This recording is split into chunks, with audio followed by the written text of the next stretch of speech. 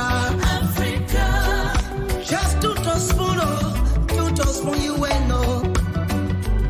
If the children crying for starvation, just two spoon. You want to get a news update, my brother, two spoon. You want to know what is happening, Moravia, two spoon. Politicians want to make their decision, just two spoon. You want to know what happening in the ministry, two spoon. Yeah, two spoon.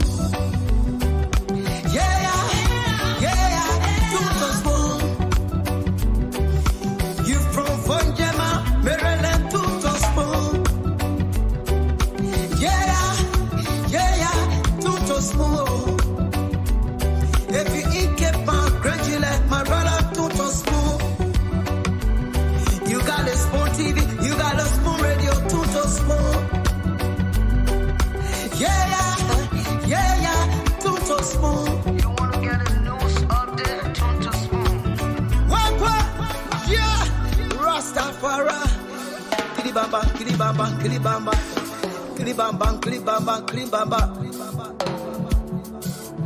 What I want? Yes, I do, but today. Yes, I do, but today. Beseku. Ba. Skibidi dabado.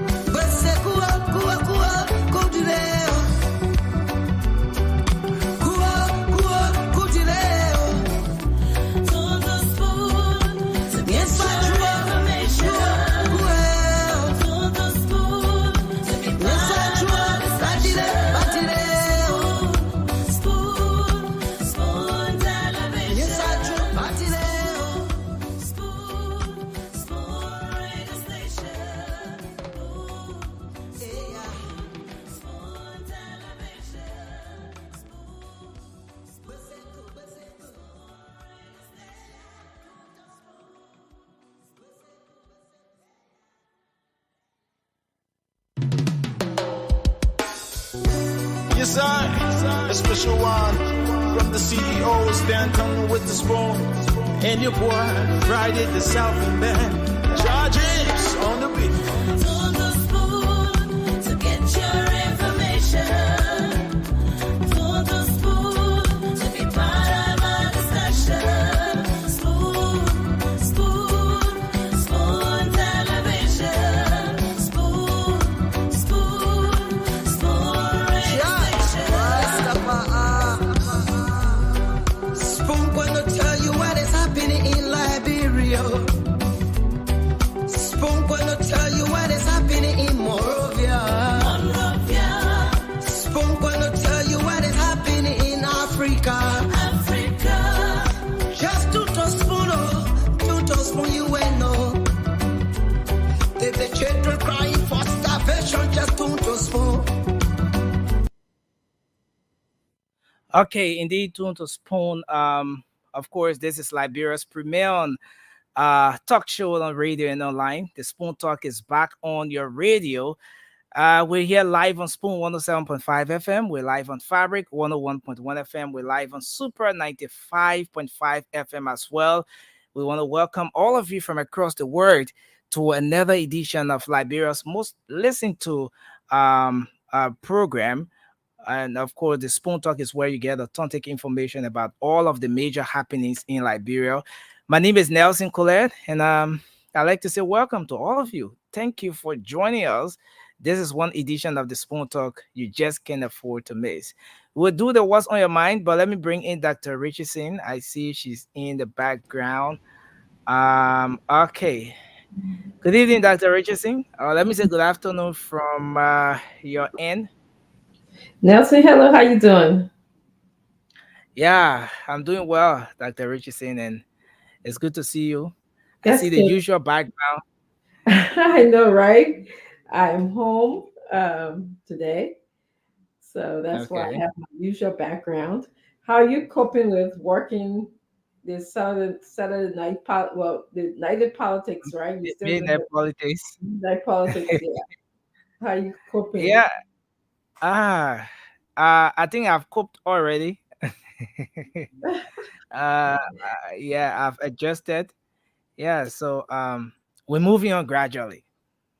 That's good. That's good. It's Yeah. good. I heard that. I think I was talking to somebody, and they said that you guys get a lot of views, and a lot of people enjoy the show. So it looks like this is going to be a permanent shift. Yeah. So the feedbacks are encouraging. From the views to the number of people just calling in and sharing their own thoughts about what we do on the show as well. And it's encouraging so far, Dr. Richardson. Yeah. That's good. That's good. Well, extend my greetings to everyone in the office and at your home as well.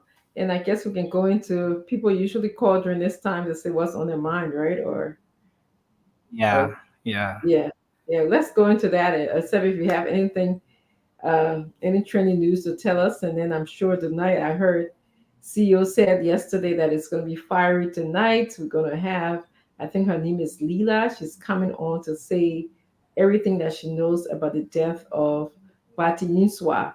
So tonight, grab your tea, coffee, soft drink, Hmm. pen and paper. She's going to tell it all, everything that she knows. She was there, she was at the scene. And CEO is going to be in his best shape tonight. He has the gift of asking good questions, got a Hmm. gift of making sure that he gathered information from people. So it's going to be a wonderful show. So share the show if you haven't done that so far. Go ahead and share the show. I'm here. I'm all ears, waiting to hear how things are going to go. Well, Nelson, I want to circle back to you. You can ask people what's on their mind, or is there any spectacular news that you have to tell us besides the campaign is on? It's just about campaign, endorsement, endorse. I think we in the transfer. Those in the sporting arena will say transfer window. Transfer window is open. So the political transfer window is now open. The players from the different teams that didn't make it up to the finals are now shifting, crossing over and making some tough decisions. People are disappointed. Why some other people are excited at the same time. Yeah. So it's a lot is happening. it's an interesting time in Liberia. This the elections season has been really really interesting. I mean, people have so many things to say. There's so many. It's just been an interesting time, interesting season. I'm glad I don't have to be a part of it as I normally am. I'm glad for my neutrality. Many people, many people may not like it or not, but it's a good thing. I can sit from the outside and look in and be more observant, objective, and just kind of see where we need to go as a country. But usually, if I'm in it, I'm in it. I'll be talking, researching, looking for points and all of that stuff for on people and all that. I don't have to do any of that right now. I just have to sit and listen and say, that didn't sound correct. Or, it sound correct. Or, I gotta be nowhere to say. So, yeah, Yeah. Though, my mhm. though the people. Yeah. I was just saying, though the folks are calling in, but one quick point I wanted to put across is that no matter where you sit, Dr. Richardson, people you will always receive some punches. Yeah. If you're neutral, people will hit on you. Why are you neutral? You shouldn't be neutral.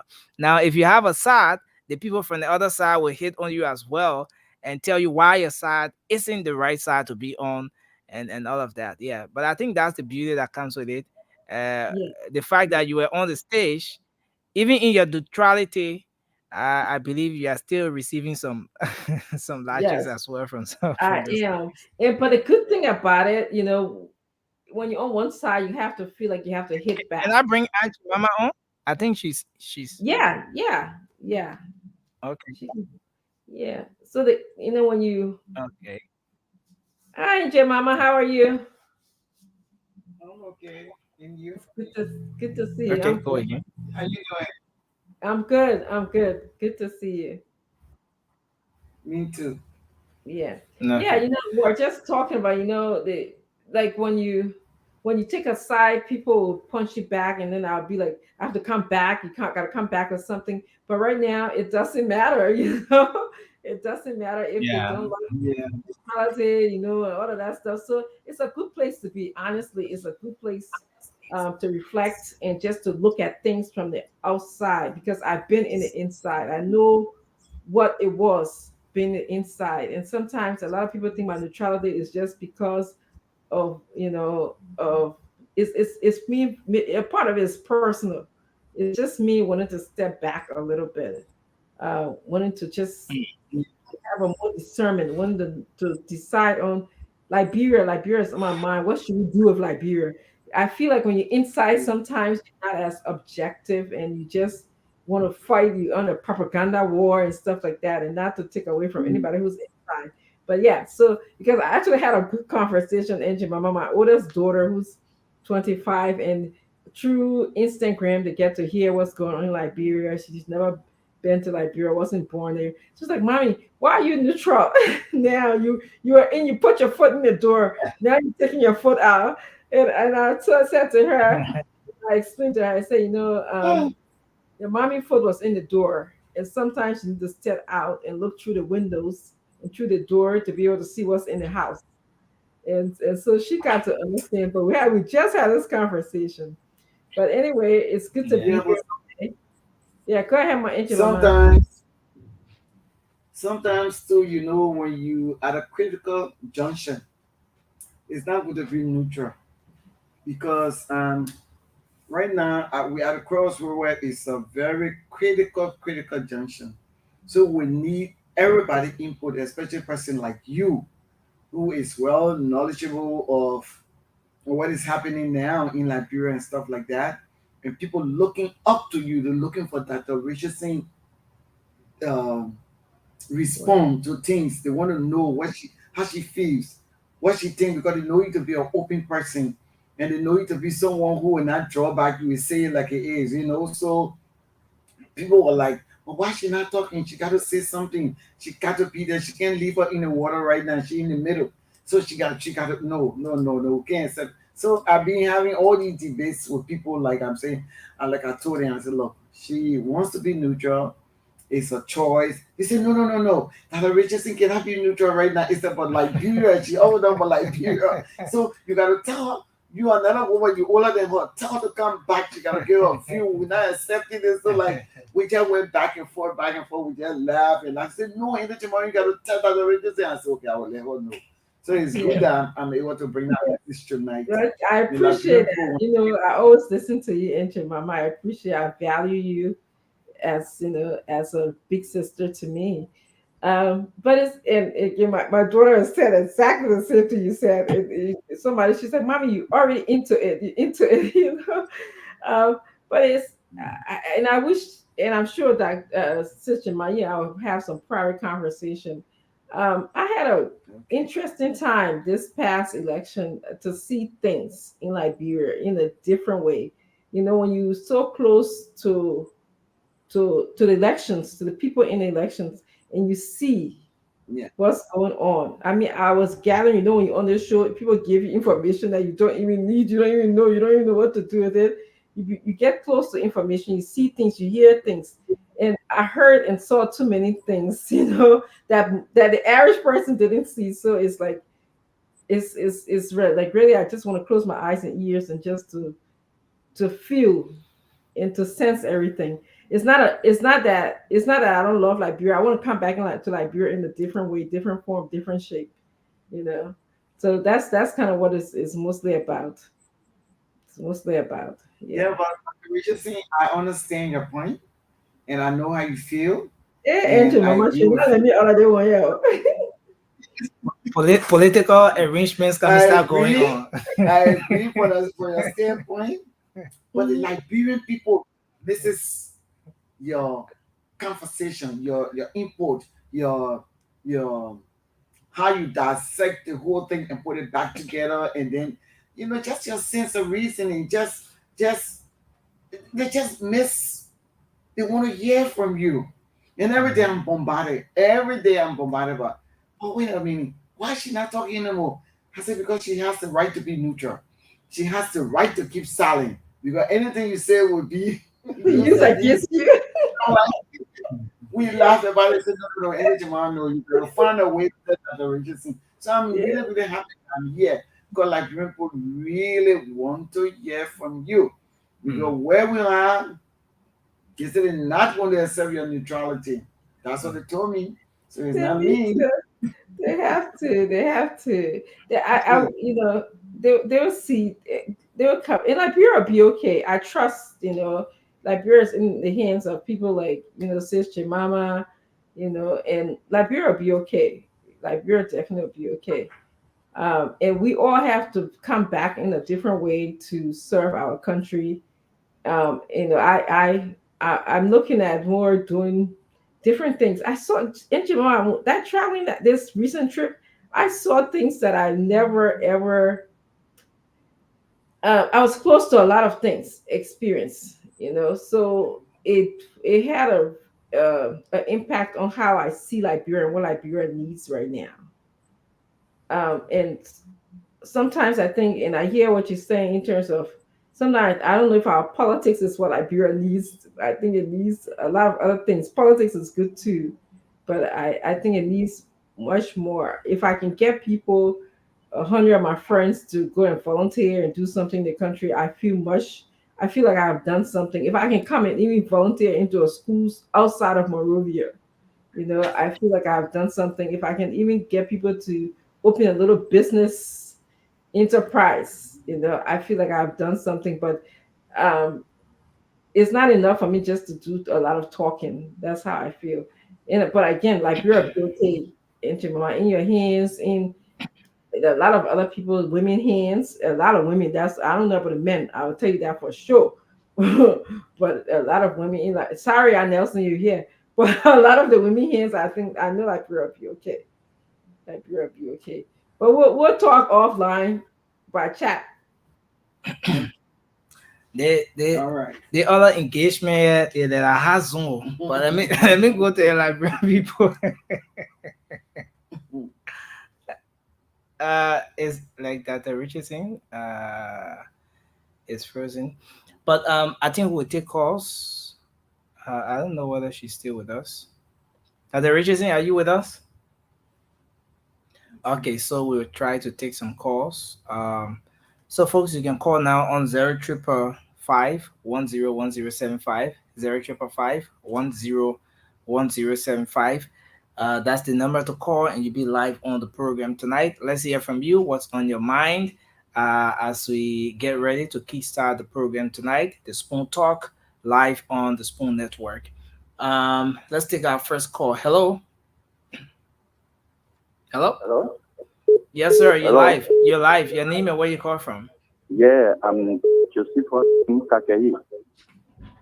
Yeah, Spoon Talk, thank you guys very much because some information that we can, get in Morovia, we can get it through you guys.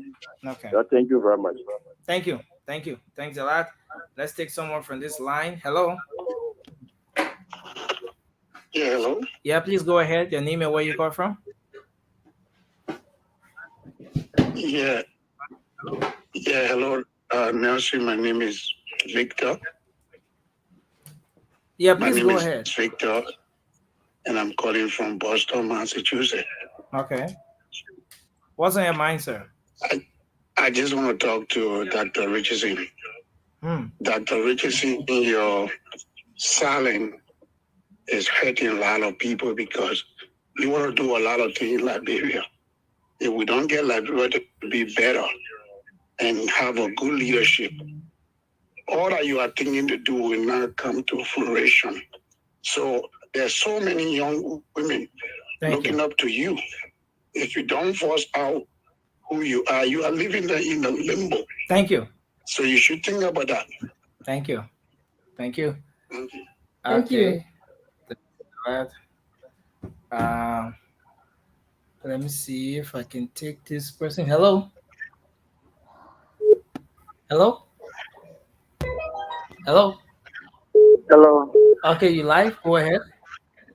Yes, according to the season, my mother, according to Kemokai, my mother have a reservation for the honorable Wakaman.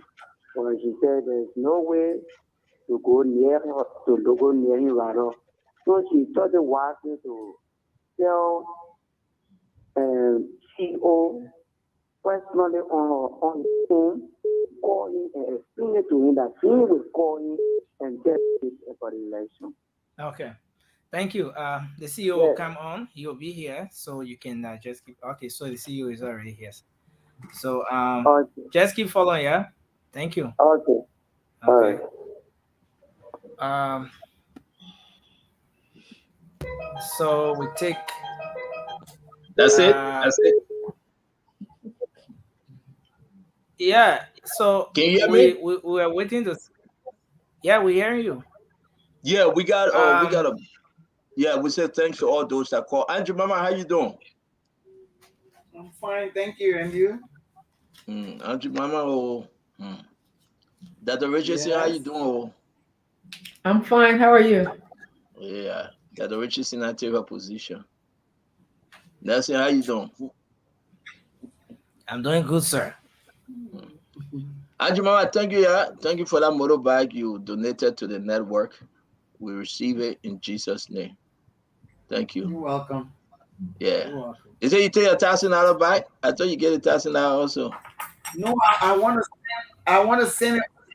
I want to send it on my phone so I can have the record. Yeah, do that. Yeah, do that. That would be better. You But heard? they're doing that fundraising on Friday. So it's better that you do it on your phone. You keep it.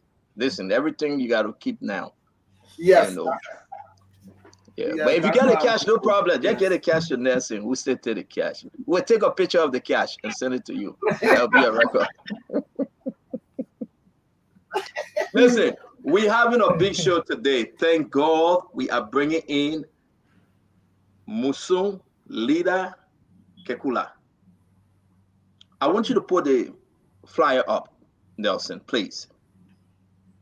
A lot of questions, a lot of speculations, stuff out there as to how did Bati Yenswa die? And everybody waiting.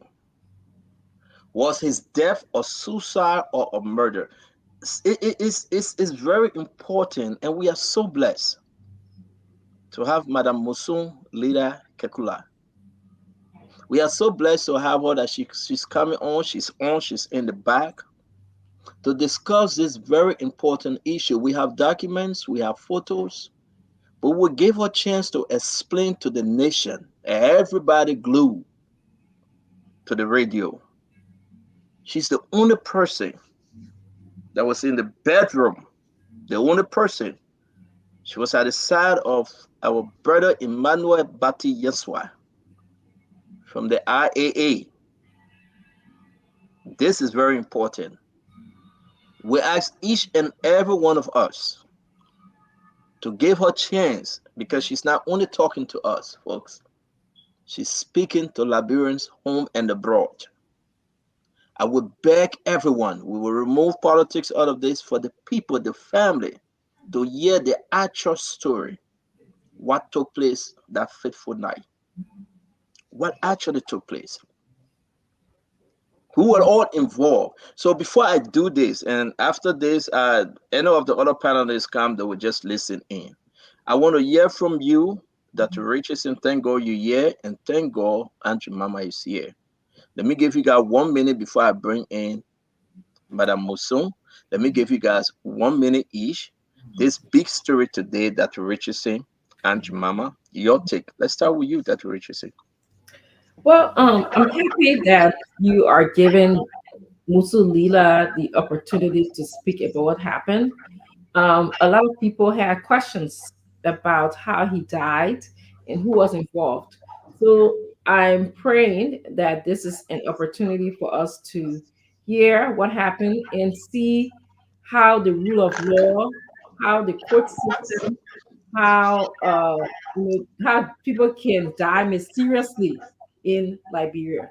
So I'm waiting. I'm looking forward. I have my pen and paper ready to write down some information, and I'm waiting to hear her. I just hope that her opinion wouldn't be so impactful to her that she won't be able to share as much as she wants, because this can be traumatic. So I just ask us to be patient with her a little bit as she explains this. I can't imagine being in this at the scene when all of this happened. So thank you.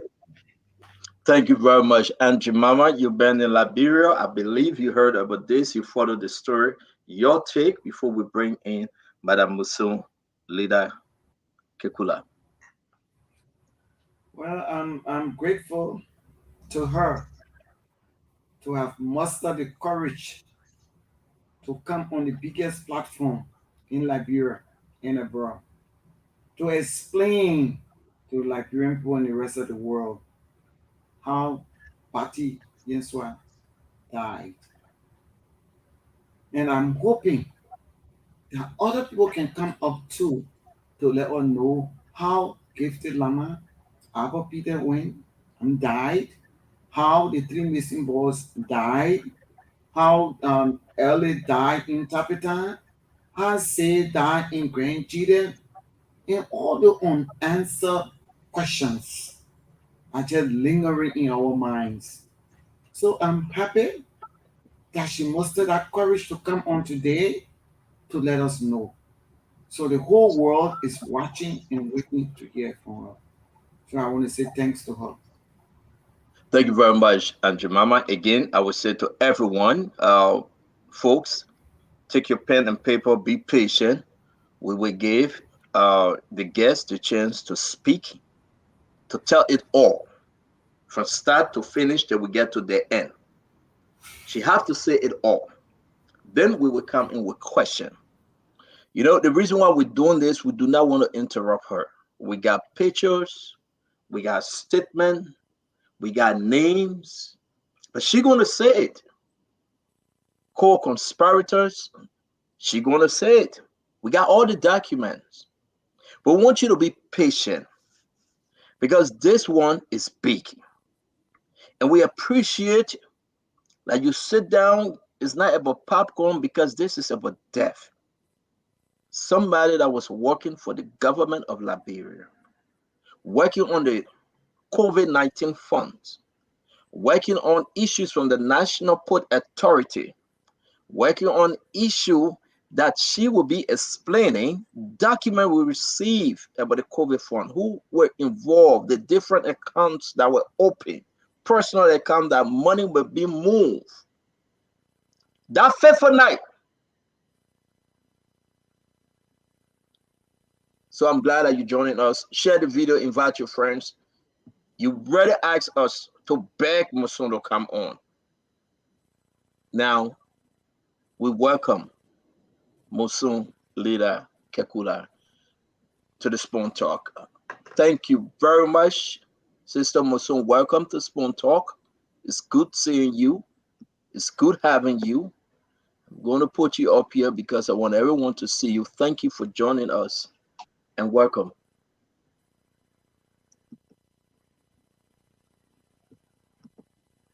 Can you hear us? Thank you, CEO. Can you hear me? Yes, you are good. Thank you. Her video is not too clear. That's it's all right. With that location, Dr. Richardson, let's just Yes, take I can hear anything, you. it will get better. Thank you. Go ahead. Go ahead. Thank you. Welcome to Spoon Talk, man. Okay. Sorry? No, I said welcome to the show. We have Dr. Richardson. We have Honorable Jemima Wodokori, Abula Mambe, and myself. Okay. We will be joined by others, but we welcome you. Please have the show. It's all yours. Talk to us, and Liberians they are waiting to hear you. Thank you for joining us. Thank you, CEO. And thank you to everyone listening or watching. So my name is Musu Lira Kekula, a Liberian young woman, and I am a friend to the deceased Emmanuel Barton Yinswa. I'm here tonight to just explain my story. I'm not here as a family member. I'm not a Yinswa, so I don't intend to take the Yinswa's place. I am here basically to explain my story. And I would like everyone to please be patient because this story is a long story and it is not a straight line. It's very curvy and it's very complicated. So with that being said, I would like to just go into my story. Now, Barton was my friend and we're really close. So we used to talk stuff. And I remember sometime in September, he mentioned to me that they were going to Ganta to complete some audit reports.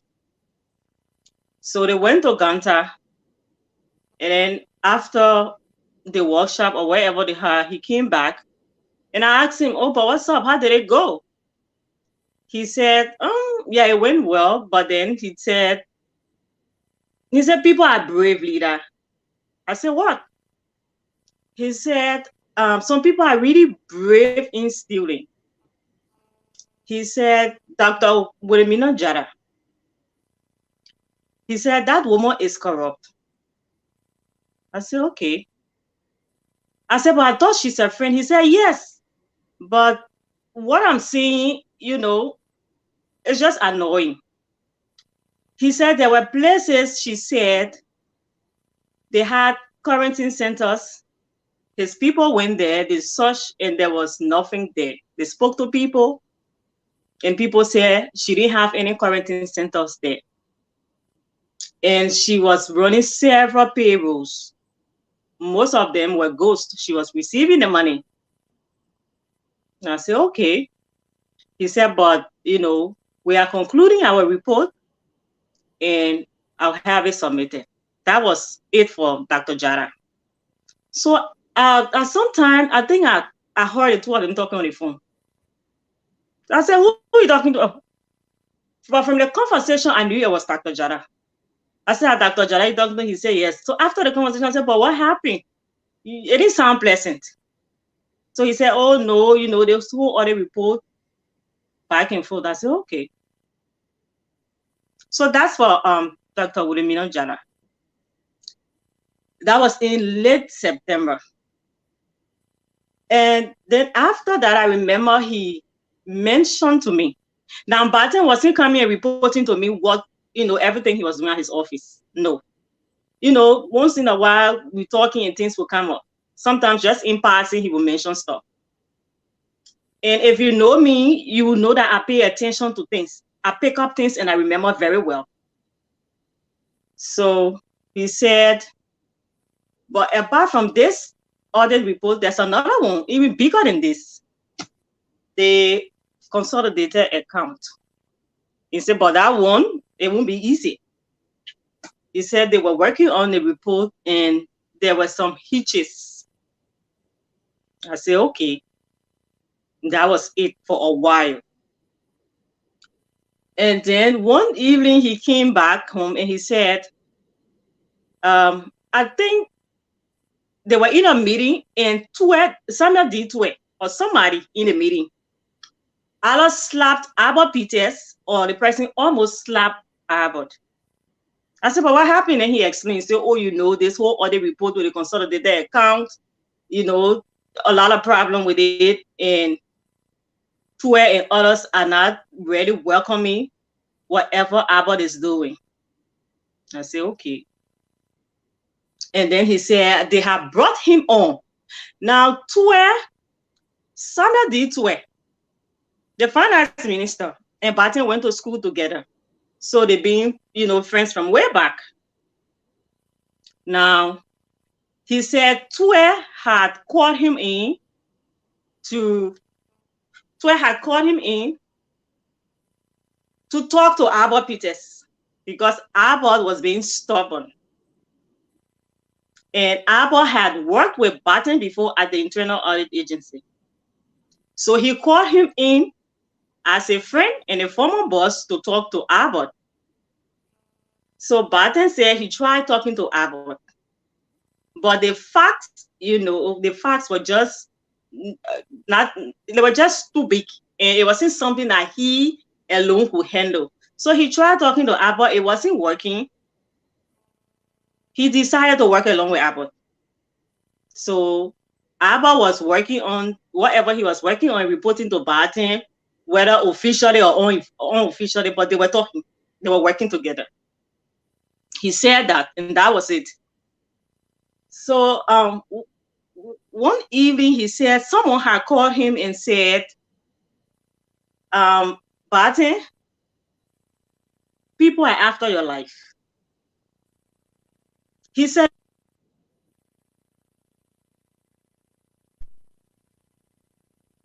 the person is a close friend of his. The person called him and said, people want to get rid of you. So you got to be careful. You got to leave the country. He said, okay. I said, but do you believe it? He said, I try to believe it. But the names they called, like,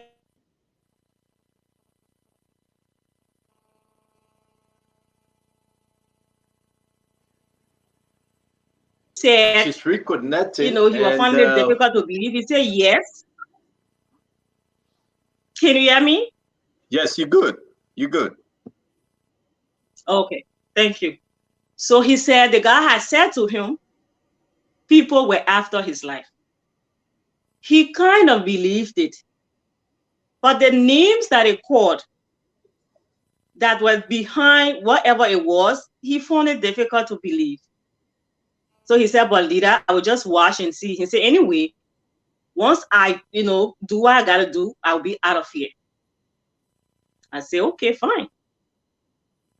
Then came the 2nd of October. It was on a Friday.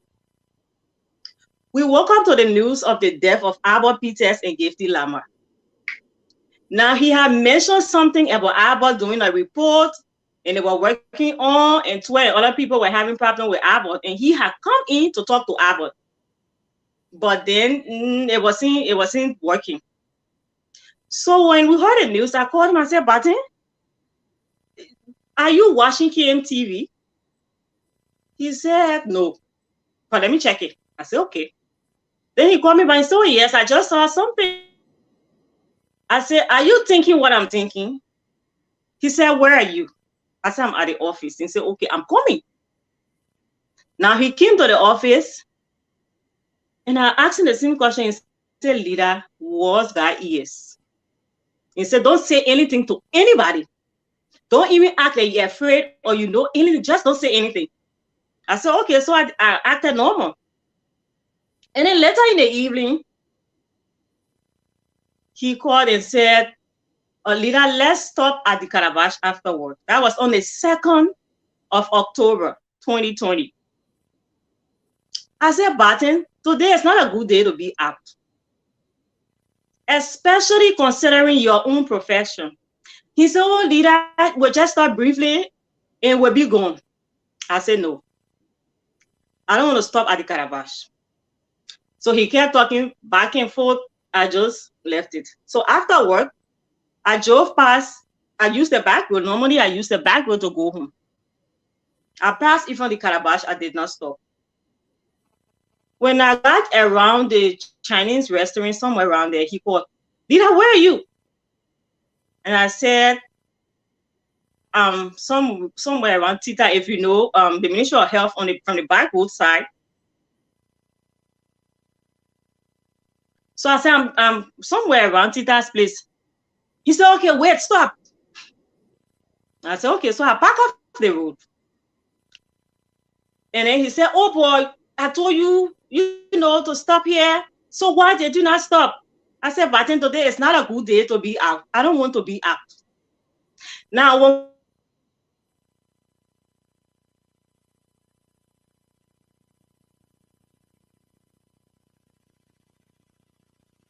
out this conversation with Gifty and Abba. Okay, I mean, she will be back. Folks, it's the internet. All right. She's reconnecting. Mommy, welcome. Talk to us. Okay. All right, mommy. Hold on 1 minute. Musu is back. Am I Go ahead. okay? Yes, you are. Go ahead, please. Okay, thank you. So he said, but what happened? I said, but I don't want to be out. He said, leader, that's the reason I didn't want to say anything to you. If you act in certain ways, people will suspect something. I said, no, I'm not acting. I just don't want to be out. And I'm not really the outing person anyway, so I just don't want to be out. So we went home. And then when we got home, I kept asking him, trying to bring out this conversation with Gifty and Abbott. And he said, okay. You know what happened? I said, no. He said, let me call James Kekula. Now, James Kekula used to work at the LRE. I think he was the direct supervisor of Abbott Peters. So he called James on speaker, and James explained some stuff. James even explained that I think Abbott, they were working on some intensive audit, but later on, Abbott asked for 5 days. And so, but he was also working on an audit from his church. I think he's in one of the Episcopal churches. So, and then he said, I think the last time they spoke, Abba had said to him he was on his way to the bank, Abbey Bank, to receive his Liberian dollars component of his salary. Then he mentioned a name. He said he even spoke to this person.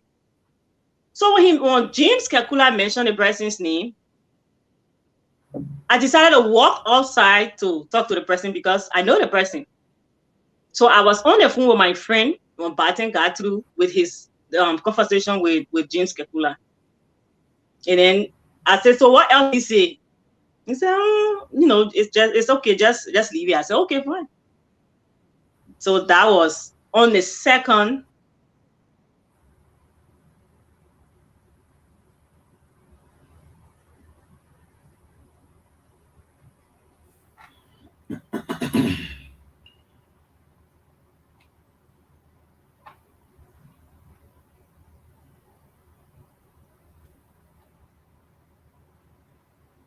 All right. So as you can see, is the internet connection. She will be back. Mommy, let me give you the time because you didn't start with us though. Talk to us. You're muted, mommy.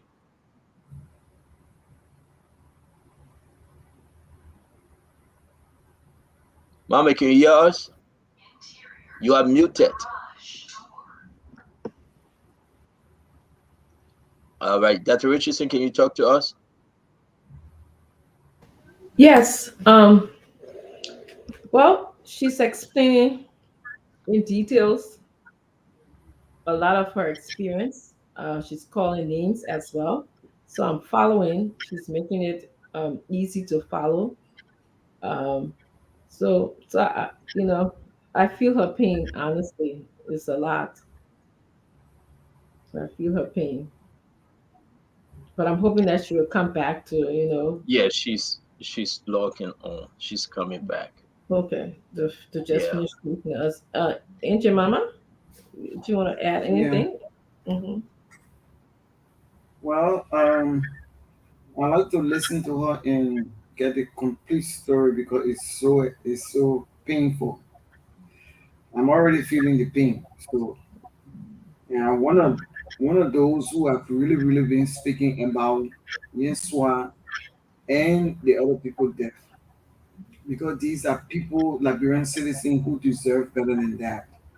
They also deserve, the Liberian people also deserve to know What happened to the citizens? What happened to the children? What I'm happened to sorry, the job? Aunt Mama. I'm sorry to interrupt you folks. The internet will be in and out, but Musun promised and she's saying to you all that she will end this story today. So when her internet is interrupted, don't you leave. She stay here. Let me bring her back on. Um, there we go. Let me bring Musun back on. Let me put her up here. So, Aunt Mama, continue while we. Musun, can you hear us? She's back. She's back. All right. I can hear you, us now? Stanton.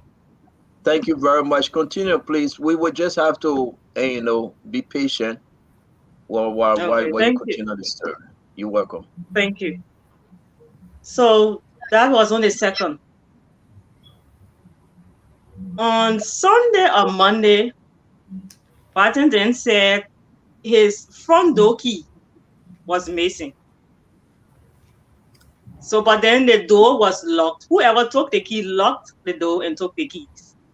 So he wasn't really in a haste to fix the door.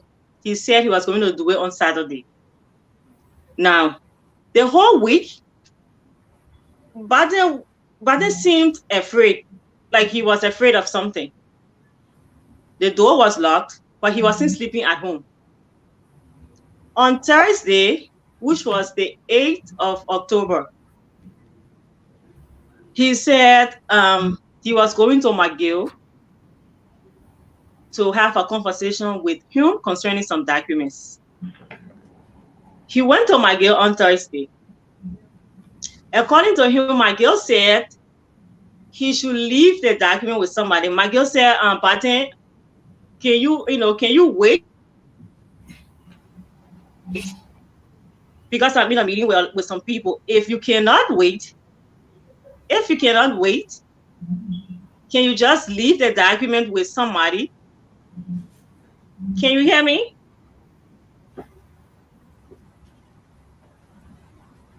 Can you hear me? Yes. Yes, Okay. we're hearing you. Rita, you good? Okay. So he told Barton to leave the document with someone. And Barton said no. And I think the person went to him for the document. He said, no, I can't leave. I can't give this to anyone. And the person said, oh, but can I see, I think it was a government official too. He said, no. He said, this is a dummy report. I cannot leave this document with anyone. And according to him, he put his document on his arm and he left. Because he called me when he left McGill's place on his way home. He called me and said that. So on Friday, he said, but tomorrow on Friday, the first thing in the morning, that is now October 9th. He said, first thing tomorrow morning, I will go to McGill because I have to see McGill for us to zero in on this before I can move forward. I said, okay. So he went to McGill Friday morning. Now, that was the 9th of October. He went to McGill and they had this meeting. They both concluded on whatever they were doing. And when he was leaving McGill's place, he called me and said, yeah, no, we're done with it. I said, so what did he say? He said, leader, this is not a phone call. I said, okay. He said, I even met Serena C first. If you see Serena's name being mentioned in our document, that's the reason. Because I'm going to be calling names because I want you to also verify. Because these things do not happen in a vacuum. So I can shield people. There are some names I won't be able to call. But trust me, I'll be calling a lot of names because at the end of the day, people want to talk to these people to know whether what I'm saying is true or is false. So he said, oh,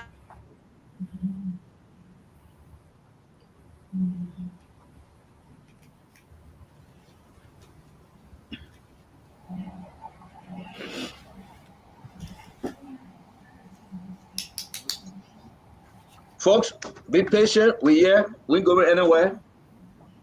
The internet will come back on and she will talk. As you heard, she called names. This document in my possession, I'm about to share with the panelists the COVID-19 report. While we wait for her though,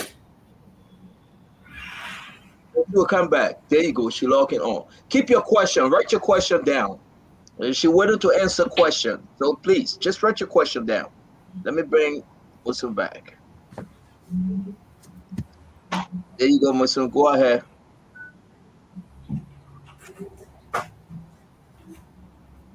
You good, Musum? Go ahead.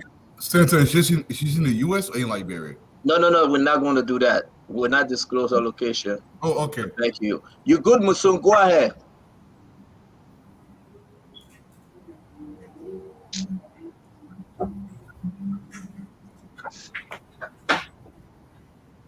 Can you hear us?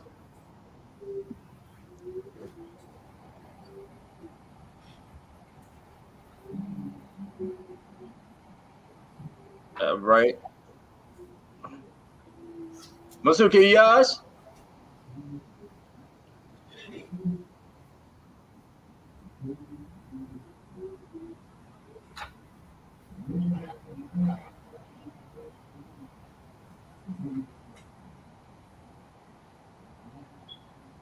Be patient, guys. The internet is buffering.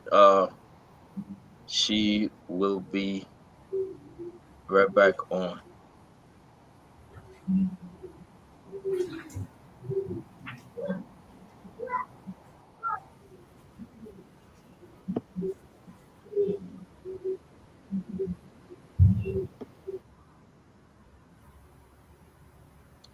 So she's reconnecting. Why she reconnecting? Yeah, Eduardo. We just hello. All right. So can you speak through the phone? Or okay, but I mean, we were hearing you. Were you just? I didn't know whether you were hearing us. Were you hearing us? I was hearing you. Okay, so you can come back and speak. That would be better. So just come back. We were hearing you. Just start, talk. You don't have to wait for me. We're hearing you. Okay. All right. So we But just. is it not okay if I just continue like this, please? All right, then go ahead and continue. Fine. You are loud. You are very clear. Talk to us. Okay, thank you. You're so welcome. that was the 9th of October. He came to my office. I used to work with the Civil Service Agency, the CSE. Leader. So he came to my office that afternoon. Leader, hold on 1 minute. He said he had come. Leader, I'm gonna call you from the other phone because this is my regular line, and I see people calling, maybe intentionally or no, I don't know. Let me call you from my other number. It's ending 9690. Can you please just call my other number? Yes. My Lone Star number. I will. And this number I'm calling you on end in 9690. Okay. When you see I calling you. Okay. All right. Thank you. Okay. All right. All right. So let me make that connection, not from the regular number. It will help us a lot. Duaru, welcome, Dr. Richardson. We will get to the end of this story. Right, Duaru? That's the intention, Stanton. That's the intention. Yeah, we have to. Why you logging on? We people must know this. This is everybody's safety. If one of us is not safe, none of us is safe. So sometimes these things have to come out to make sure we all become safe, because we can't continue to scare away Liberia's best and brightest minds, and we expect the society to be developed. Everybody will pay for this in some fashion. So to discourage these kind of things, we have to speak about them. And I really want to commend Musu tonight for even coming forward to talk about this, because it's bigger than herself. It's about our country and how we can build proper institutions, not just for the governance process, but to protect Liberian citizens, irrespective of their political views, etc. But at the end of the day, these things are not going to fix themselves. We see in this country, in America, we know how these people are extremely vocal about things pertaining to their country, to their society. Nothing has changed in America. If people did not fight for it, go back to history. Everything is fought for. So at the end of the day, we too must fight for the kind of Liberia we want. For the kind of Liberia we want at the end of the day, because this is crucially important if we are going to build a better Liberia for our children. We can't be cowed into not speaking when harm come our way. There are times where we have to talk, not just for ourselves, but those around us, our neighbors, our children, our wives, etc. It's important. It's extremely important. I don't even know how else to say it. People are very afraid in the country, but I'm going to tell them this: to put away that fear, you have to get rid of those that are scaring you. This is some of the options you have. Get rid of them. They can no longer scare you if you get rid of them. That's how I look at it. You know, to permanently neutralize your fear, you must get rid of it permanently. All right, folks, just bear with us. I'm trying to connect with Leader. Trust me. And maybe some people are doing this intentionally. They are driving both phone crazy. I imagine I just cannot place a call.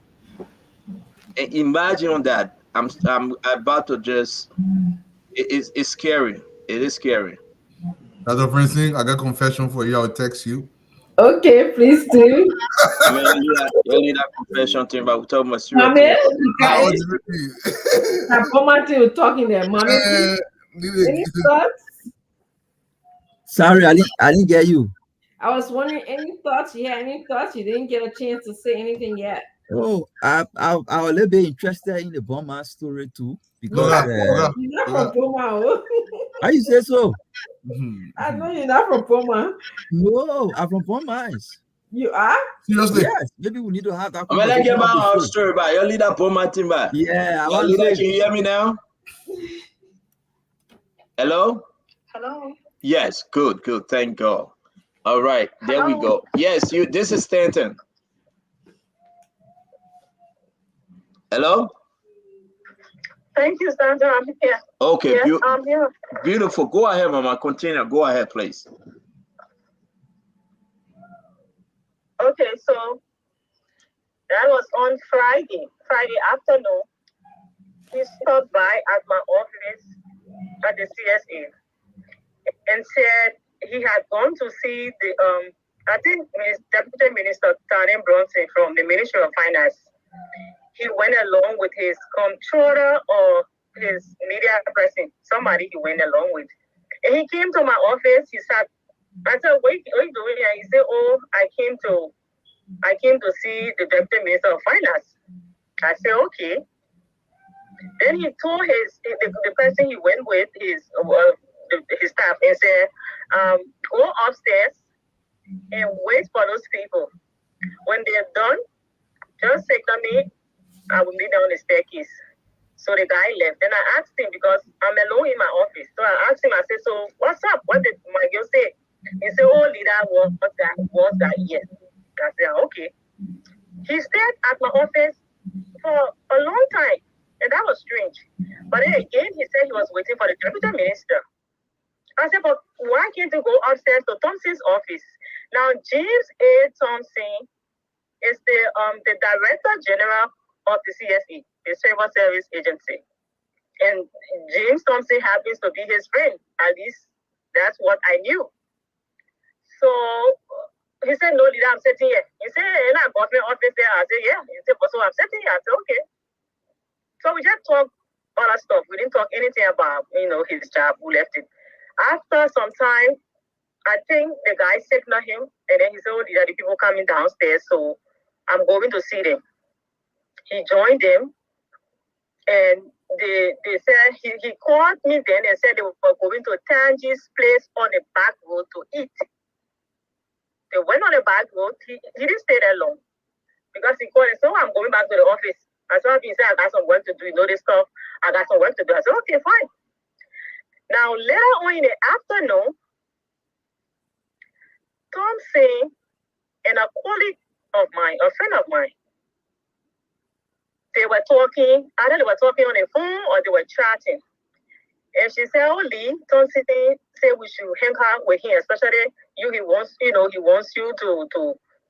sit out with him." I said, "Where?" He said at the Calabash. I said, but Thompson, I said, "You got it like that anymore. We're not good." She said, "Boy, what he say you?" I said, "I beg you." Yeah.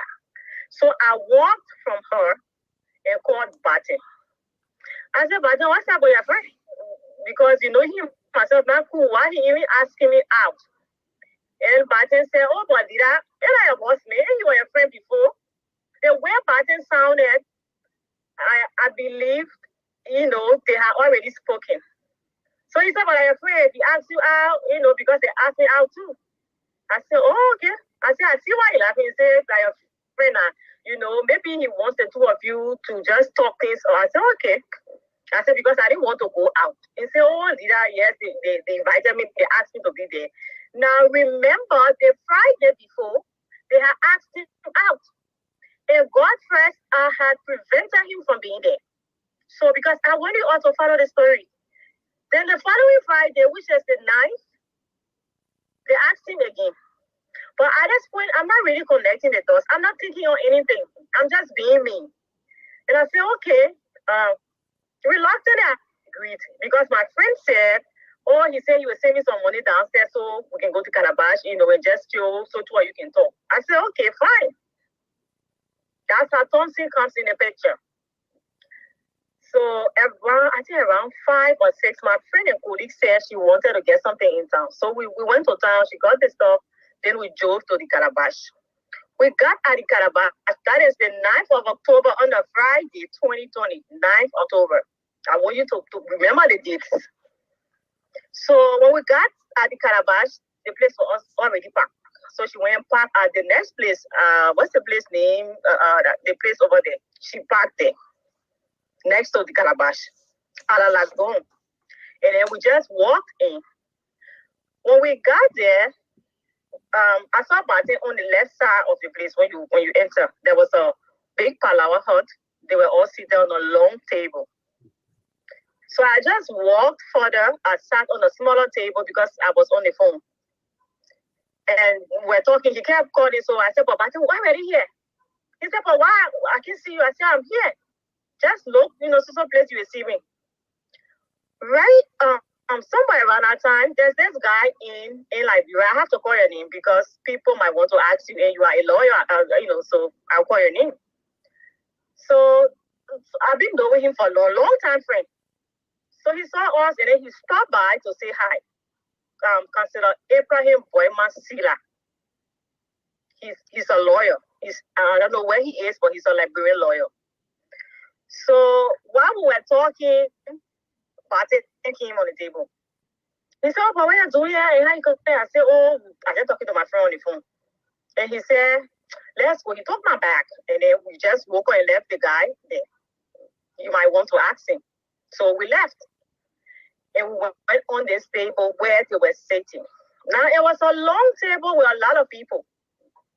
They were drinking divorce with Coke ice. They said, "What are you drinking?" I said, "No, I'm drinking." So everybody asked me. Reluctantly, I took a bottle of Breezer and I just placed it in front of me. So when I sat for a while, I asked him, I said, "But Barton, where is Thompson? Who invited me here?" He said, "I know, right? Let me call him." Now he called Thompson, and I was listening, and I think Thompson said he wasn't fine because her friend said, "Oh, Mama, this is being disrespectful. You can't invite people out and then you're not here." He said, "Oh, but leader, because when Barton got through with the call, he now explained to me. He said, "Oh, Thompson said he wasn't sure you were coming." I said, "Oh, really?" I said, "But we agreed." I can say, "Anyway, that's it." He said, "But he will soon be here." When Barton dropped the line, maybe around 6 to 7 minutes, I saw Thompson coming from towards the bar. Now, Thompson is not at the Calabash on Barton Place in the goal. Wherever he was, I don't know, but it didn't reach 10 minutes. I saw Thompson coming from towards the bar. I said, "Why is Thompson coming?" He was wearing a white shirt, I think, or a blue trousers, they were blue trousers. So when he came, he sat down. If you know Thompson, you know he's a very jovial person. He came and said, "Oh, I know that you for me, man." I said, "No, that's for you." He said, "In fact, I said to you, where are you?" He took the chair and placed it by my chair. Now, it was a long table with a lot of people, and Barton was sitting at the head of the table. I was sitting next to Barton. And when Thompson came, he took his chair and just placed it by me. And he started giving me hard time talking and said, I wasn't sure you were coming in. They would just laugh about it. After some time, he said, but Lida, what are you drinking? Why are you not drinking? I said, but you know me to be a joker. They would just laugh about it. I said, I drink a breeze. He said, it's hot, man. He said, I came here purposely to spend money on you tonight. I said, already? He said, yeah. He said, you need a drink. I said, no, don't say, I'm okay. And but then I said, but why you force somebody to drink? He said, I came here to spend money on Lida. And we just laughed about it. Now, this Thompson was not drinking. After some time, I think it was Barton who asked him, but Thompson, you forcing people to drink. What are you drinking? And Thompson said, I think he said, no, man, I've been drinking. But Thompson did not look at somebody who had been drinking. I know Thompson. Thompson was my boss, so I know him. He didn't look like somebody who had been drinking. So reluctantly, he asked for a glass of red wine. Now, if you know Thompson, he's not the wine person. But he took a glass of red wine. And he just placed it by him. And then we're talking, we're talking back and forth. So I think somewhere around 11. But I have my own, I had issues with the way they were drinking, the way everybody just pouring the liquor in the glasses, everything open. I'll just, so I decided to be very alike. When Barton woke up to go to the bathroom, I took his glass and just put it in for me. And even the guy, Byron was on the table and he started laughing. He said, hey, and we just laughed. So when Barton came back, it didn't take long. I said I wanted to leave. I said, Barton, I'm tired. I kept complaining on the table. I said, I'm tired. I want to go home. So around 11, thereabout, I finally took his phone. I said, Barton, let's go. Barton woke up. When he got up from his seat, they walked towards the bathroom. He and some of they started from his office. They walked behind him. They went towards the bathroom. So I just walked straight towards his car. When I got to his car, I saw this black sedan parked in front of him, completely blocking his movement. Now, I am not thinking on anything at this point, but my thing was, I'm just being me. Like, but why did that block us? Then when I lifted my head, I saw Lester standing not far. So I said, but Lester, who blocked us like this? He said, I didn't even know. But where's Barton? I said, Barton went to the bathroom. And then I heard Lester calling his security and said, let me call the security to call the person. So when the security came, I remember very clearly, the security said, when he asked, who parked the car here? The security said, I think it was one more that parked the car. She said, go call the person, the man gotta go. But they had that cut from the bathroom. So the guy went, he called the guy, but this person took their own time. They delayed, whether it was deliberate, I don't know. But they waited till Barton came to his car, got in the car before he came and got into his car. Barton even asked now, Thompson and Norris Stewart have been pushing this narrative that Barton was extremely drunk, that he lost his memory. I would be emphasizing on some things, so because at the end of the day, I want all of us to be the judge. Now, they said Barton was very drunk till he didn't know what he was doing. But it was this Barton who said, but yeah, but why the man park here? I said, my son didn't even know, but they went to call him. Now, when the guy came, he took his own time. Even this guy, there's a guy from one of his former employees, because he's still at the IA. I said, Charlison was asking the guy, I think, like, why you park here? Why you blocking my boss name? But they were talking about it. Said, but what's in here, Charlison talking? I said, I don't know. And then the guy, just reluctantly backed off his drawer, Barton's drawer, made his way, we got out. Now, at this point, I'm still not thinking of anything. So I did look behind to see whether or not this car followed failed us. When we drove up, Barton said, I told the driver, I said, you should drop me home because I used to live somewhere around the Outland community. I said, drop me home. And Barton, Barton's house is on the boulevard. There's Barton who Norris and Thompson are saying that he was extremely drunk. Was the Barton said, no, leader, wait, you going home. He said, go, don't drop her home. We're going straight on the boulevard. So after that, I think he dozed off in the car. And then we drove to my compound. We drove in. And I got out of the car. When I got out of the car, he said, hey, he woke up. He said, but Coco, where are you? He said, but why you let leader to bring here? Coco didn't say anything. Then he said, no, leader, let's go back. I said, no, Patty, I'm not going anywhere. I'm staying here. He said, no, leader, I got something to tell you. Oh, Jeff, calling you. I went in my house. I dropped my things. And I came back to the car. Now, I used to live in this apartment complex with 15 flats. So I came because people were upstairs, looking downstairs. I didn't want my attention to. So I just came back, got in the car, and we drove up. When we got on the boulevard, the gate was already open. We engaged his friend Tikon because Tikon was also at the Calabash. Tikon and this Dr. Rare. I think we all left together. But then we went to my house first. So I think we just went straight to the house on the boulevard. Now we engaged Tikon driving out of the compound. So he had to reverse and we got in.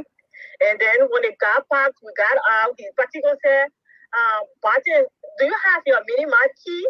Barton said, yeah, I got it. And I said, what do you want, Tikon? Tikon said, I want a bottle of wine. So, and then Barton said, but did I help you check in the car? In the glove compartment, check for the key. I went there, I tried checking, I was there, I'm seeing key here. I said, but Tikon, I think it'll be better just to get your wine because I can't find a key. And Tikon said, yes, I think so, because it's getting late. Now, at this point, the driver had taken Barton's personal stuff upstairs. And then Tikon had driven out of the yard. When the driver came back downstairs, usually the driver would take Barton's stuff upstairs and he will leave the room door unlocked. Because Barton is already in his compound, he's already at home.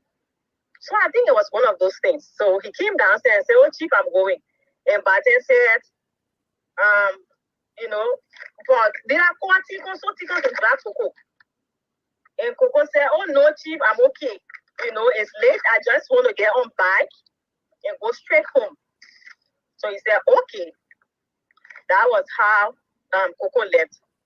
At that point, I'm seeing Barton myself in the compound. So we went upstairs. When we got upstairs, but it's only that helping, untie my sneakers. So I removed his sneakers and I took the sneakers to this closet. The door was ajar. So I just stood to the door and dropped the sneakers inside. He entered into the closet, and I came back. After some time, it didn't even take long. But we heard Kassan. But I said, leader, I'm hearing Kassan. Now there's Barton who is very drunk. He said, leader, I'm hearing Kassan. So when I peeped through the window, I said, oh, but I think it's Tikon. He said, I said, I see the car. So I went downstairs to see whether it was really Tikon. I got there towards the kitchen. Tikon was locking the door. He was already inside, locking the back door. Now, the front door is already locked because the key had been missing for a while. So Tikon is locking the back door. And we just, spoke briefly. I went back upstairs. I went back. Barton was washing this, I think camping stuff. It didn't even take long. He dozed off. And I was there playing on my phone. Now, if you know me, I'm not somebody who would just fall asleep. It's not like that. But then I started feeling some ways. But I didn't say anything. I said, anyway, I didn't say anything. So trying to doze off myself. Now, Barton is already sleeping. trying to doze off. I'm feeling kind of drowsy, but I'm feeling like there's something in the room, something somewhere. I don't know what it was. Now I see these two images coming towards the bed, like coming from the bathroom. The closet. Before I could do anything, I lost it. Now, whether they came to me, whether they touched me, whether they did whatever, but the last thing I remember, they came towards the bed, they were coming towards the bed. And that was, the point at which I lost it. So whatever happened, at that time in between, I cannot see.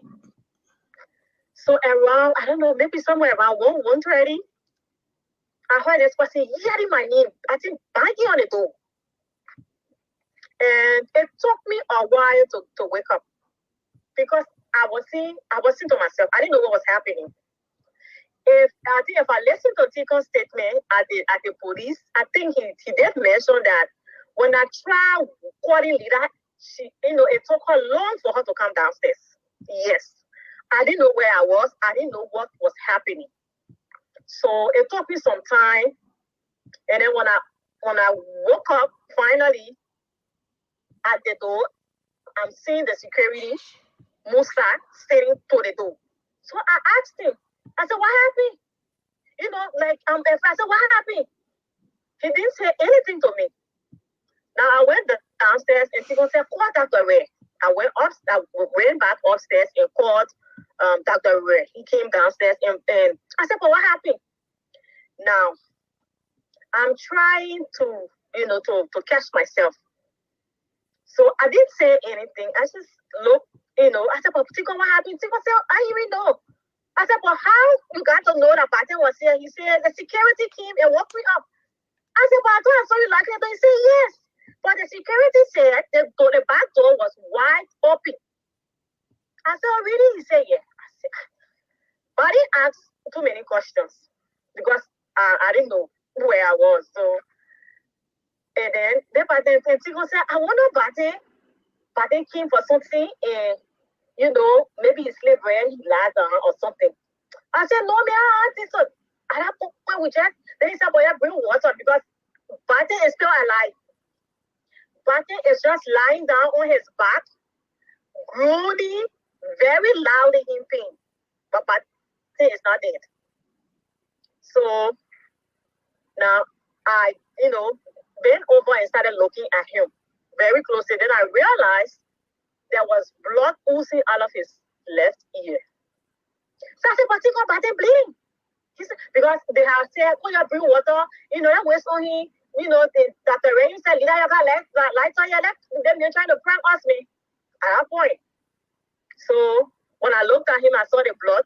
I said, but Tico, this guy, I said, Batten bleeding. He said, oh, I think Tico started to make calls or something. They said, bring alcohol, bring this. They kept asking me to go upstairs to bring stuff. I kept going bringing the stuff. So after some time, I went upstairs. Now, Norris and myself were very close. Norris was very close to Batten as well. So I went upstairs, not knowing anything at that point, not looking at anybody, not suspecting anybody yet. I called Norris. I called Norris 12 times. Norris did not answer. Norris would pick up my call at the second or the third ring.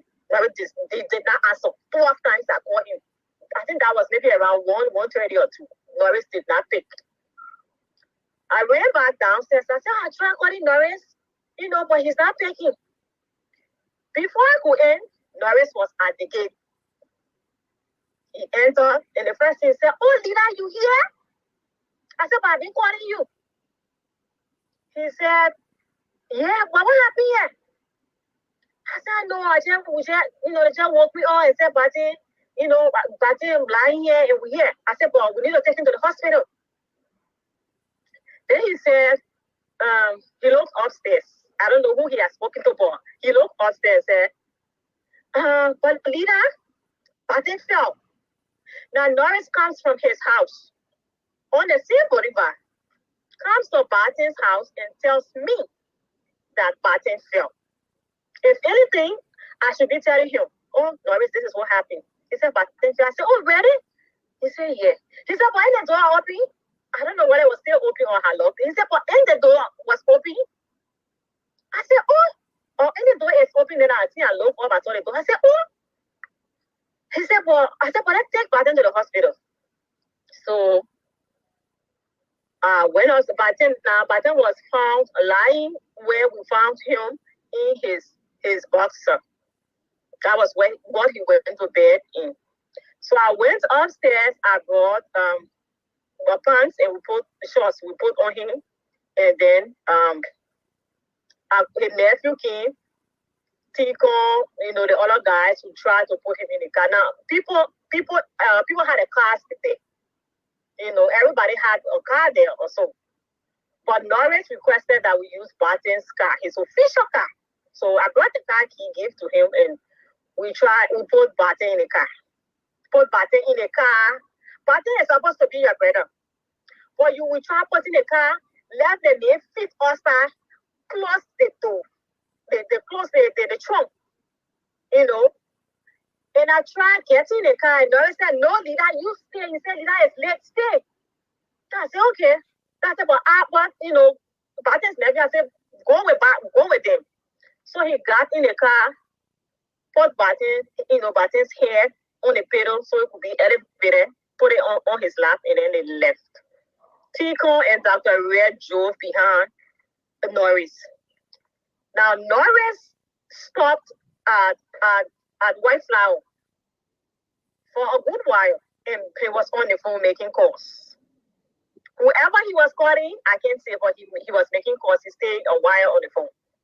And Tico, I think Tico and the other guy passed, but they drove past him. I think they asked him, he said, oh, the windshield was blurred. We had used this car less than 2 hours. It was racing because that was October. And we didn't have issues. Now you're taking your friend to the hospital in that kind of situation, and you stop and say, the car giving problem. Who are you calling? But yes, he stopped. He made some calls, and then they drove to the hospital. They got to the hospital. Dr. Jara, what do you mean on Jara?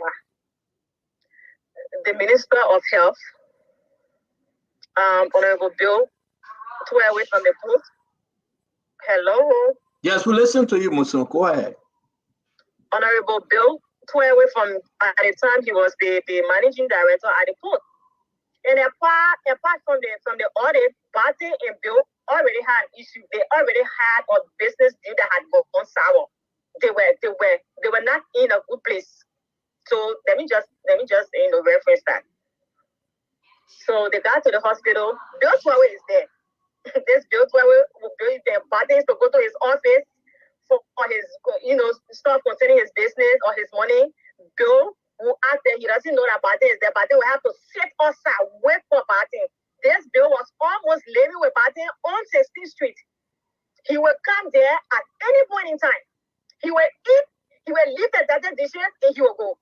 But it was this Bill who could not see Barton. And Barton was very disappointed. He was hyped. He said, but see, Bill, when Luke was running, I think as vice president, he was vice running mate 2017. When I was doing stuff, I gave him 500 t-shirts. I supported him. I didn't say all because he was in maybe NPP mail or whatever. He said, but I supported him as my friend and my brother. He's always, here on 16th Street. He's free. Now, when Bill became managing director, he was always on 16th Street. Barton had moved in this apartment complex.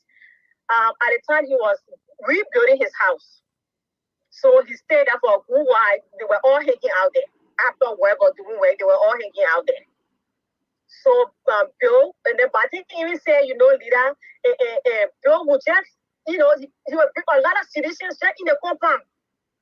He said, I don't have problem with his people, but this is not my personal home.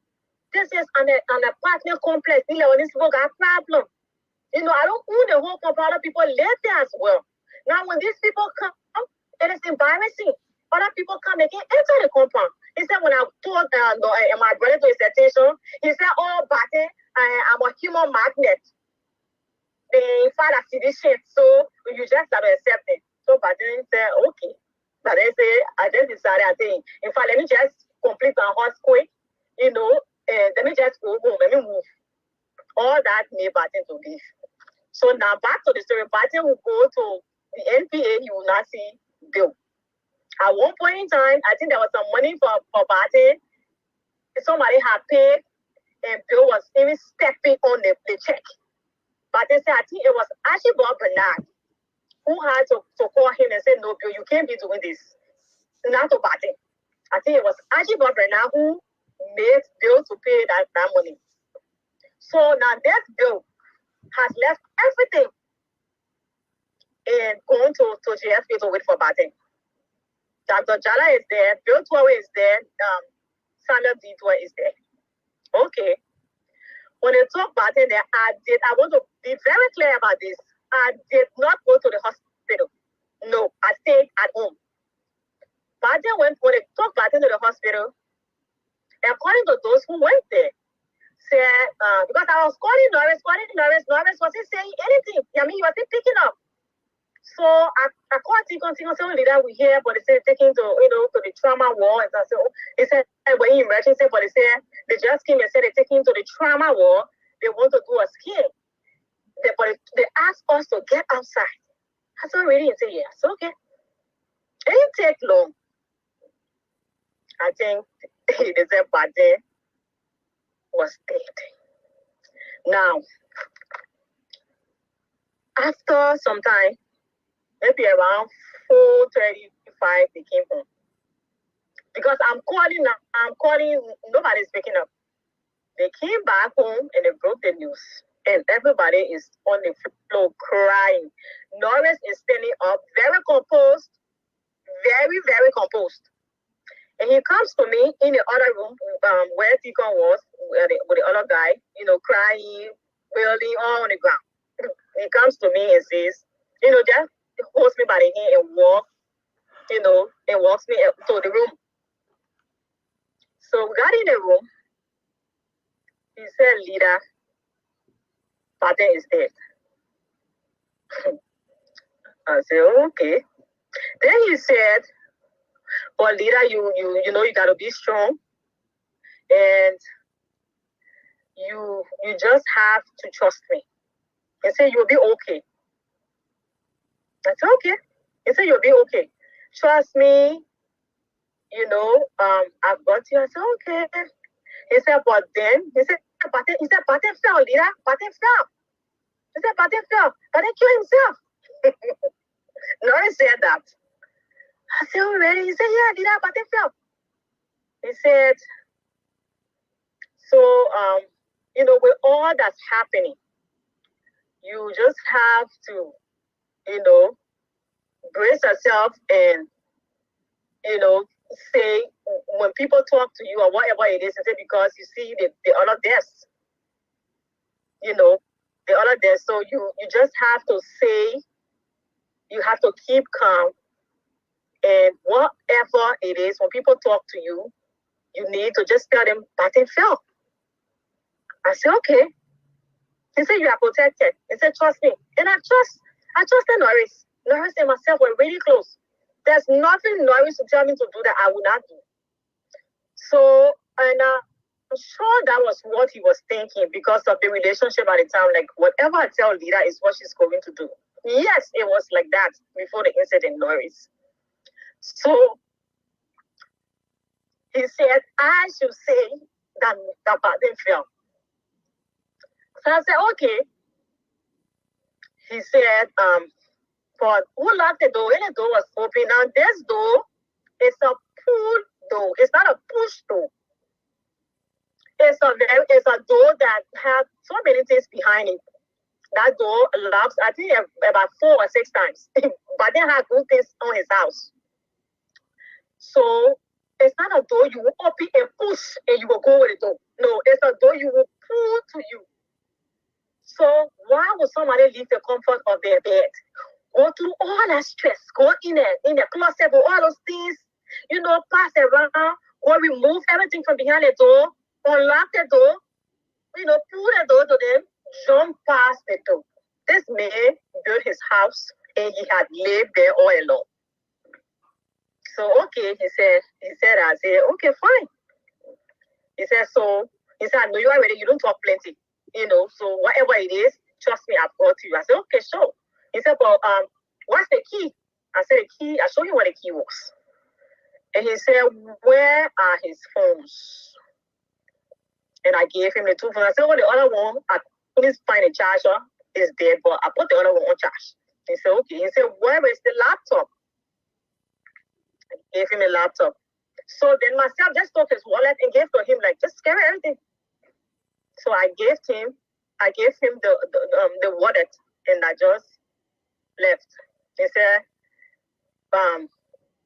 just be well composed, and you are safe. You'll be okay. I said, okay. He said, at some point, he said, you know what? I think I'll just tell people, there was nobody here. You are not here. Now, I said, really? Because if I had, agreed or gone with that, once I say I was not there, I cannot come on at any point in time to say anything because I was not there. And trust me, if I were not there and this thing had happened, I would not have believed anybody else if they had said, oh, Norris did this, Norris did that. Norris was my person. Norris was Barton's person.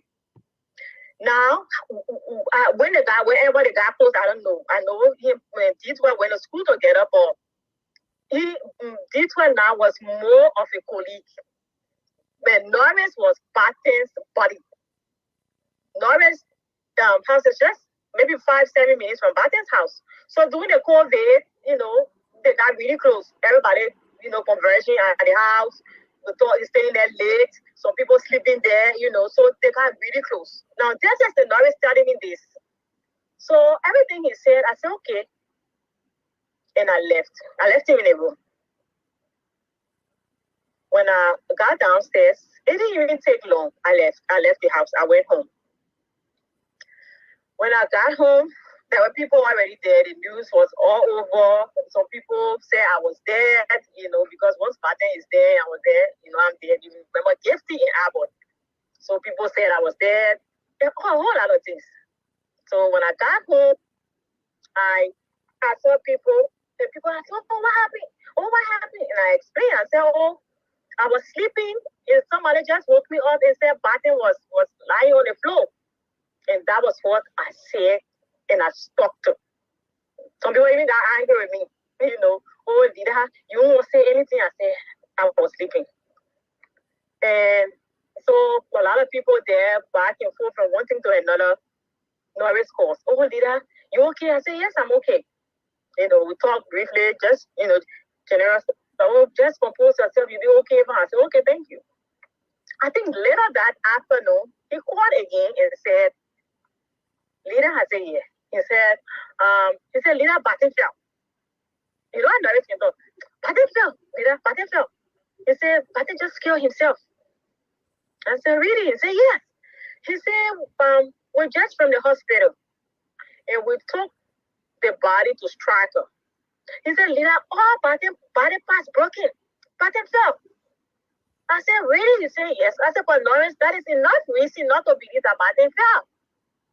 He said, what do you mean? I said, because I said the height, I think they said it was 9 or 11 feet. I said, you and myself can jump from that place. And I think we have the kind of impact. He said, no, Lida, I'm telling you, listen to me. I will not lie to you. I said, no, sir. We started arguing. And he said, so what are you trying to say? I said, I'm trying to say that Barton did not fall. He was murdered. I don't know how I said it or why I said it, but I said it. Then he said, so who do you think murdered him? Now, Norris is supposed to be Barton's brother. I said, I don't know. That's what we need to find out. Now, Norris hangs out and hangs up on me, and that's it. I didn't call him back. That's I think later Saturday afternoon. Now on the other hand, they have called Tico and some other friends at Norris's house on the Bolivar. And Thompson was there, Did was there, it's okay. They're okay. Whatever the conspiracy is working is falling into place. They have called these guys and asked them to go to the media and say that Batten fell. And I think the guys have said, no, the first we don't work for the government. So if anything, one of you should go and now, the government mouthpiece, go and tell the people. Because I was in the house, I didn't see him falling. If you saw him falling, I think it's just fair enough that you go. So I understand there was some race back and forth. Okay. Now, but Norris and myself, the relationship has scattered because I said some things he didn't like. Right after the conversation with Norris, my phone started buzzing. People calling me, the police calling me. I said, So I answered one or two, and they sounded very intimidating on the phone. Now, the reason I didn't go to the police because I knew what I saw. And I knew, the people that were behind it, turn out some more people. So I could not go. If Liberia were a good country with laws, with systems, I was going to go to the police. But seeing the hands behind this murder, I could not have gone there. So after the conversation with Norris, when the police kept calling me back and forth, I called one or two government officials and said, "Boy, do this, do that, do this." I said, "Okay." So I spoke. Now we come back to Sida, the guy from the Calabash, the lawyer I spoke about earlier. So I called this guy and said, "Oh, Sida," I said, "You remember the guy who came on the table when you and myself were talking?" He said, "Yes." I said, "The guy is dead." He said, "What?" I said, "Yes." I said, "But that's not the issue right now. The issue is I need a lawyer. I need a lawyer. Can you represent me?" He said, Sure, leader." He said, "Sure, Musu, sure." I said, "Okay." He said, "Anything, call me." He said, "In the first place, do not talk to anybody without me." I said, "Okay, fine." Now, Sida and myself go way back. So he's somebody I for all I know, I could trust, I could depend on. He said, "Okay." And when I called him, oh yes, he was excited. He said, "Oh, I will do that." But he lives all the way, I think, Wawusu, the traffic on our side. So on Sunday, we kind of went back and forth with the police and everything. Sunday, I think late morning hours or early afternoon hours, police calling me, the IG calling me, 100. Now, I lived in this compound with 15 flats. My neighbors, most of them are men.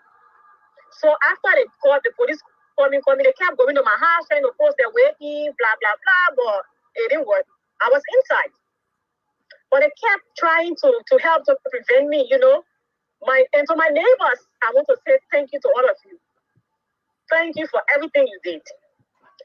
So they were not able to find me. They sent NSA people, they sent people from the police, they sent people from everywhere.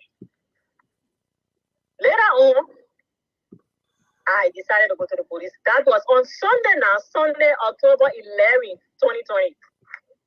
So, Honda kept calling me. At one point, I okay the phone, and he's very, very aggressive on the phone. If you know Patrick Sturu, you know how incompetent he is. He yelling on the phone, threatening me on the phone. I just, dropped the line, and I went to my friends drove me to the police station. I got there. Norris and Thompson are there. So on my way to the police station, I called my friend, and we spoke on the phone. And she said, "Oh, but talk to your brother here." And I spoke with him and said, "Lee, I can't come to represent you now, but you know yourself. Thank you very much."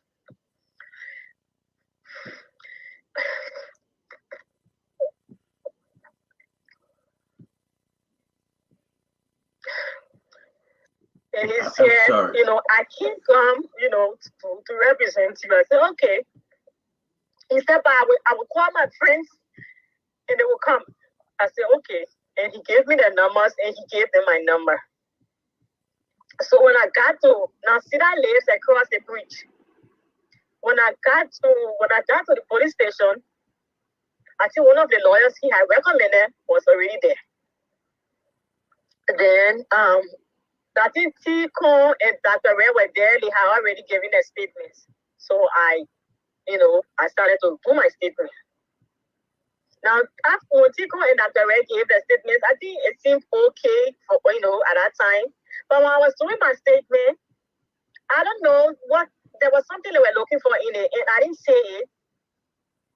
Norris walked from where we were, from the office, though. He walked, I think he and Thompson walked. Now, these are two bodies working together.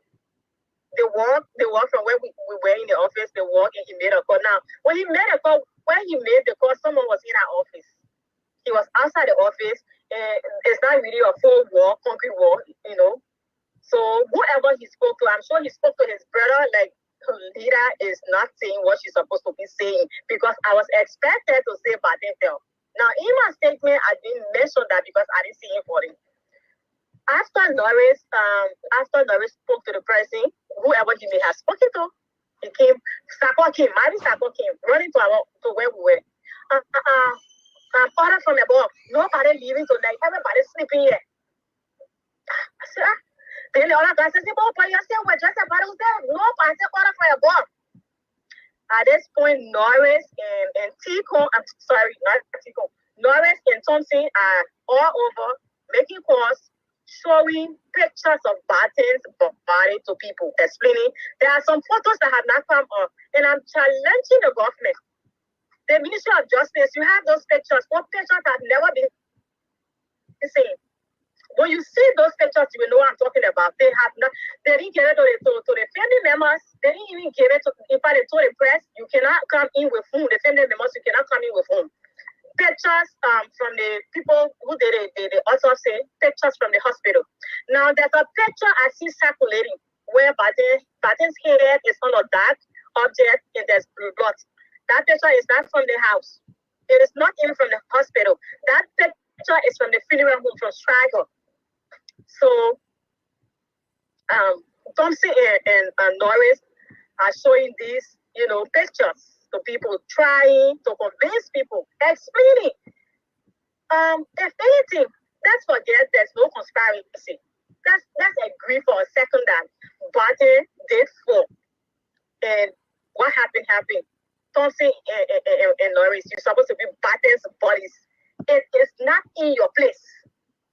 So what is not showing horrific pictures to people?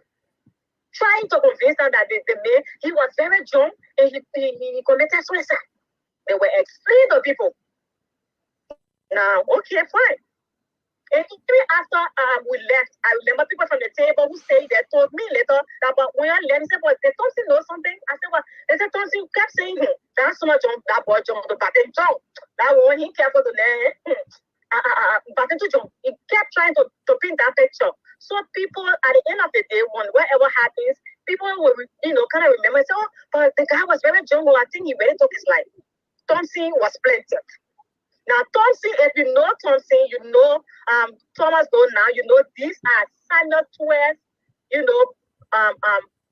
whatever it is. Standard is the godfather. People got people in the government. People who, yes, the tour, the Thomas Doe now and Thompson, their godfather is Eatway.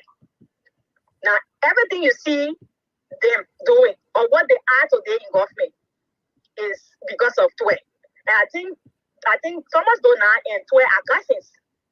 Okay, so and then Barton, my girl was Barton's own the president, like his own political godfather. If you know about the citizen government, people got people who got it in positions. So okay, Thompson and his friend showing the pictures, trying to convince people that Barton took his life. Okay, so after we did the statement, everything, the officers gave us, one of the officers and said we should sleep there. So I gave my phone to my friend and said, will be here. That was still on Sunday, the 11th. So we slept in his office, and nobody could sleep, So we started talking. At a point, I said, "I'm one of the people got recorded here to record everything we say. We even know because when they started talking, I was like, "Me, I won't come to here before." To my own father, the people got recorded here. Then she said, "Well, if we're talking the facts. We're talking what we know, So, but me, I'm not afraid." So we started talking, explaining what we already knew.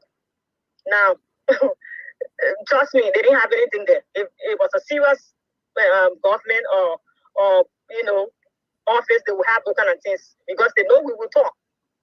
But then we talk all through the night. There was nothing. The next day, we started the investigation. So I was reporting to Central every morning. I'll go to my lawyers, and then we'll go to the police, and we spend the whole day. It was a long process, very hectic. Now, somewhere along the line, I think it was the following week,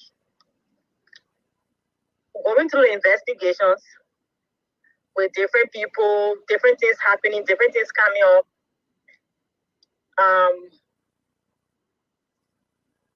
My girl got in contact with me. I got in contact with my girl.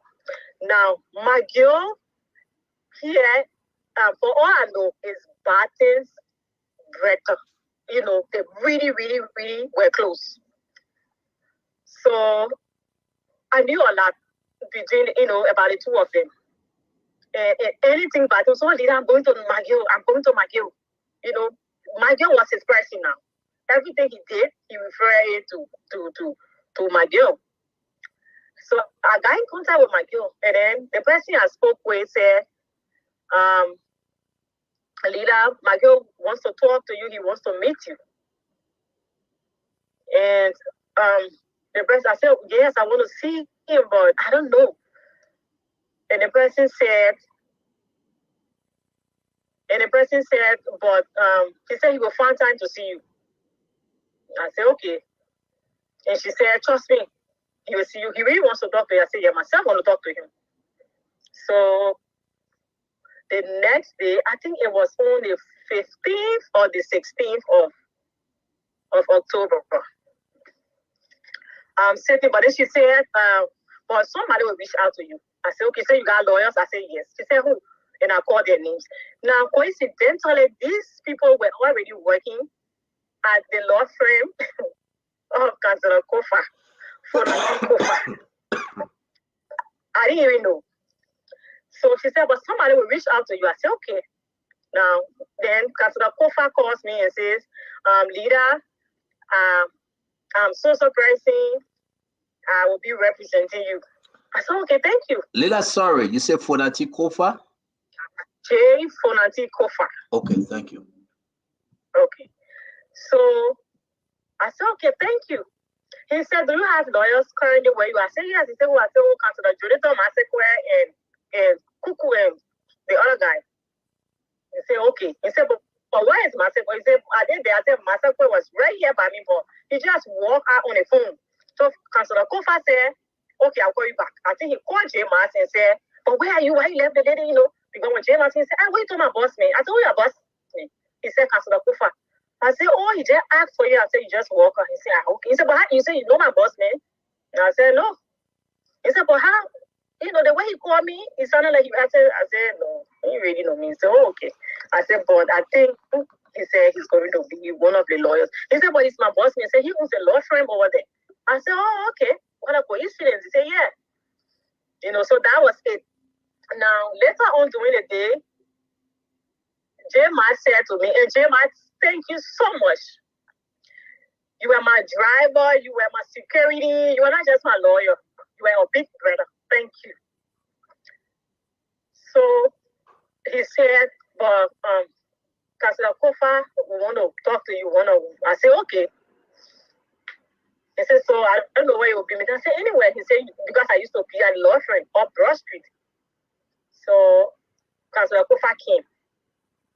Councilor Kofa, thank you so much. I know at some point you wanted to give up because people started saying, he's the president's lawyer and he's my girl's lawyer.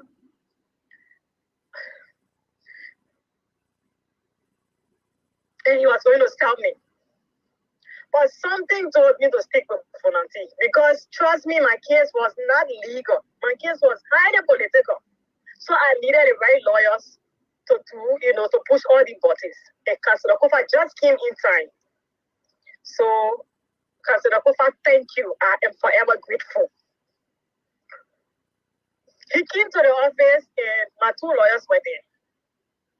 And he said, my lawyer said, the other lawyer said, Lida, do you want us to be here? I said, oh, yeah, fine, They were there for a while, and then they said, okay, we're going to give it to a few privacy. I said, okay, fine. So Councilor Kofa and myself talked. I explained to him. I explained Thursday, but then went to see my girl. He didn't see him. My girl asked him to leave a document, but then did not leave the document. He took it home, and he took it back on Friday morning. He and my girl had a meeting, and he left my girl's place Friday morning, and Friday night, Saturday morning, he is dead. Now, I would like to say this. Everybody has their flaws. I am not going to say things here that are not facts. My girl got his flaws. We all know. But the relationship between Bate and my girl that I know of was something very, very, very deep. So I am not going to sit here and say my girl was part of the people who killed Bate. Because the people you see me accusing Bate have already told me stuff about them.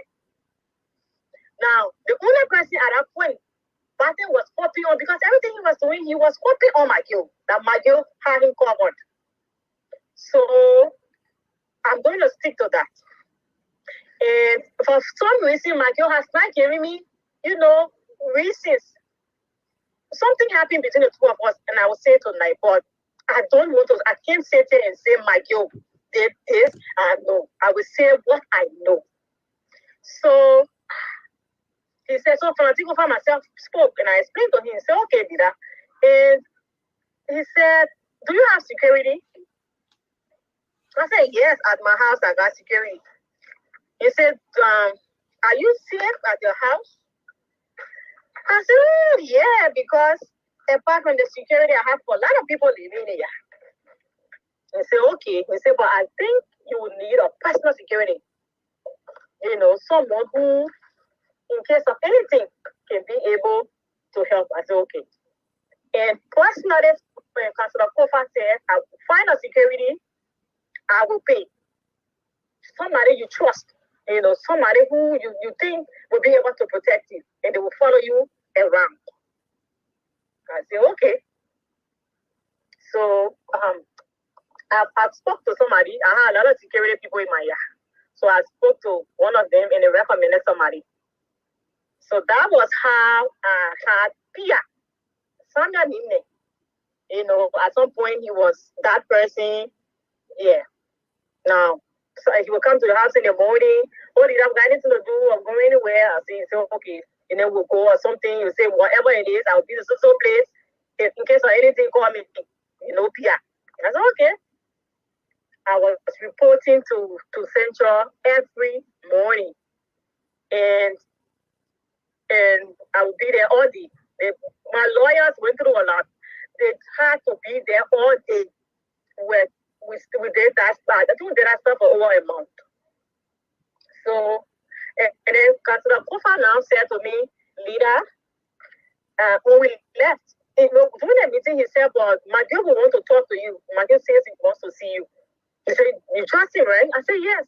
I trust him. He said, my girl says he wants to see you. I said, okay. So we concluded and I left. On my way home, one of the lawyers called and said, oh, Lida, my boss just called and said, my girl wants to see you tonight. I said, okay, sure. And he asked me, you sure about it? I said, yes.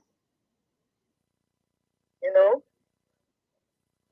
So I went home, got ready, and we drove to my girl. No, he said, and then he said, because the Kofa said, Lira, since you're my client, it will be better we meet at my house, at my place. I said, okay, that's fine. So I went there. I think it was on the 15th or the 16th of October. So we went there, and my girl was already there. Then I went in the long place there. We talked. Pastor Kofa said, okay, I will excuse you to talk. I said, okay. So my girl said, oh, did I do? I said, you know. And then he asked me, he said, what happened? What really happened? I said, I don't know. I said, but I was sleeping, and you know, I explained the same story, and then someone woke me up, went downstairs, and they said Barton was downstairs. I went downstairs, and this, you know, I explained the same story to him, and he said, but I'm hearing the same Barton film. Do you? He said, the Barton fall? I said no. He said, why is it no? I said, nothing, but my girl Barton did not fall. So I asked him, I said, but you believe Barton fell? He said, no, I don't. He said, but I was hoping that you would tell me whatever you know. I said, okay, and my kids don't know myself because they were Barton, trusted him, I trusted him. So I wanted to now, like, okay, because I went with the intention of just telling him everything I knew. Like, okay, I think because he was the only person pretty much like would do something crazy there in the government. So I said, okay, I will tell my girl everything. And we talked for a while, about to start giving him the real details. And my girl, I haven't said this to you, but I'll say it tonight. It was one thing you said that scared my life out of me. Whether you just said it, whether the voice just came out, but the way they came across, no, they didn't sound right. And that scared the hell out of me. So I couldn't say anything to you because I had gone to tell my girl now. If anything, my girl was Barton's person. So if anything, he would be the one well placed in government to do whatever. But then somewhere, you know, through the conversation, he asked me, he said, Lida? I said, yeah. After he said, oh, but you, I said, but you think? He said, no, Lida, myself didn't believe that story. He said, we can jump from there, man, nothing can happen. I said, yeah. He said, but Lida, why is the audit report? Now, Barton went to you on Thursday, my girl, with this audit report. He didn't get to see you. You asked him to leave it with somebody. He didn't leave it. He took it home because of what was in that report. He went back to you on Friday. You people had a meeting on the very report. He leaves your house on Friday. He didn't make it to the next day. Now, if anything, we're talking about Barton's death. Yeah. So the fact that you asked me for audit report, no, they sent the wrong signal. He said, Lina, well, what's the audit report? I said, which audit report? He said, you know about the audit report? I said, no. He said, sure? I said, yeah. I said, I know about the audit report. He said, but what's Barton's computer? I said, Norris took it. He said, where are the phones? I said, Norris took them as well. He said, why is your computer? I said, my computer. He said, so Barton, Barton, I said, no, Barton doesn't use my computer. He said, but what can we do now? Because I was depending on you to come and just, tell me. I said, yeah. I said, but, I was sleeping. And he said, but I don't know what we can do. And we just talk all the stuff, and that was it. I left. He said, but if you remember anything, call me. So I left, I went home, and then that was it. So we went through the investigation till was November 7th or 8th somewhere. Then they said I was about to go to South Beach. Now, these two kept calling, instructing people. People kept calling me. But what happened between these two? I said nothing. Said the way these two calling people here, instructing them to deal with you. You gotta really be careful. I said I do nothing to him. But these two did all he could to either take my life or to send me to South Beach. That's the reason you see, I take the issue with Detroit and his brother very personal. Because apart from that, they tried to kill me. They did all they could to take my life. That's the reason I go really personal with the two of them. So I said, I didn't do anything to Twe. Say, okay. So I'm sitting here and this guy comes to me and say, oh, you're the leader. I say, yeah. He said, get ready. We'll be taking you to South Beach. I said, okay. You know, I said, okay. Then we walked, he took a few steps, then he came back and said, did you hear what I just said? I said, yes. He said, we were about to go to South Beach. I said, okay. I was very composed. If you talk to the investigators, I was very composed. I was not afraid. I was only shattered. I was broken, you know. I was traumatized, but to say physically, I wasn't afraid. So I said, okay. And he left. Now, the police station was upside down. People divided. You know, you can't send a woman to, you can't do this. You know, we didn't see anything. There is no probable cause. You know, you can't. They're going, but I'm just sitting. Later on in the evening, after the tension had calmed down, I heard he say, oh, they're taking me into you going? We detain you. I said, now, Stanton, I sent you something that there's a charge sheet, something they say is a charge sheet I sent to you. Now, the investigators have concluded and said there was no probable cause to hold me for anything or the other two people. Now, how come you put someone out there and said they are charging me with murder? Because I wasn't saying, he kept saying they put the torch on me, you know, to press me. I know something. The fact that I am not agreeing with them, that it means that I know something. They should torture me, I will say there's something. Okay, I didn't say there's something. God kept me. I did not say anything. I stuck to my statement. Now they charged me with murder. So the guy came to me and said, Dida, everybody looking at it won't cry. And I am well composed. He said, we don't know what to do, but some of them even left the offices. They just went home. Like, we can't be here for this to happen. People left. So the few of them that were there came, they won't rush charge me with murder, and they send me to jail.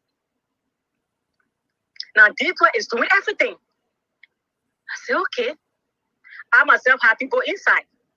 But before that, somebody had called me. Somebody had called me on Friday before this incident I just explained. Somebody had called me, somebody well-placed had called me and said, Leader, if you have any political buttons, you have to push them now. I said, what happened? The person said, you know, this case is not legal, right? I said, yeah, that's what I see. The person said, so Twe has ordered that you be arrested. Say he didn't arrest you yesterday, Friday. They arrest you Saturday morning, take you to South Beach. Just get ready. I said, we didn't say it.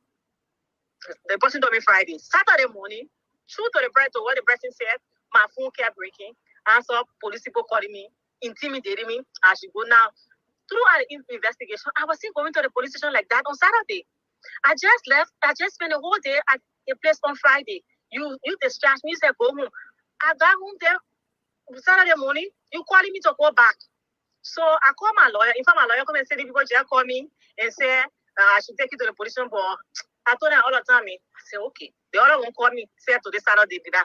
Those people, they told us Monday. I said, okay.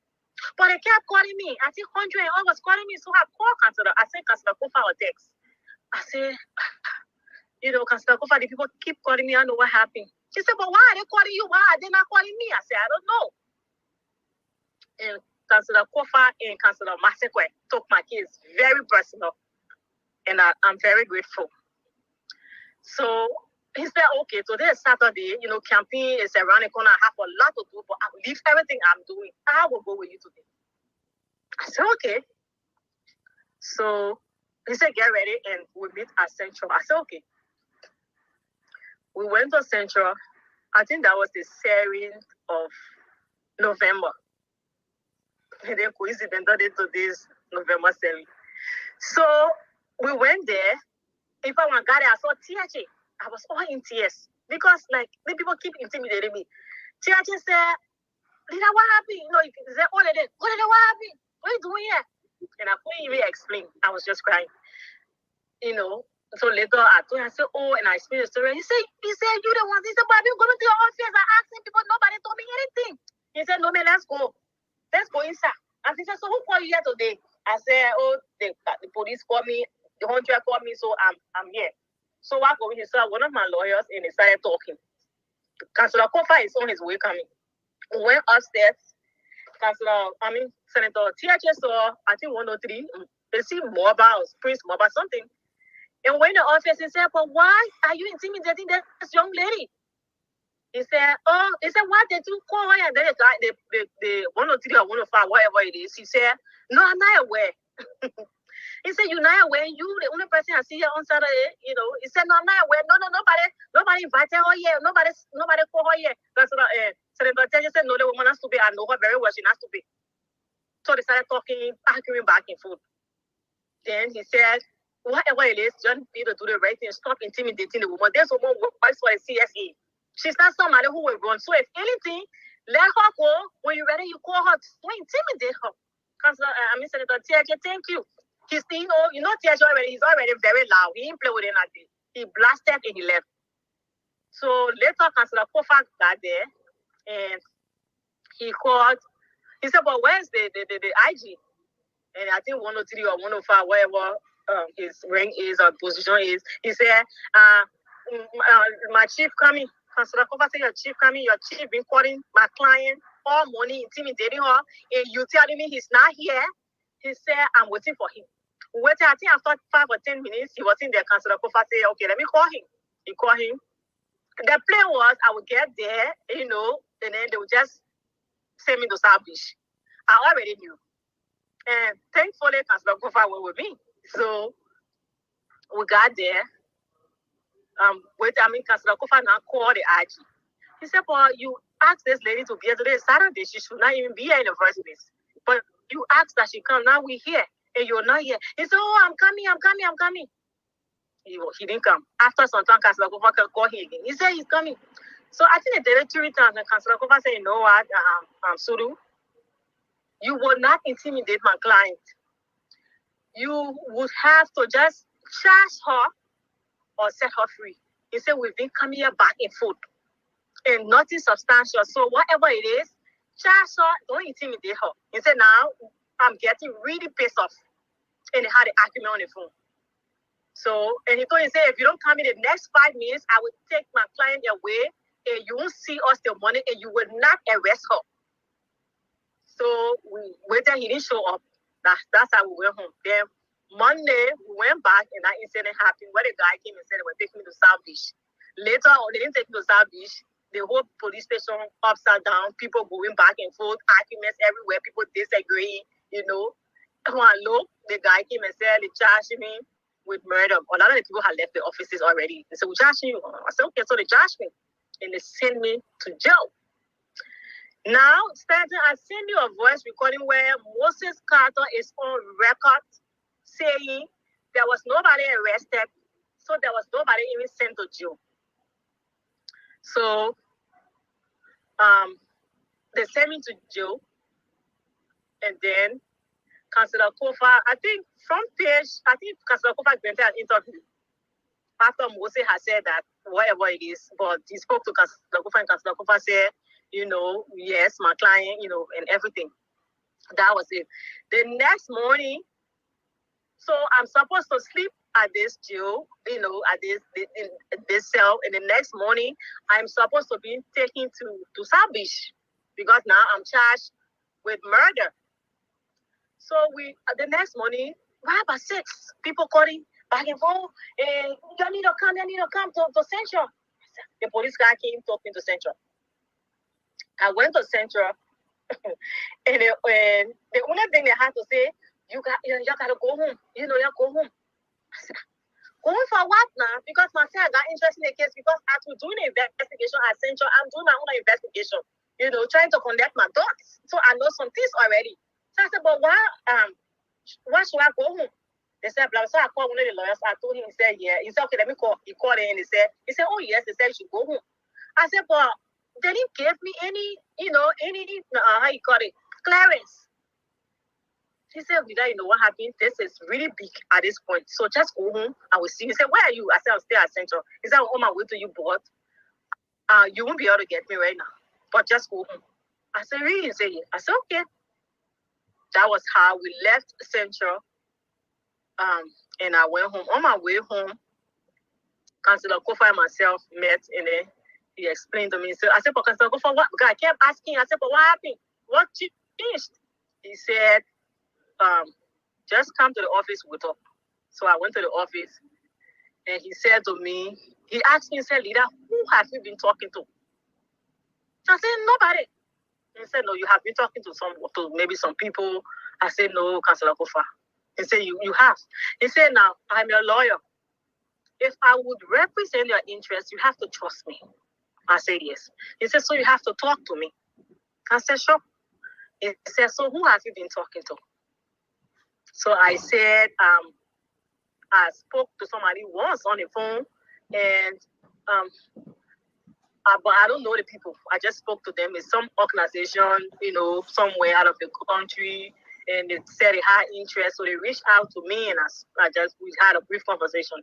Now, somebody from wherever had reached out to one of my lawyers and said they had interest in the case, so they wanted to hear my story. So my lawyer said, okay, I will talk to my client and get back to you. So he explains to me, oh, this person said this, blah, blah, blah. Okay. I said, but do you know? They say, yeah, kind of, yeah. We can talk to them. I said, okay, fine. So he said, but I think it'll be better you send them a narrative. So they will go through and be at least familiar. So they makes the conversation easier. I said, okay, sure. He said, so you send it to me and I will send it to them. I said, okay. He said, and then later on, he said, they asked for a number, so I will give them a number. He said, oh, okay. I said, yeah, fine. So I sent him a narrative. I wrote a whole stuff, having some details. But for some reason, I just deleted it. And then I said, I will just stick to my statement. I wrote my statement, just kind of paraphrase it, and I sent it to him, and he forwarded it to these people. Now, we're supposed to have the conversation on Sunday, October 25th. So they called, I think early afternoon hours, Liberian time, they called and we spoke. They asked me a few questions and I responded. That was all I could remember. We didn't get to talk again while I was in Liberia. So now this narrative I had sent to my lawyer, I had sent to these people through my lawyer, somehow got to the president. Now, Councillor Kofa, after he asked me, I kept saying, no, I didn't talk to anybody. He said, Leader, is this not your... He said, you didn't send messages to any... You didn't say anything, you didn't write anything. I said, no. He said, no. He said, there's something you sent to somebody, it has landed in the president's hand. And the president is not taking it lightly. So I really didn't say it. Then he showed me my own handwriting, like, okay. So at that point, I said, oh, Councillor Kofa, I'm sorry, but yes. I said, yeah, I spoke. I needed to speak to these people, so they asked for a narrative, and I sent it. And say, okay, the president has it. The president is the one who forwarded this to me, just so you know. So he has it. So at that point, I said, but Councillor Kofa, this is my same statement at the police. He said, really? I said, yes. So he went to the place. Oh, okay. There was nothing really implicating, honestly. So he said, oh, he said, yes. So he said, okay, fine. I will handle this. I said, okay. So, and then he said, whoever these people are, do not talk to them again. If they want to talk to you, give them my number as a lawyer, let them talk to me directly. But don't talk to them. I said, okay. And that was how I went home. And then that weekend, the funeral services were held, and that was it. And then after that, I managed to leave Liberia. So far, so good. To the best of my knowledge, this is my story. And that's how I've been away all along. So that's it. Thank you very much. Thank you very much, Muslim. We appreciate you. Appreciate you having the time, taking off your time to explain to everyone, Liberians home and abroad, this long-awaited story. I want to go down to say, have our sympathy again to you and the family, but this story must be told, and you have told your story. Can you please allow us to ask you some questions, please? Oh, yes, absolutely. Thank you. I'm going to ask the first question. Do you think Bati Yanswa was murdered? Yes. With the information I have, and considering what I saw, Barton was murdered.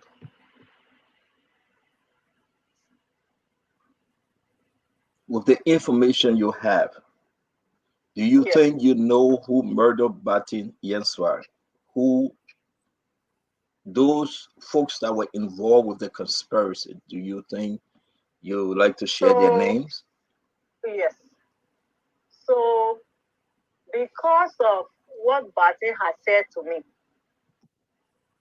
unofficially, he had mentioned these names.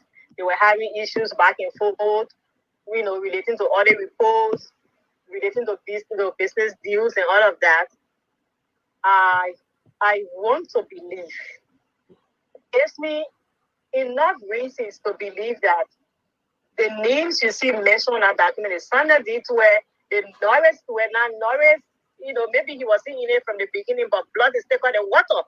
He may have been caught up in the middle, but he came and he did even more.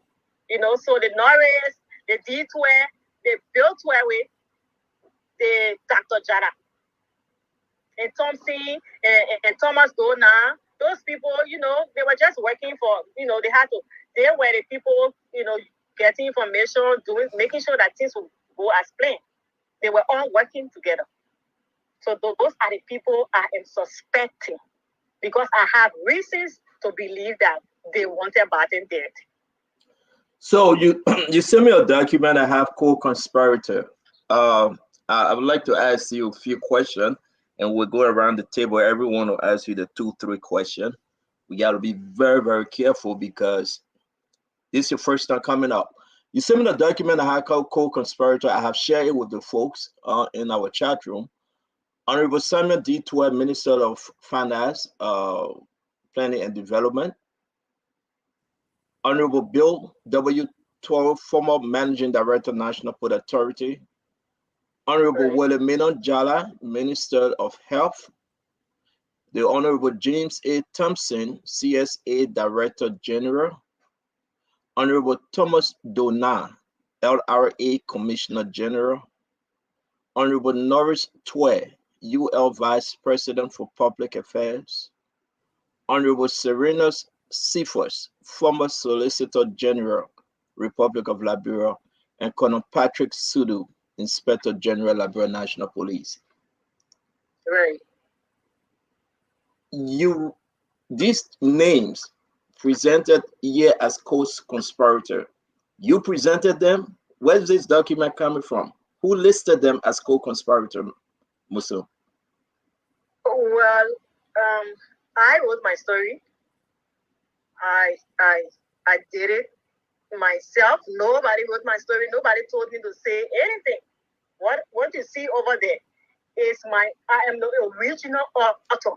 Nobody wrote my story. So because of the things that I heard, the things that I saw, the things Barton had said to me before his murder, and everything else made me to come up with the names you see over there now. D12 is the main person. D12. Because D12, you know how he can be. Because when they were doing all the stuff, the only thing Batin said, I will submit this stuff. He said they asked for 10 days. You know, after they asked for 10 days, and he agreed, or he was about to respond to the 10 days they asked for to address themselves to the audit report. He said, but I won't.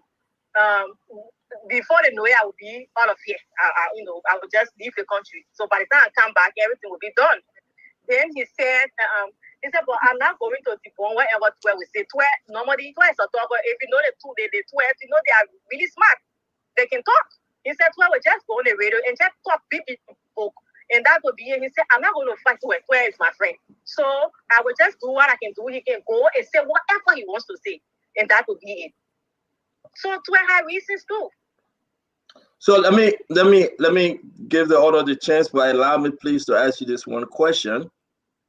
You said he went back to McGill the next day. Did he tell you that he gave? Did he tell you that he gave McGill the COVID-19 audit report?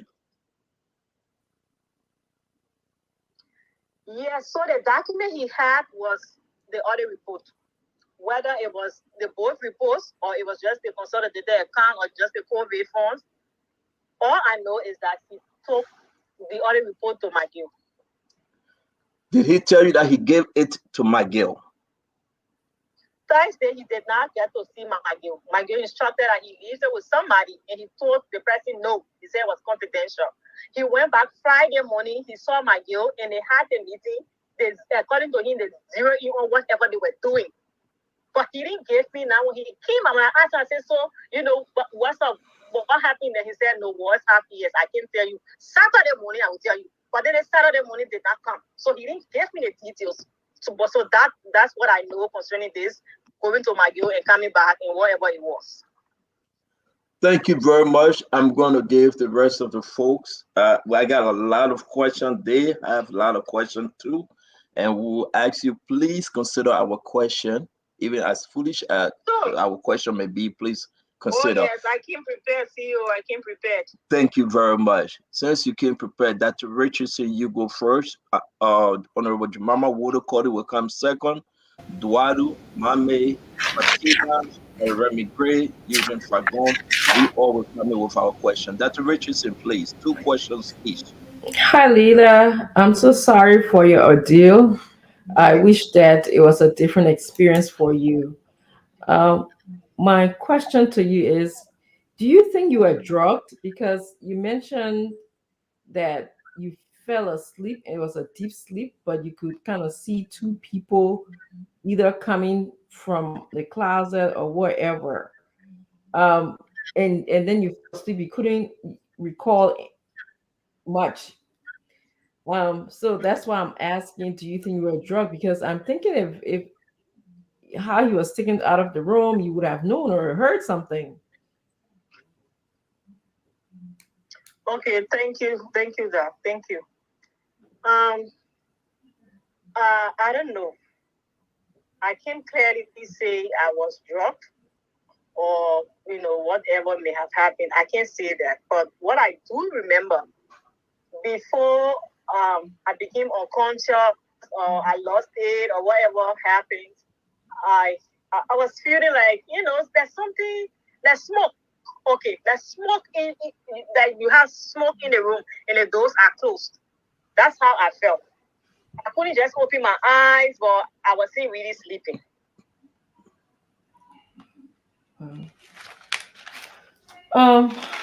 That's the question, or I didn't get the question clearly. No. That's very interesting. Have you ever been unconscious before this time? I'm just curious. No, I've never been. No. Okay. Was there an autopsy ever done on his body? Yes. They said they performed some kind of autopsy, but the family wasn't really represented. And we didn't get to see anything serious from there. So later they presented some report. I shared that CEO, you have that audit report and that autopsy report. Is Yeah. there something in the city? I think Barton's death was unnatural or something, but they said his investigation, I think, wasn't concluded, whatever. Okay. Thank you so much, Leader. Thank you. Honorable Jemima Wodokolli. Leader, I'd like to express my sympathy to you and the rest of the family. Thank you, Fatima. Yeah. That's Honorable I'd like to ask Wodokolli. you, did Jemima you Wodokolli. see? Oh, okay. Thank you, Honorable Wodokolli. You're welcome. Did you get to see Yenswa's body when he died, when he was murdered? Did you get to see a body, and which part of the body was he bleeding from? I'd like to know the various parts of the body that you bleed that you were You're bleeding coming from. in broken. I'm not really getting the last part of the question. Her question: Uh-huh. which part of the body he was bleeding from? Okay.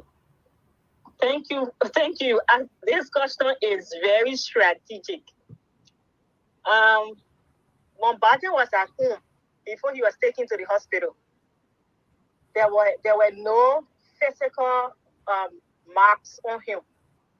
He was not in a pool of blood. Sometimes you have the picture where you just see that small thing, I want to like or secondary blood or On the something. ear, Yes, yeah. that was it. That was all in the yard.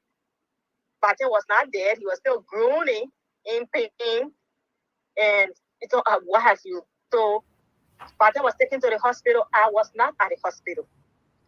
But when Norris confirmed to me on the phone that Barton or his body parts were broken. Now, according to that autopsy report, Barton's spinal cord was broken. Now, the place they're talking about is 9 or 11 feet. Barton's spinal cord was broken. His ribs, five of his ribs were broken. His chest, his head from the left side was broken, and there was a deep cut under his feet. That's from the autopsy, from the pathologist report, what everybody gives. Okay. My second question to you, leader, would be: do you believe that Norris twerk, because you said you and Norris were very, very, very close? Do you believe that Yes. he's part of the murder? Do you believe that he's part of the murder? Thank you. I'll be honest with you. I do not believe, and I stand to be corrected, but for some reason, I do not believe that Norris was a part of this from the beginning. I think what happened, the assassins did not do a good work. They did a clean work, trust me. Because if you're not smart or you will not suspect anything. They did a clean work, right? But the work was not complete. Now, in that case, Norris may have been close to Barton, but blood is thicker than water. If you know those two brothers, they are really close. They are very, very close. Now, Barton and Norris had unhindered access to the home of Barton. So Barton is there. We're thinking what to do. I told somebody, I said, if I had taken Barton to the hospital, he would have survived. Or maybe somebody neutral, or maybe Tico, or maybe somebody else, maybe some relative, he would have survived. But the fact that, Norris came in, because Norris will come, you know how these security people back home, how they are. Once they see you coming to their boss 1 or 2 times, you go there, they give you access. They won't even ask. They will kind of say, even you CCP, they will go wake the other person here. So Norris had that kind of access to Barton's home. He will come at any point in time. He will enter. So now I want to believe that when Tua and the other guys realized that this stuff was about to get messy, he may have now call his brother and say, you have to do this. Because you are very close to Batten, you're always in the yard, everybody knows you, you got in-depth access, you can go at any point. I want to believe, I seem to be corrected because I don't know, but that's what I'm thinking. I want to believe it was at that point Norris got involved. Now he came, now whatever, because Auntie Ma, I want to say something that I forgot. When they took Batten to the hospital, there was still somebody in the compound, somebody in the house. I think one of the assassins. Now, I was sitting downstairs to where we had seen Batten lying on the floor. This person stood on me for a while and they left. When they were about to leave, I turned and I realized there was someone wearing masks. They went towards the front of the house where the pool is, and I think they used that. They didn't go to the gate. They used that side to go together. Now, whether the person communicated with Norris or whoever, like, okay, what should we do with this person? Because now, remember, I was seeing in the original plane. Lida drop home and Batten is alone at home and we get, do what we got to do. Now they come, Lida is there. They don't know what to do with me. So, whether the person spoke with someone, the person left. Okay, so Norris was my person, right? Norris got when he not access to everything, he comes and he does what he has to do. But at that point, Norris probably has given his word that okay, maybe when the person was still at the house, that okay, just spare Lida, I can control over Lida. Whatever I tell her, she's going to do. Now, after Batten is there, he comes home and he tells me, oh, Lida, so they I say, okay. And probably he has given his word to his brother, and other people say, I've got this. Lida is going to comply. Now, on Saturday, later on, Lida is not complying. Lida is being stubborn. So we fall off. So that's it for Norris and myself. And then, since we have fallen off, Norris has already stepped in. He's already in the river, so he has to swim. Now, because Norris, when he gave the story to the public, that Batten felt the story, the public was not buying that story, Norris started to do the unthinkable. And that's why I am really personal with Norris. Norris started to tell people that Lida, for the fact that I know he was angry that I didn't comply. He had given a word to people, and now I was doing something else in his mind. Norris started telling people, okay, since Lida say Batten in for, and she knows something, so what we do, we pin it on her. Lila pushed Batten. How can I push Batten? See my weight, see my height, see my body. How can I push? I would take Batten from the bed and go throw him down. So that was it. I think it was at that point Norris got in, and when he got in, he had to do everything he could because his brother was in a mess. That's what I want to believe. Okay, CEO, my last question, CEO. Yes, ma'am. Go ahead. Lida, in your mind, you're thinking that Norris got into this situation, into the whole scheme later on. But how do you explain the phone calls that he made, thinking that, knowing that he's very close to you and Batten, why will you be carrying a friend to a hospital that he in urgent need to be safe? And then you snap a white flower and make many phone calls before proceeding. So do you really think that he got into it in the middle, or he knew about the entire plan from the initial stage? That's my question. Well, Auntie Mama, anything is possible. I was just thinking, and I said probably because of the relationship between the two of them. But Norris did more than I even expected. So I can't say whether he was into it from the beginning or he got in the middle. I'm just saying, what my thoughts are. For anything is possible. Okay, thank you so much. Thank you, Lida. This is Dwalu. How you doing, Mama? I'm fine, thank you. For the first thing I want to say, I want to commend you for actually doing this. It's a big deal. My first question, excuse my tardiness, I was a little late. What is your relationship to Baton? Are you a relative? It seems you spend a lot of time with him. I am not a relative. For the record, I am not a relative. I am not a Yinswa. I was a friend to Batin. I am not a relative. Okay. Because I want to respect people's privacies here. Yes, I will. I am not a Yinswa. Okay, I appreciate that. My second thing is not more of a question, it's a comment. And if you can respond to that comment, I will appreciate it. So listen, in our society, I personally believe if somebody is in a part of harming me or my relative in any fashion, that person is not a friend. They're an enemy to the highest degree, and I will address them in kind. Number two, I want to understand this. What happened to the brother Bottom is scaring away Liberia's best and brightest in that country. We will continue to say this. We cannot have a society where people get murdered in this fashion, or everybody knows what's happening to some degree, and it goes back and forth. The police, it seems. You coming distorted. I can't really hear you. I don't know what extent is still there. You can probably relay this to me. No, just speak. Sorry, let me put the dogs outside, man. Just speak louder. I beg you, Eduardo. I'm as loud as it can be. I will try and be louder. I don't know, Lida, if you can hear me. But my thing is, just respond to my comment. Our society is digressing. It seems everybody who's somebody in government seem to have had some interest in this case. Do you know why that was? And I'll give it to you.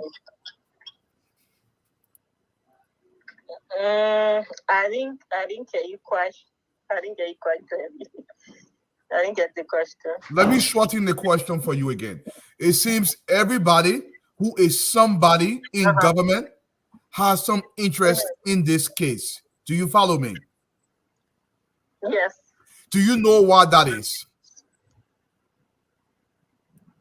I don't think I know.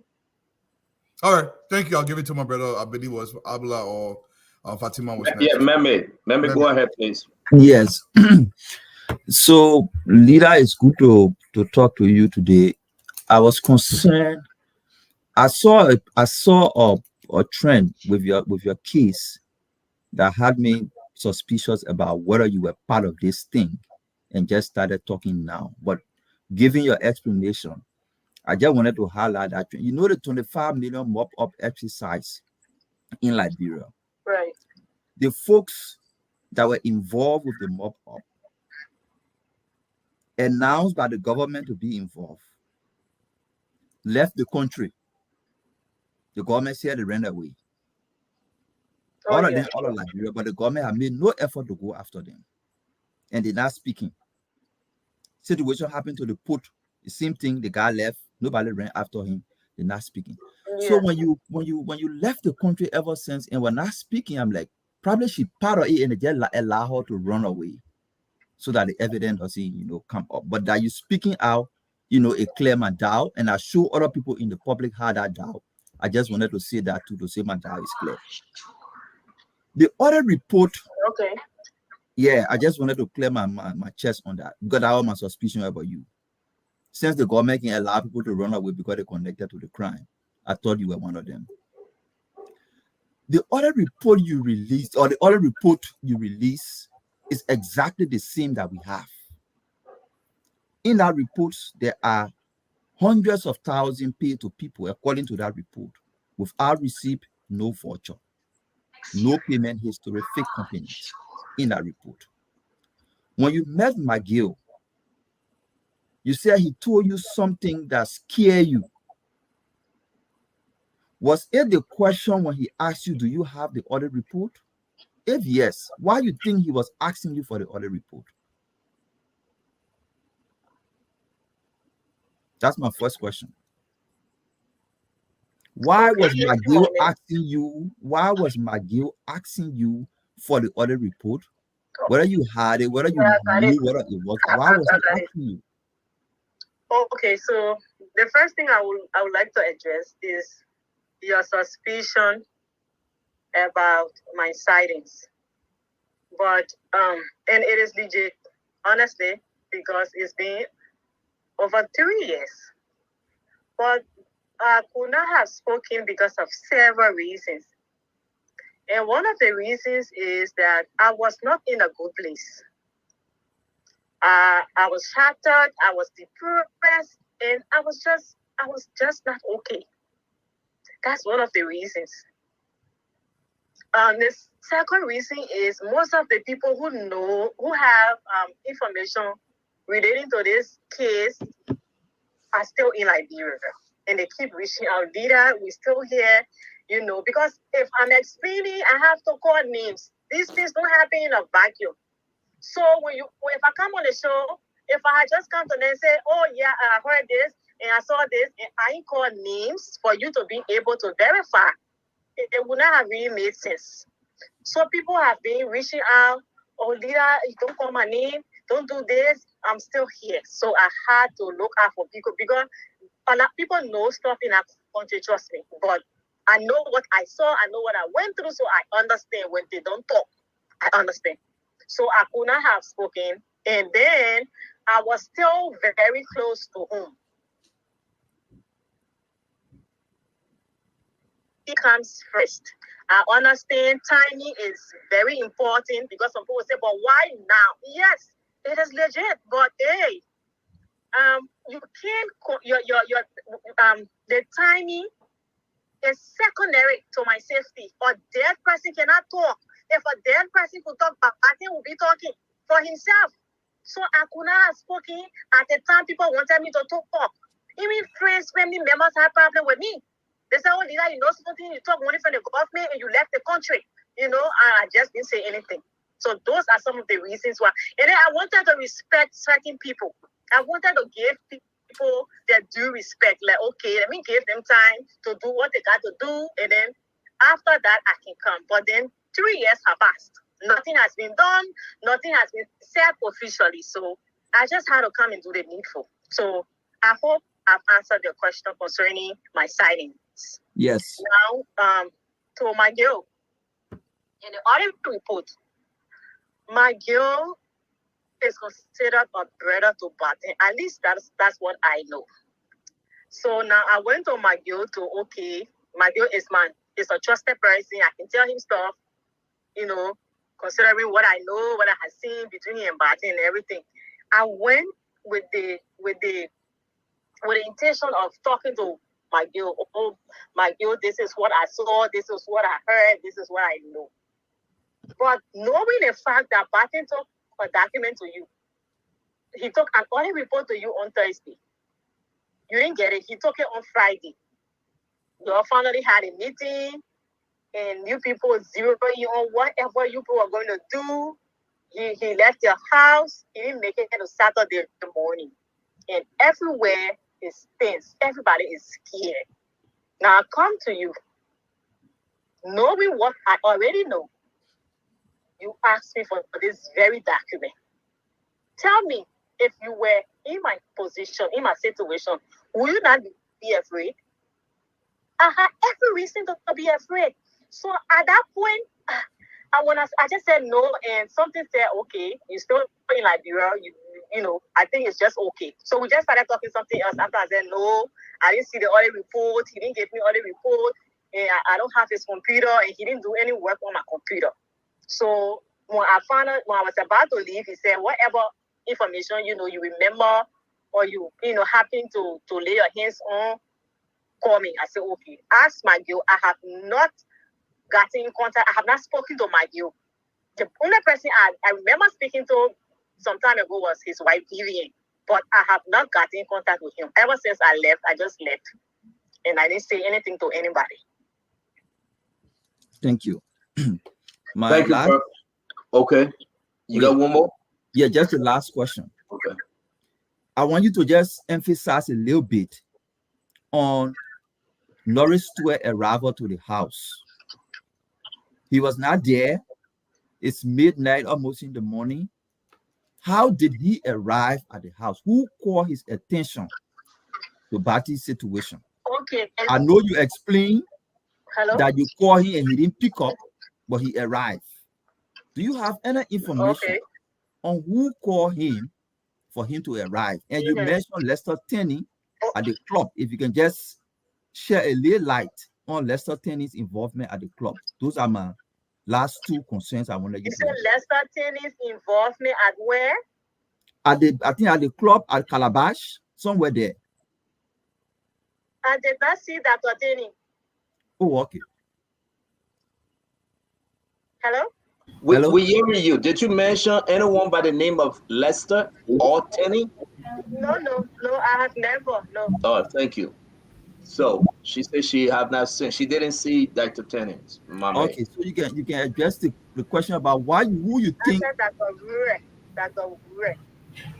It was when you were parking the car at Calabash. I said Lester, he's the owner of the Calabash. Oh, Lester Croma. Lester, the owner of Calabash, not okay, Dr. Lester Tennant. Thank you very much. Lester Croma. Thank Okay. you. Thank So, you. I know I heard Lester. Thank you. all right. So let's go to Corner Gray. Ed, please. Okay.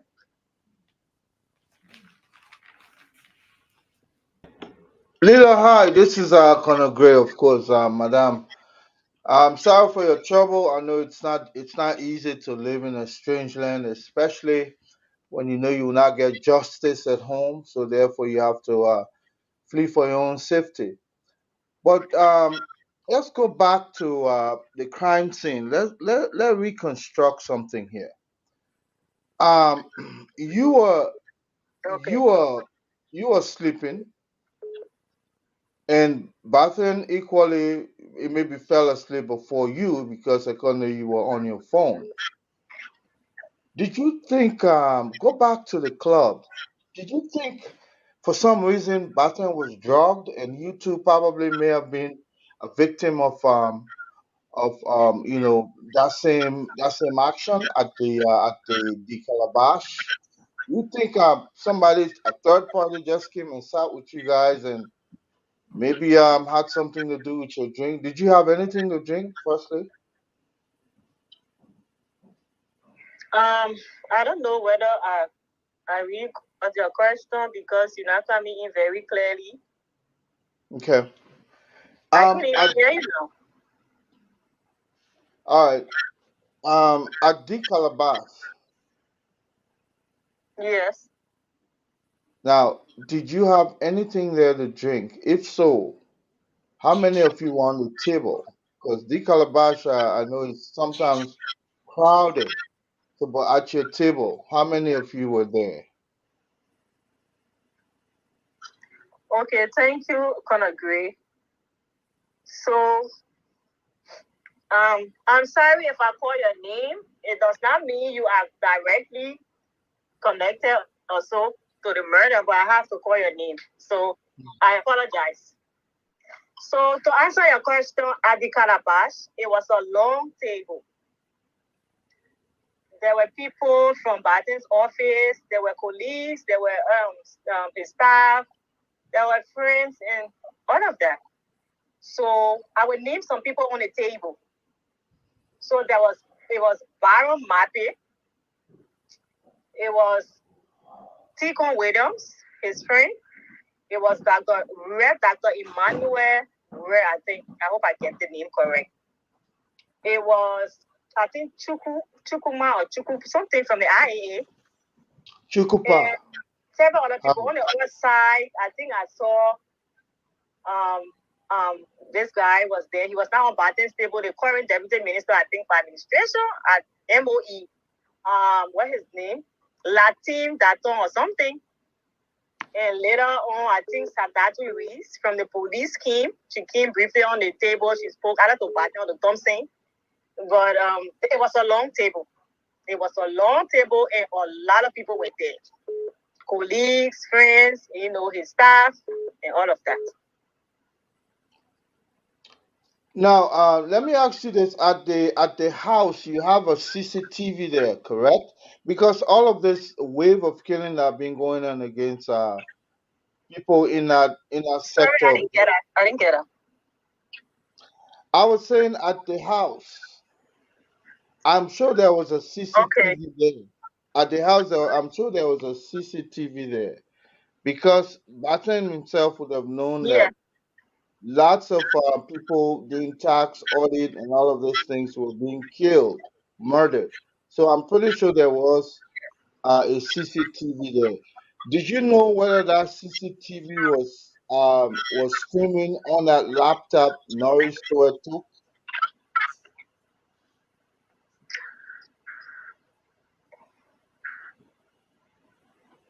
I'm not hearing the last part of your question. The question is the CCTV. What's happened with the CCTV at the house? What's the story? Okay, so there were, I think, 8 or 6 CCTV cameras, and when the incident happened, and I asked some Tico or Norris, but somebody I asked, somebody who was familiar with the house, and I said, well, in the CCTV cameras are all there, the person said, no, I think all of them had some issues, or 6 had problems, only 2 were working. And the person said, I think, because they were always in the yard doing stuff, balling, doing this. So I think, they said one time, I think they just agreed, they just told Barton, I think that the camera, let's take it down or something. But so that story, I can't remember very clearly, but I think the person said they disconnected everything, or they disconnected 6 in the 2 at the back where the exit door is. I think those 2 were still working, but I cannot authenticate whatever. But I think that was what the person said, because he did have CCTV cameras mounted everywhere. Thank you. Fatima, please. Hello. Hi, CEO. Hi to all of the panelists and to all the viewers around the world. Leila, I just want to say that as a woman, I would like to say I'm so sorry for all that you've gone through. I would like to say that I can't even imagine the kind of traumatic experience you've had. And I pray that one of these days you get justice. But my question to you is, do you believe that individuals or professionals who want to hold this government accountable end up dead or missing? Is that the idea?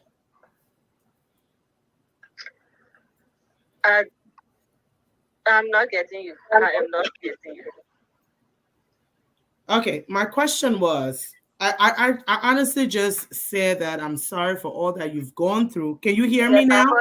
She heard that part. That's the question she wants. My Fatima. question is, do you believe that in our country, Liberia, people who tend to hold this government accountable will end up dead or missing?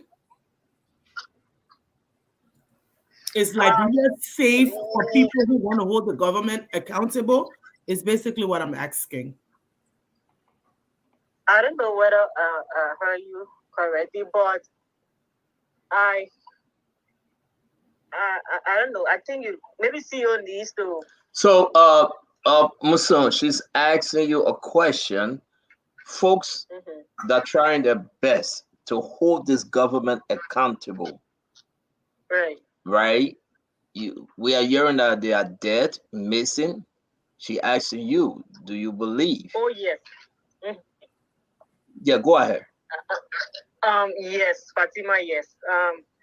People who are trying their best to hold this government accountable are either some are already dead, some are said to be missing, and no information about them until date, and a lot more. So yes, I believe that to even talk, even when you're outside of Liberia, to even talk, you're scared, because these people do despicable things. Trust me, the things I saw these people do, I saw betrayal at its peak. There's nothing this government cannot do. People in this government are really terrible. So that's the reason why when you don't hear some people talking, you don't come out and just lash at them. They will know things, but not everybody is brave or is strong to leave their country, and just get out and just keep being on the run. Everybody cannot do that. So yes, people know things in our country. People got pieces of evidence, physical evidence that can hold people accountable, but they won't say it now and they won't release it because the government we're dealing with, trust me, there's nothing they cannot do. So I want to believe that. But trust me, for some of us, we're not going to keep quiet. Like if you see my story, Fatima, my story was written a long time ago. My story was written ever since I left Liberia. I think in December or January, I wrote my story. So because I was like, okay, these people can do anything, they might just find me somewhere. But when I wrote my story, I sent it to a few trusted people. Like just have it, just in case of anything. So people will talk. And people like us will not keep quiet. Because apart from the fact that they murdered their friend, they also put me through a lot. They almost took my life. So I'm not just here to talk about Bate. I'm here to fight for myself as well. Like even if they don't get Bate does not get the justice he deserves, at least let the world get to know that there are murderers in our country. Fatima, when you see people that you see in clean clothes, you would not know where they work. You see them living lavishly in our country. People who we are friends with, they are assassins. Trust me. So from what I saw and what I now know, people will talk. People are bitter. People are hurt. But then again, that's Liberia for us. So I believe people will get justice. People will speak out. So I have 3 questions. They are all short questions. My next question is, let me make a little statement. I actually So you got to make it very fast, it's Becky. very It's 2 fast. questions. It's very fast, Yeah. but it's short. My next question. I mean, I actually see your strength in me and mine in you. My next question is, with that being said, this is an election season. What will be your advice to women and girls around the world? There is only 2 people on the ballot. What would you tell people today for Mama Liberia? Where would you tell them? Who do you think will be good for them to vote for in these elections? Okay, thank you. But I'd like to say this.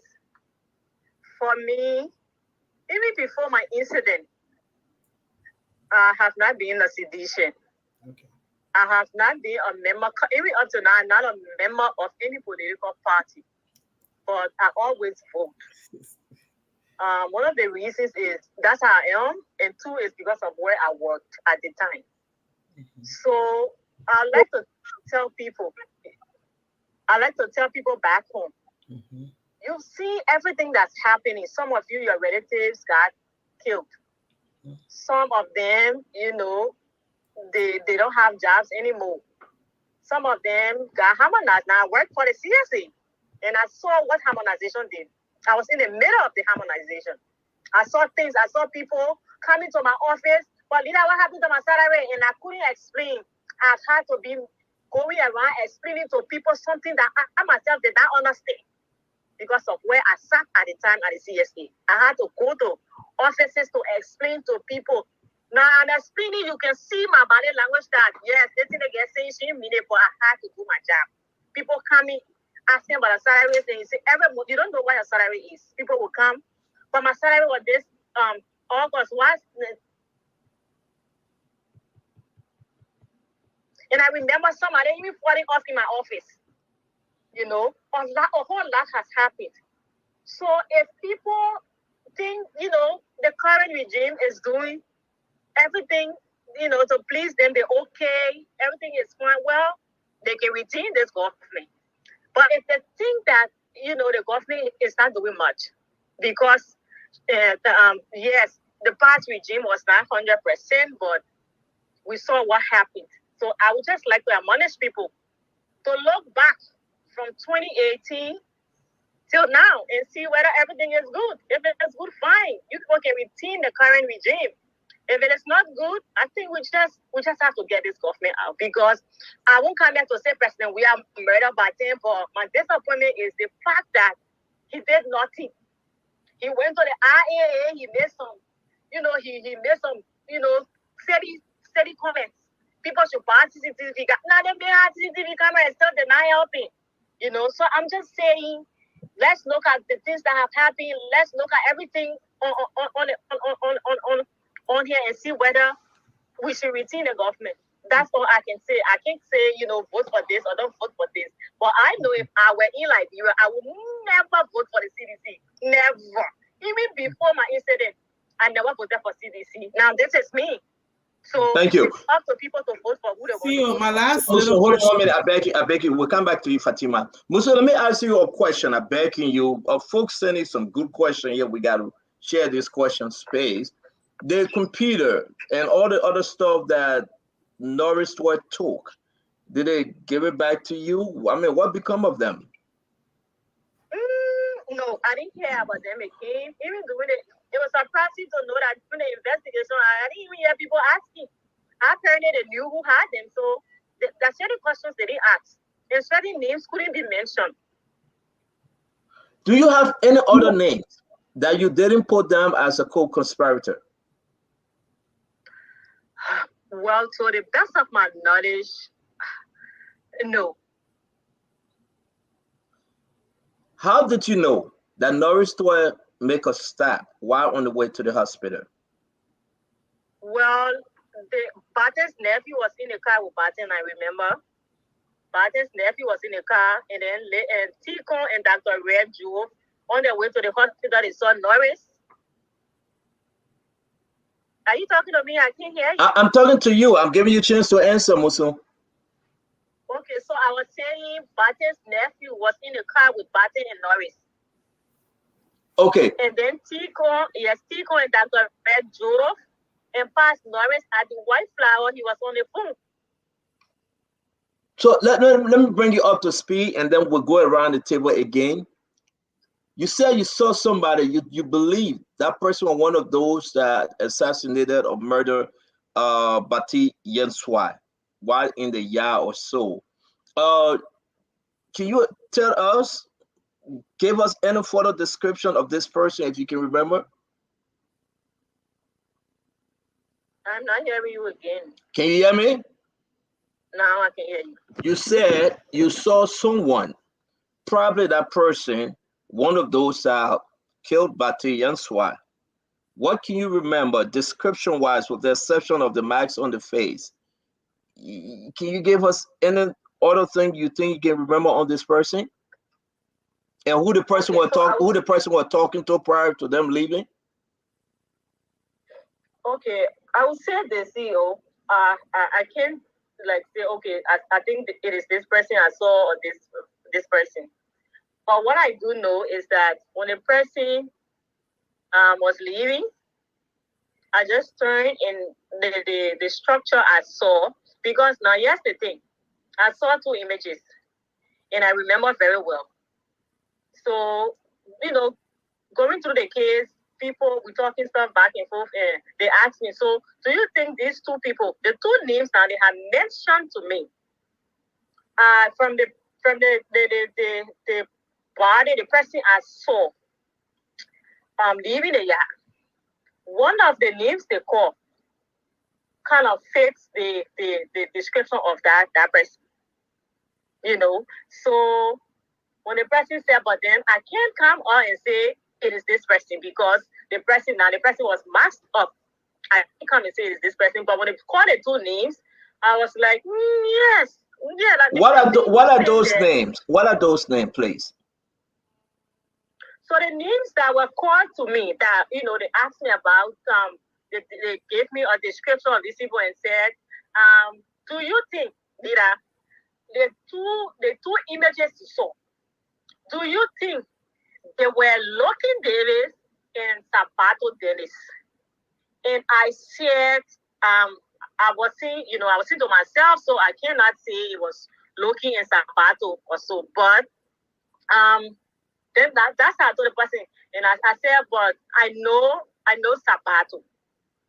Sabato knows me well. So, but it was just somebody I saw, face to face. The person had a mask. But I just told him, I said, the description kind of matches Sabato. But to say I saw Sabato, he was the one in the room, he came, no.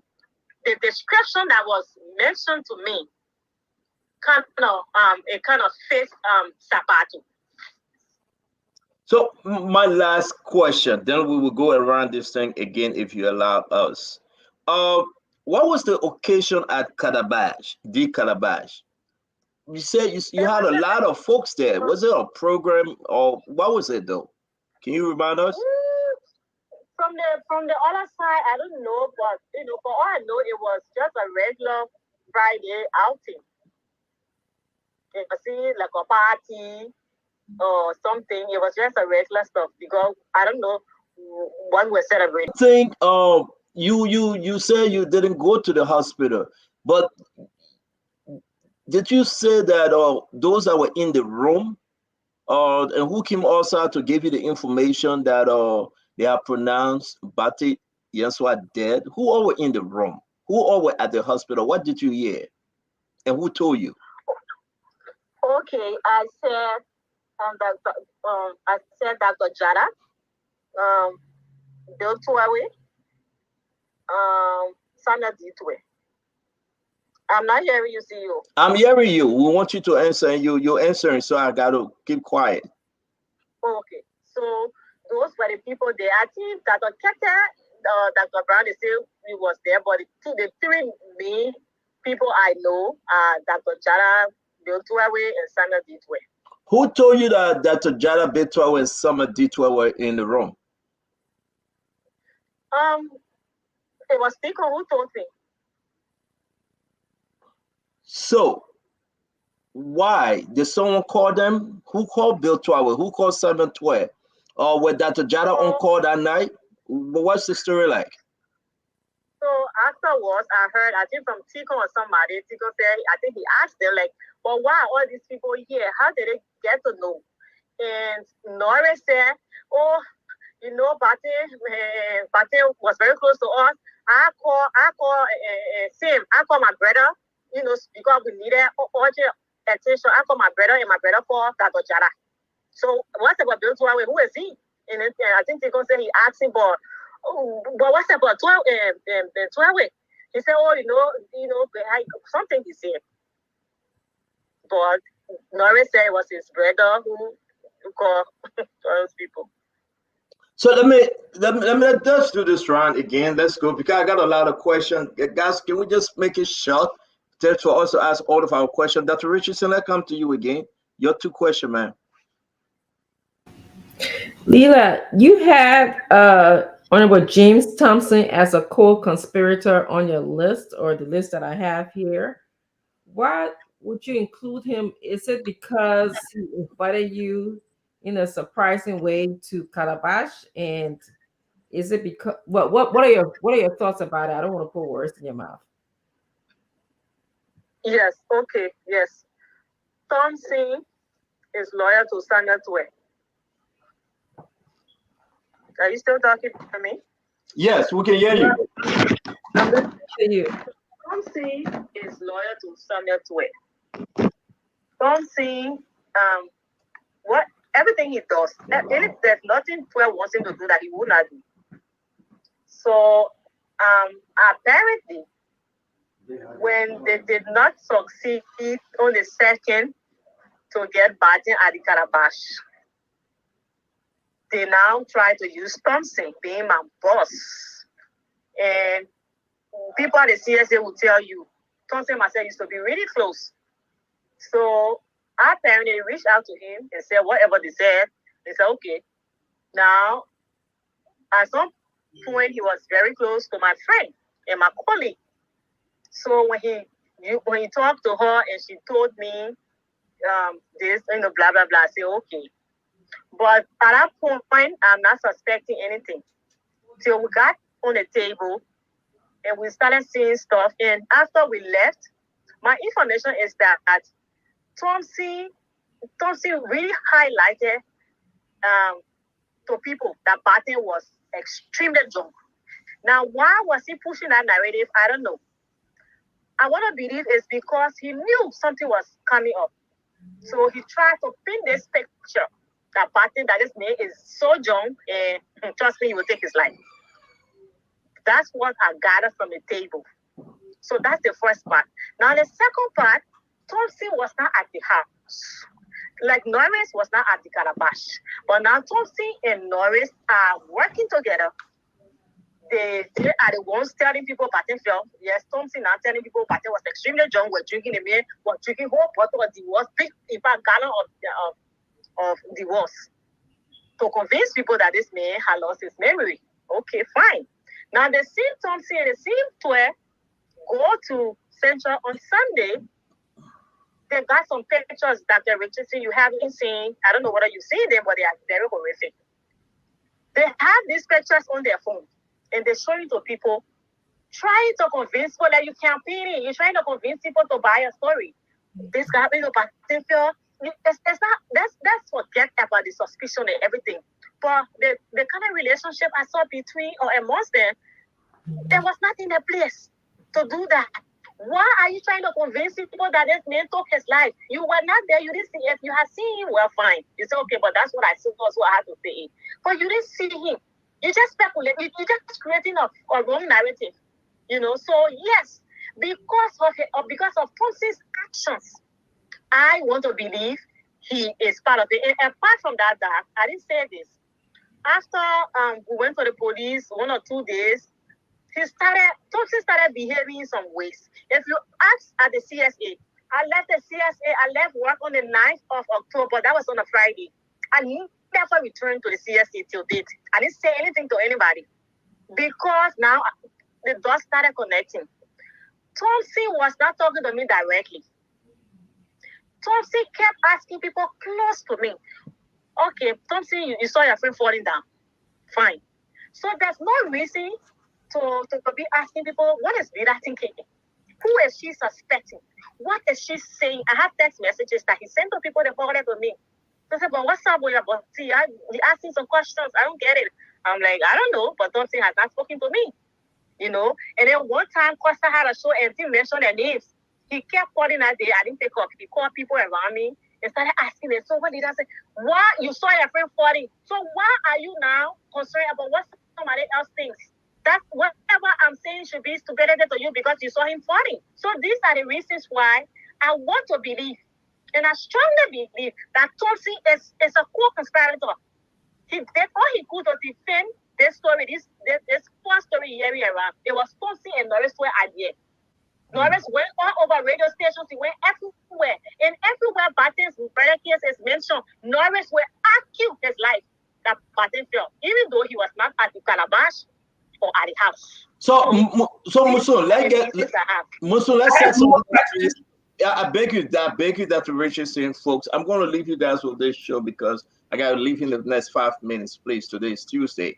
So allow me to ask just 2 questions. Musun is still here. She will be on the phone. Musun, let's go back to the compound. Yes. Let's go back to the compound, please. Was there a security guard at the compound? Yes, there was a security guard. What was he on duty that night? Yes. Now, yes. So Batten had several security guards, but I think one was on suspension, and then the other ones, I don't know what happened, but they did show up. One was on duty. They called Musa. Now Musa said, well, okay, remember Musa was the one who came upstairs to wake people up, saying, "Oh, boss me downstairs." So I remember when they asked Musa, Musa said, he was somewhere around a mini mart. There's a mini mart attached to the compound. He was somewhere around a mini mart because some time ago, people that didn't try entering the mini mart or stole some stuff. So he was around the mini mart, according to Musa. So, but he was around there and just heard sound. That he went in the yard. Either he just heard sound, boom, or he heard doors backing. That's how he came in the yard. That's what Musa said. So then he came in the yard, opened the door, and found Batty on the floor. Yeah, according to him, that's how he came in the yard. He saw Batty, and then he went upstairs. And then he saw it. So I asked him, so how did you enter? I said, but Tico, I thought I saw you like the door. Tico said, yes. Tico said, but the guy said he saw the door wide open. Those were his words. He said, the door wide open. That's how I came upstairs. So let me ask you the question about the maintenance door, the back door. Again, yes. You said Norris Store asked you for the key. The key. Yes. The back door. That's correct. Why? Why would Norris store ask you for the back door keys? Well, we should be asking him, but he asked me for the key. The answer though, he asked me, he said, "That what's the key?" For the first thing he said, when the door was open, I said yes. He said, "So where's the key?" He said, "So who locked it?" I said, "I did." He said, "What's the key?" And I said, I pointed to the key. I said, "Yes, the key over there." When you pointed to the key, did you observe that the door was locked or it was open? No, I had locked the door. I did. I remember very well. I had locked the door and removed the key. So then Norris went, okay. So then let me give the other guys a chance. What help us understand again, let Liberia understand why they didn't kill you. Well, I don't know, CEO. I think it's just the grace of God, CEO. I wouldn't know. But I think it's just God's grace. Do you have the COVID-19? Are you hearing me? I'm hearing you very Do well. you have the COVID-19 audit report that was prepared by Bati Yanswa and his team? Yes, I do. How did you receive the audit report? Well, I can't really remember, but the report after the auto murder cases, the report was out there. It has been out there. Is the report, you read the report, what is in the report? Is it consistent with what Bati explained to you? Are those information consistent? Yes, yes, they are consistent. So you mentioned the name. That's my last question, guys. I beg to leave. I'm going to see Dr. Richardson, Dwadu. They're going to continue this conversation because I have to just run out and be back. I will meet the show on Muslim. Please don't go. I will meet the show on. You are live. The phone is charging. Everything you can prepare. Thank you. Everything is charging, so you're good. If you don't hear, then just tell them they will screen. Okay. But let me ask you my last question. What is ever with the Minon Jara? What was it so important that she was at the hospital that night? Maybe she was on call. We don't know. But I read a report. And you said Bati spoke to you about her, that she has some extra account, secret account that were moving.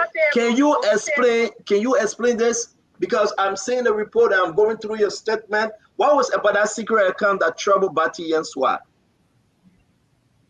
Okay, so if I remember very well, Batin did say that the COVID-19, the audit report, the audit revealed that even places, I want to be exact with his words. He said, leader, even places where Dr. Jara said they had quarantine centers, we went there and they did not exist. He said, and there are several payrolls she's running with ghost names all, on those payrolls. She's getting the money. And we know all this. We found out a lot of stuff. So Dr. Wilhelmina Jara happens to be implicated in this audit report. Dr. Jara is now a relative of Bati. Well, Dr. Jara appears at JFK 2 a.m. or 3 a.m. in the morning. They were not on good terms. Wow. Yes. Thank you. Thank you very much, guys. I give it up to you. She's on the phone. Y'all please talk to her. I got to run. Dr. Richardson, y'all please take care. Fagon, thank you for coming back. And that's Dr. Wilhelmina Jala. We're going to put the pictures up. That Thomas Dona, LRA. This is the former NPA, now Senator Elite Biltwawe. That's Norris Twain, the brother of Samuel Twain. And this is Samuel Twain. We got eight individual as co-conspirator. So therefore, I wish you guys luck, and I will be back to follow with the story. Thank you. Muslim, thank you. You on. If there's anything, just let us know. Thank you. Thank you, CEO. Thank you. Yeah, so go ahead, Dr. Richardson, please. She's on. Yes. I'll ask my last question, then we'll go to Angel Mama. You said the president became aware of your narrative by way of Bonati Kofa telling you. How do you think the president got aware or got a hold of your narrative? Thank you, Doc. Thank you. So, are you hearing me? Yeah. Can you all Yes. hear me? Yes. Okay. Thank you so much. So, I had sent my statement to one of my lawyers to be forwarded to these people who said they had some interest. And then later on, this statement resurfaces somewhere in Liberia with certain people. So when I asked my lawyer, I didn't ask Councilor Kofa because now I didn't send it to Councilor Kofa to send it to the guys. So the person I had sent it to was the person I asked because he was troubled. And myself, I was really troubled. So I asked, I said, well, what's up? How come? What happened? He said, I don't know, but I will talk to these people. I'll get back to you. So I think after a couple of days, he said, leader, I spoke with somebody, and the person said, they have sent my narrative to the American embassy in Liberia to verify whether they had seen it or they have heard about it, whether they were aware, generally, whatever that they were aware. And I think somebody close to, whatever at the embassy trying to seek whatever favor or whatever from the presidency, send it to Marvin Sacco. The one or two, I don't know whether he still is the one or two, but Marvin Sacco. And Sacco now sent it to the president like, okay, you see this girl, she's trying to indict the government and blah, blah, blah, blah, blah. So the president, I guess the narrative, I don't know whether he read it, whether he understood it, whatever. He just assumed that I had maybe said some things about, against the government. So who is this person's lawyer? Now, Councilor Kofa's name comes up. So I think that was how he called Councilor Kofa and said, your client is talking to people or doing stuff and blah, blah, blah. So you need to talk to her. So when Councilor Kofa came, he said, he explained and showed me the hard facts. I just had to, admit. I said, yes, I have spoken to somebody. Thank you. Angel Mama? You're welcome. Thank you. Yeah, I'm so sorry that we have to be asking you all these questions, but the whole world wants to know. Everybody wants to know, and thank you so much. We appreciate you. I'd like to ask, you mentioned about a cut that was on Bati Yenswa's, either his leg or on his feet or where. So I'd like to know more about that cut. Where was it exactly? And did you see it at a house before they took the body to GFK? You're coming in broken. I said, can you hear me now? Yes, I think it's better. Okay, I said, you mentioned previously that there was a cut beneath his feet. Did you see this cut at the hospital before he was taken to GFK, or his nephew told you about it? Which one? Okay, thank you. So I did not see those cuts. What I saw was the blood oozing out of his left ear. And then when we tried to lift him up to put him into the car, I realized that his back was maybe sinking in or something, but it was like something wasn't together. I noticed that. So everything I have here now, I like to go over this. What I said previously was his spinal cord was broken.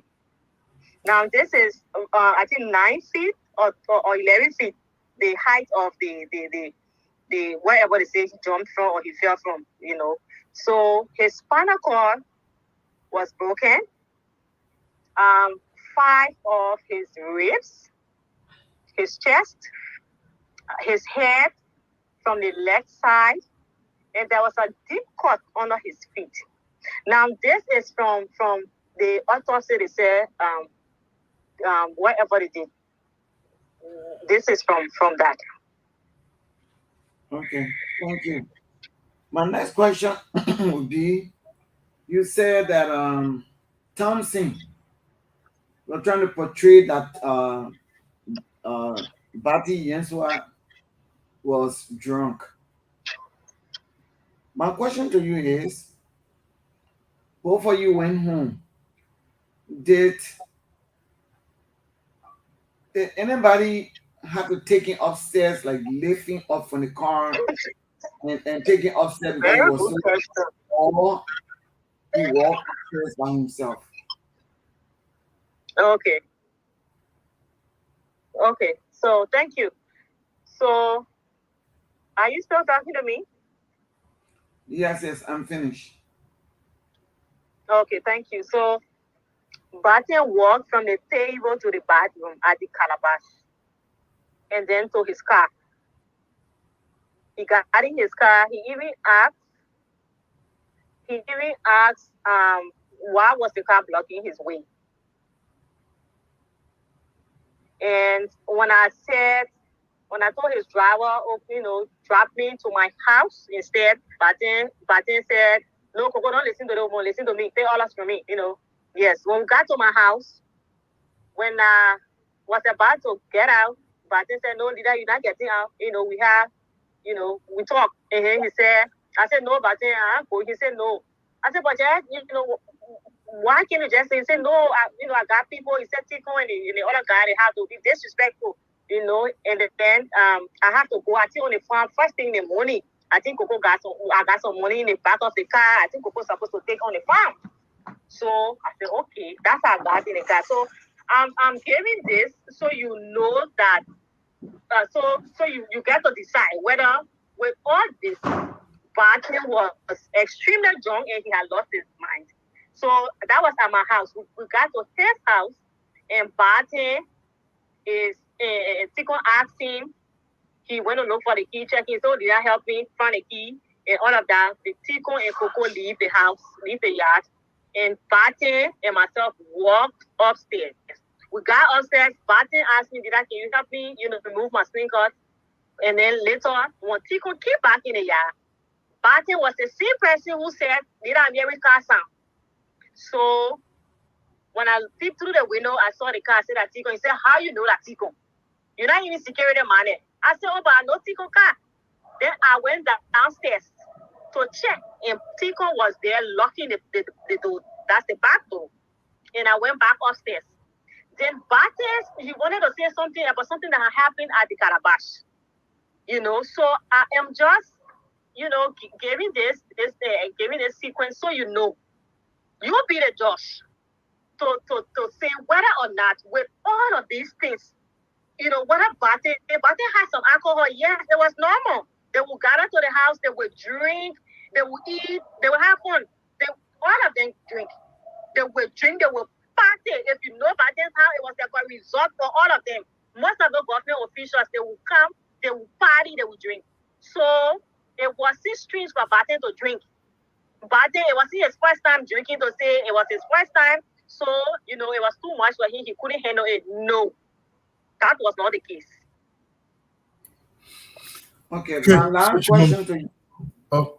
My last question, I beg you, please. The reason why I'm just trying to make a clarity, I'm asking these questions like any other person would ask because I want the public to know that not I didn't believe you. I heard everything you said, but I want the public to understand that he wasn't drunk as portrayed by you said Thompson. Exactly my point. Yes. That's exactly why I'm asking this question. Okay. And another thing is that who was the monk guy that blocked Party Yensua car at the Calabash? Thank you, Auntie Mamo. Thank you so much. So after the encounter at at the Calabash with this guy. Now, the reason why I remember I'm calling this name is because I remember very, very well. When I asked Lester, I said, well, who the guy, black was that Lester called the security. When the security came, he was the one who said there, standing before Lester and myself. He said, that one mom, I know mom or mo. Now, I heard mo. So in my statement, if you read my statement, you see mo. It was at the police station that they clarified to us that, yes, I heard something like that, but the name is Mo. I mean, Mong. The person is called Mong, and the person works with the Ministry of Finance. Now, all of this cannot just be coincidence. Now, they said this guy, I don't know, they said they asked him some questions, but I did not get to see him. Okay. Thank you so much. Thank you so much. You're welcome. Dwalu? Okay, my sister Musu, hopefully you can hear me clearer this time. Now, in Liberia, we know people were getting killed. Based on what we know now, it's self-evident that Bati was in danger. And Bati himself, according to your narrative, knew about this. Now, my question to you is, what was still keeping him in the country if he knew he was in danger? Or was he not too sure of the danger that he thought he was in?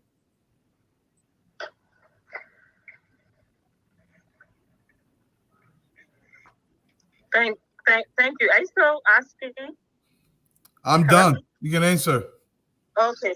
Thank you. So, Bati has said that after the person, I think he said two persons called him and said, you got to do this. In fact, he was in Ganta. One of the persons called him when he was in Ganta. The person said, do not come back to Monrovia. Stay there and just get out. Do not come back. And then the second person called him and said, these people are after you. He believed that, he believed what the person said in part. He said, what the person told me. I said, so what do you think? I said, so you believe it? He said, I want to believe it. But the names the person called, to say these are the people who want me dead. I'm finding it difficult to believe. He said, because like 12 are big muff. You will go on the radio, you will speak English to these people, and that would be it. He said, leader, I am not going to debunk whatever. We're not going to fight in the public. He said, I will do what I got to do, and I will be out. So Bate was supposed to go to the States. So it was an insider. We had an insider who was probably maybe from the office or from amongst the friends who were giving information, but they may also leave. But you see how the people operated. They missed him on Friday. The same day they killed Ufon Gifty and Abo Bahari. They missed him that Friday. Now the following Friday, they didn't let it go. They take all the photos. You see what happened? Wow. Okay. Molly, your second question? My second question to you, Leader. You mentioned, and I was going to ask you there, but I kind of appreciate that you spoke about it briefly, that there were a lot of officials going in and out of Bati's house. This was very normal. People went in and out of these locations. A question to you is, was Bati the only person working on these reports, these other reports, or was it a whole team and he was heading that team? Sorry, I didn't get the last part of your question. I said the other reports that Bati worked on, was he the only person working on the reports, or was it a bunch of people, a whole team working on the reports? So it was a team of auditors. Normally they have people who do all of these reports. They hear normally just maybe reviews and signs off on these things. So it was a whole team. They even went to Ganta. And they had a workshop to finalize their report.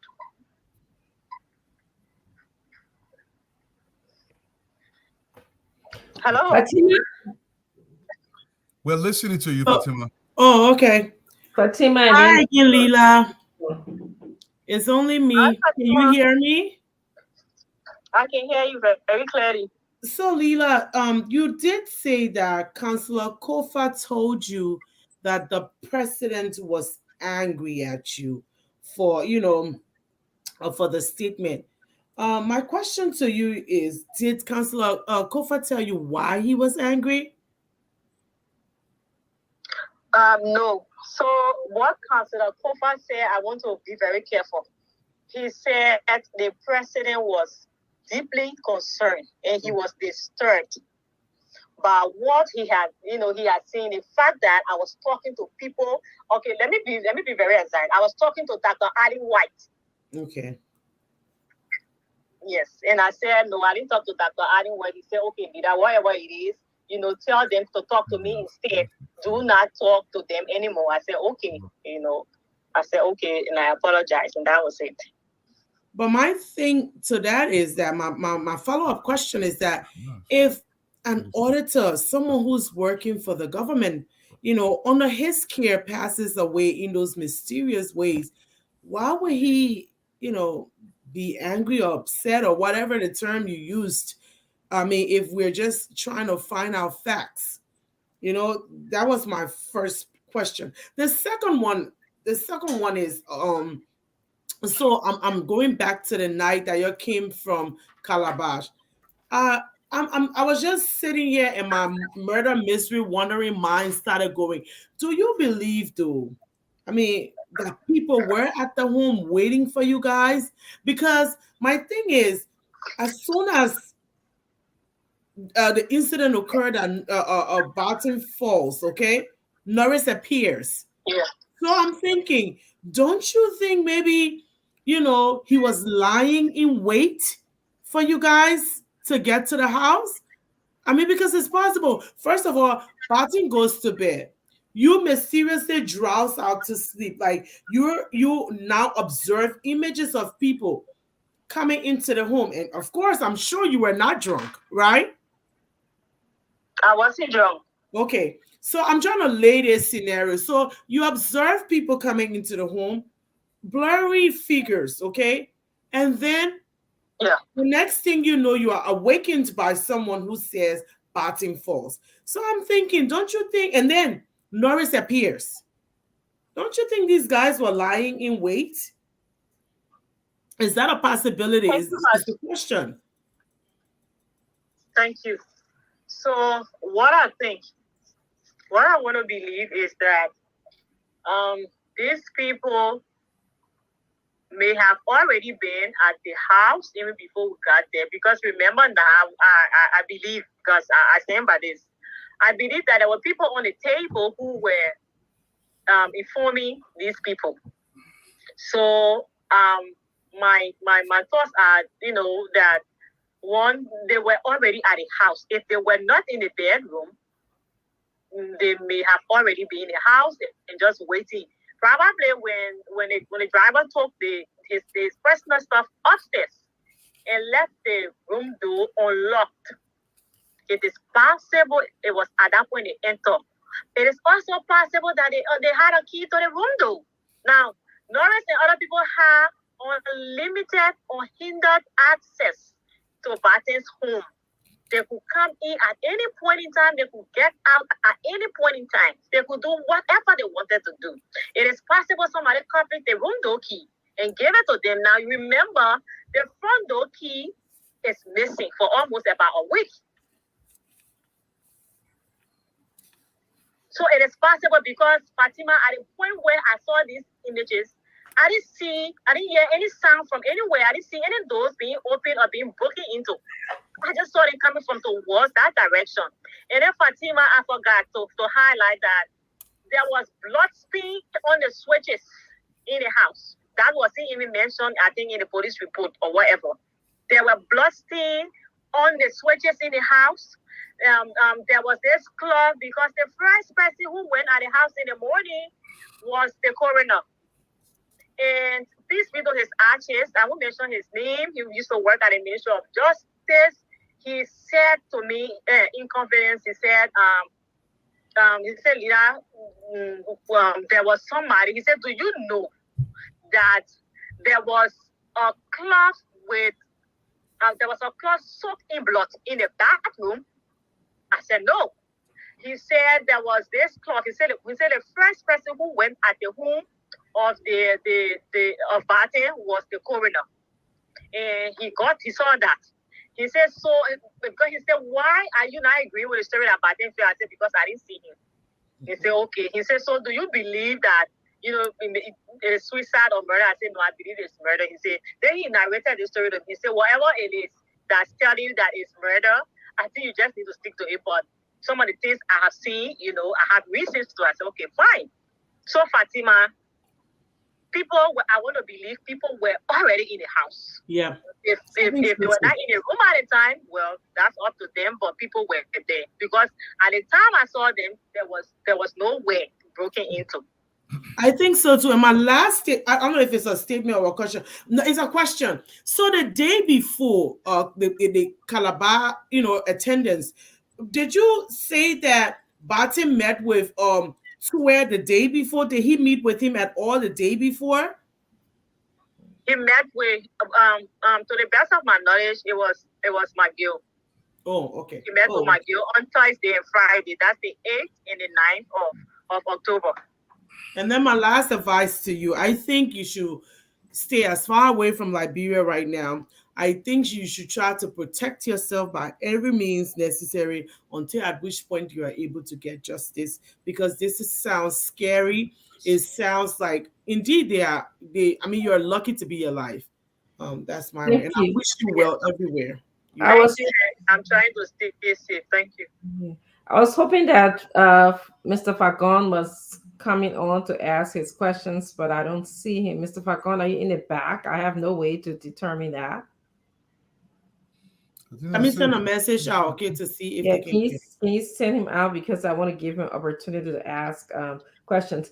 Mr. Fagan is at the back, but his webcam is off, so that makes it difficult to bring him. Oh, but he's at the back.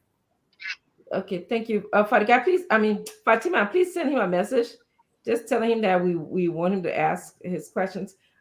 Lita, again, thank you so much for coming in. My last question to you is about the consolidated accounts.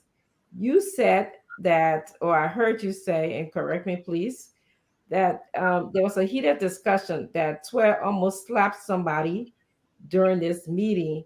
Do you have any idea what this discussion was about? It seems to be about the consolidated account. I didn't get much from that. I understood the account with Dr. Jala Howe. She said she had quarantine sites, and those sites were nowhere to be found when Bati was doing his audit.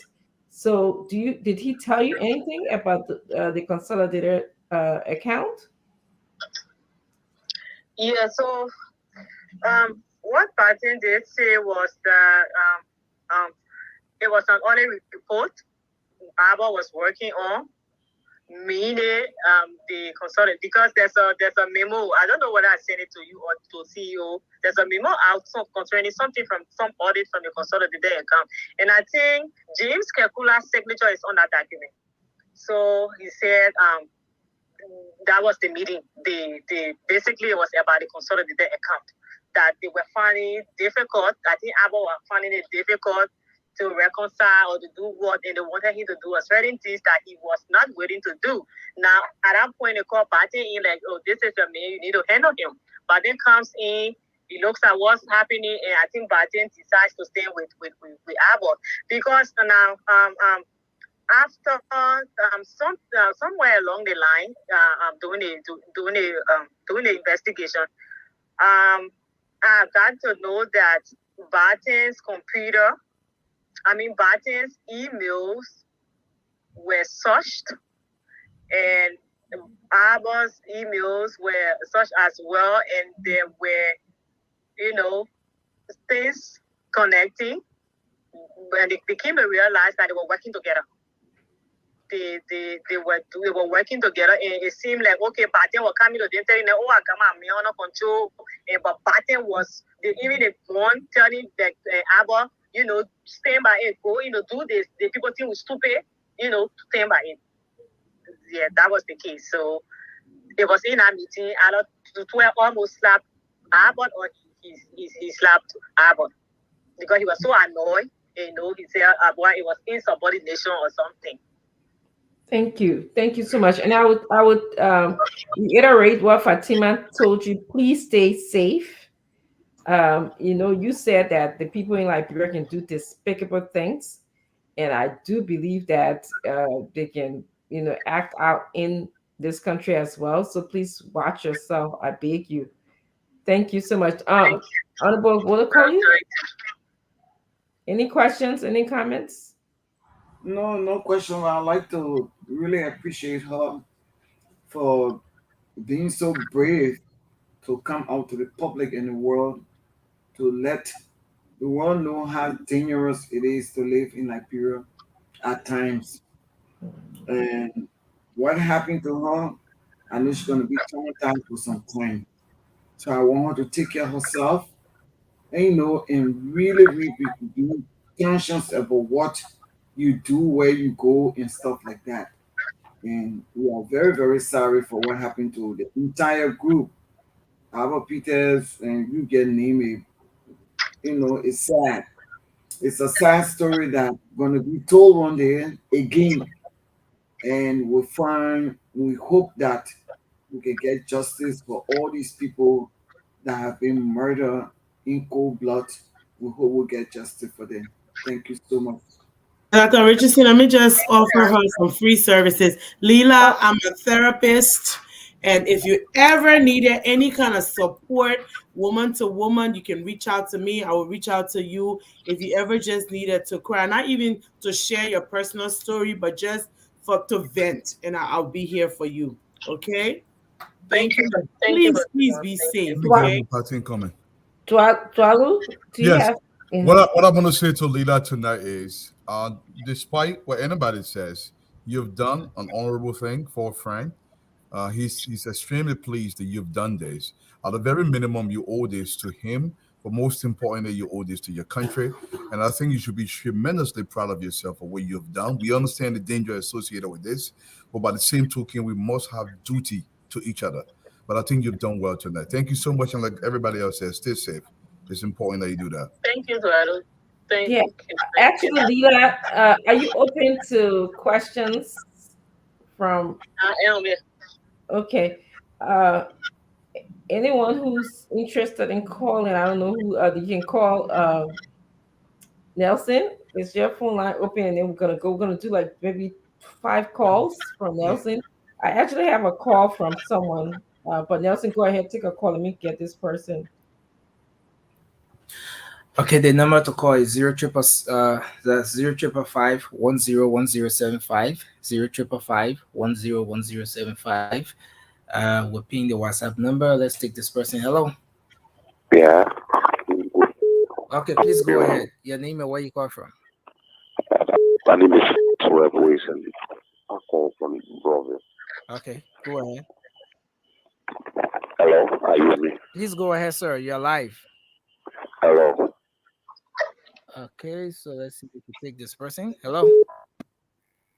Okay, we lost this person. I'll take this one. Hello. Yes, hello, how you doing? Okay, great. Go ahead. Your name and where you call from. Chion Wisner, and I call from Super Room. Go ahead, Wisner.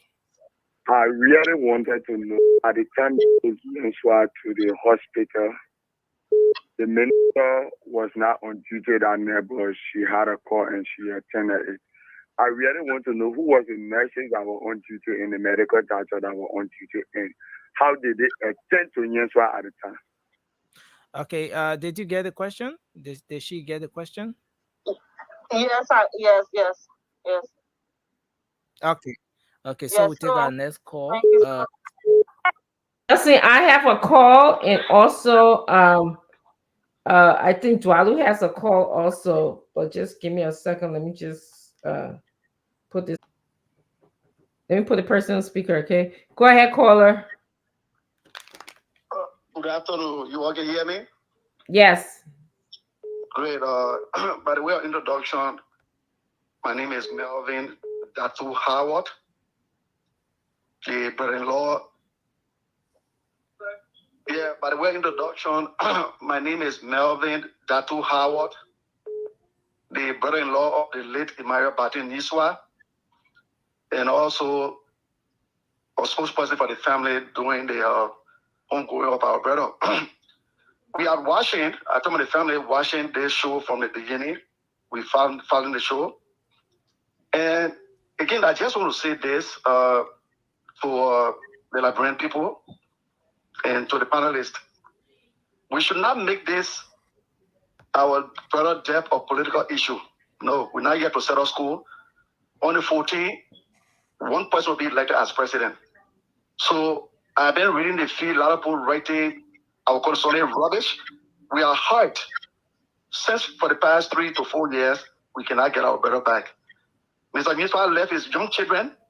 He did not see his children graduating from college or high school. Today he no more. And he still piercing the heart of our family. I just want to say to Lida, we listen to you.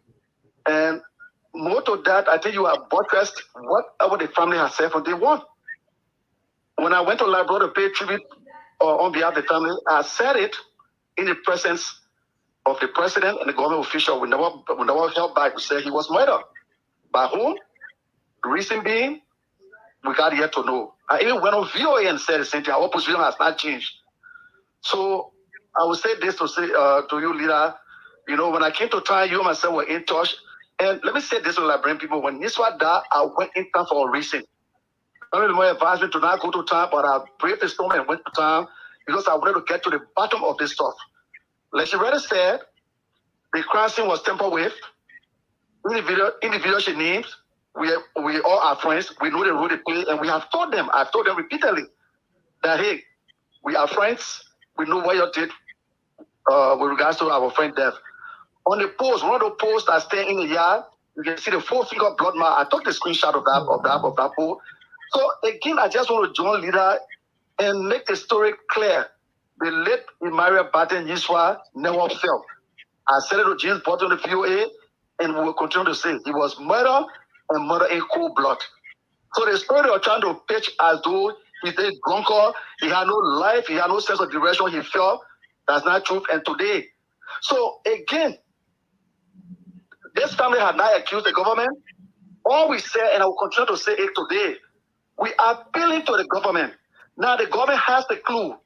Just recently, on the 14th, when this one passed, with all due respect to Mr. Henry Costa, he took the airwave and announced to the world that Niswa was murdered by Sabato Dele, the Nikki Camille looking Dele, by the order of obituary. Mr. Costa said the family did not say it. Now, so the government, Costa is in Liberia. We need to bring closure to this case. I will ask the president, Mr. President, let us open the investigation because the justice minister said that the investigation is inconclusive. It to be continued. So we ask the government through the president, since we got Mr. Henry Costa in Liberia, he calls on names of people that murder our relatives. Caller. We appeal to the government. Let them please invite Thank Mr. you, Costa. caller. No target keep again today. Sabato Dennis. And let me just say this to Liberian people. Thank you, on caller. Friday of last week, on Friday, I did place a call to Mr. Costa to confirm as to whether or not he stand like he said when you saw murder. He did not pick up my call, he declined. I sent you a text. I did call other Logan Dennis, Sabato Dennis, and I spoke to one of them on a recorded line with our partner from here. Okay? And he changed it, he hung up on me. So again, finally, before I go, I was saying, leader, when you said it only make our point, it budgets our point. Niswa was not drunk, Niswa did not drop, he was murdered in cold blood for what and for who?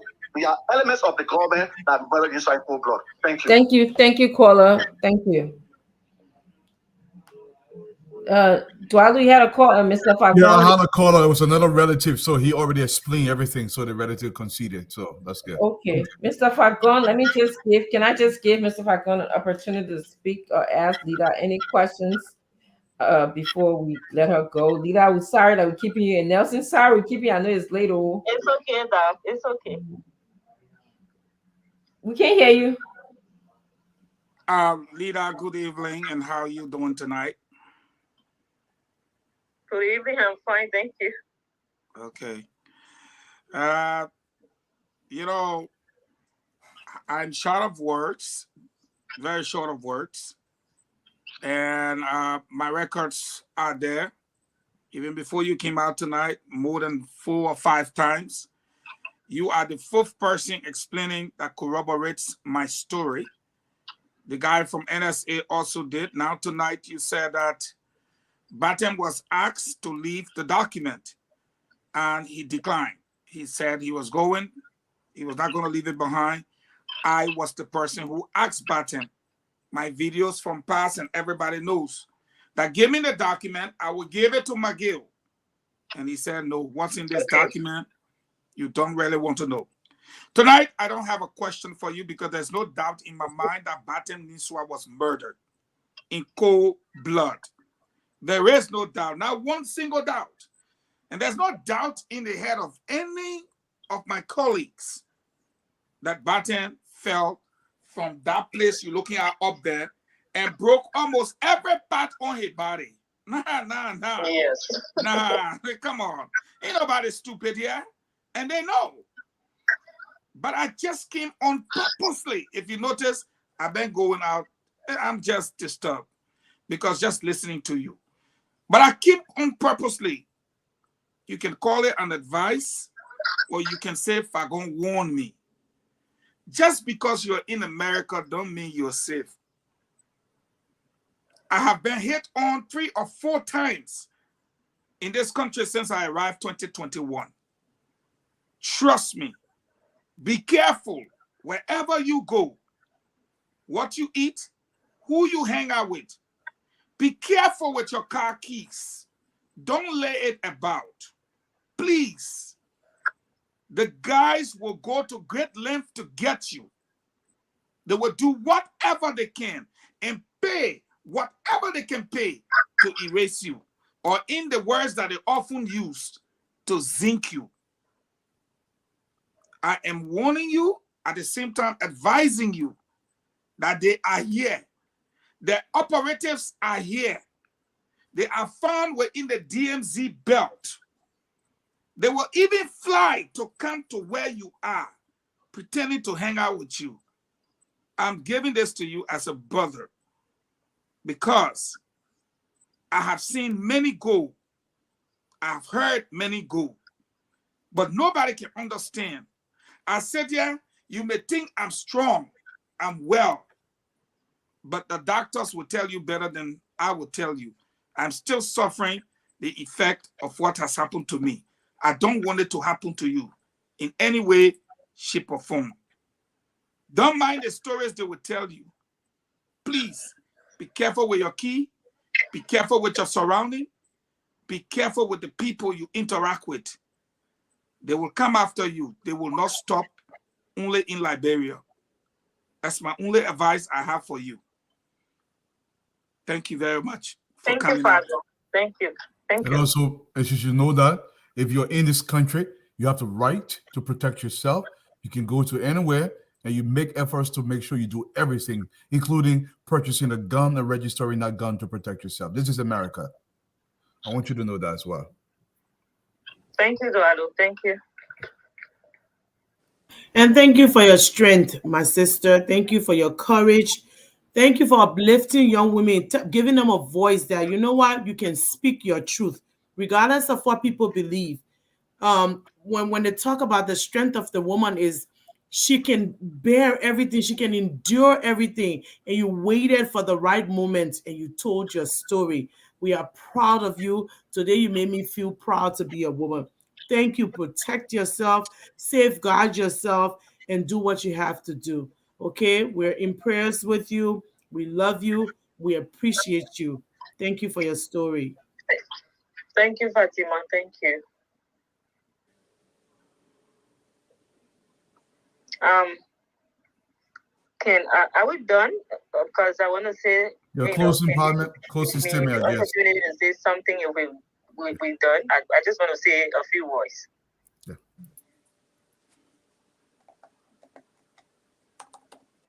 Hello? Go ahead, Leela. Go ahead. Go ahead. Yeah. Okay, so thank you again for the opportunity to be able to tell my story. One thing I would like to highlight is that I've been through a lot, yes, a lot has happened to me, but a lot of people, most of whom I don't even know. I understand the trauma, the everything I had, I had to go through, and some I'm still going through.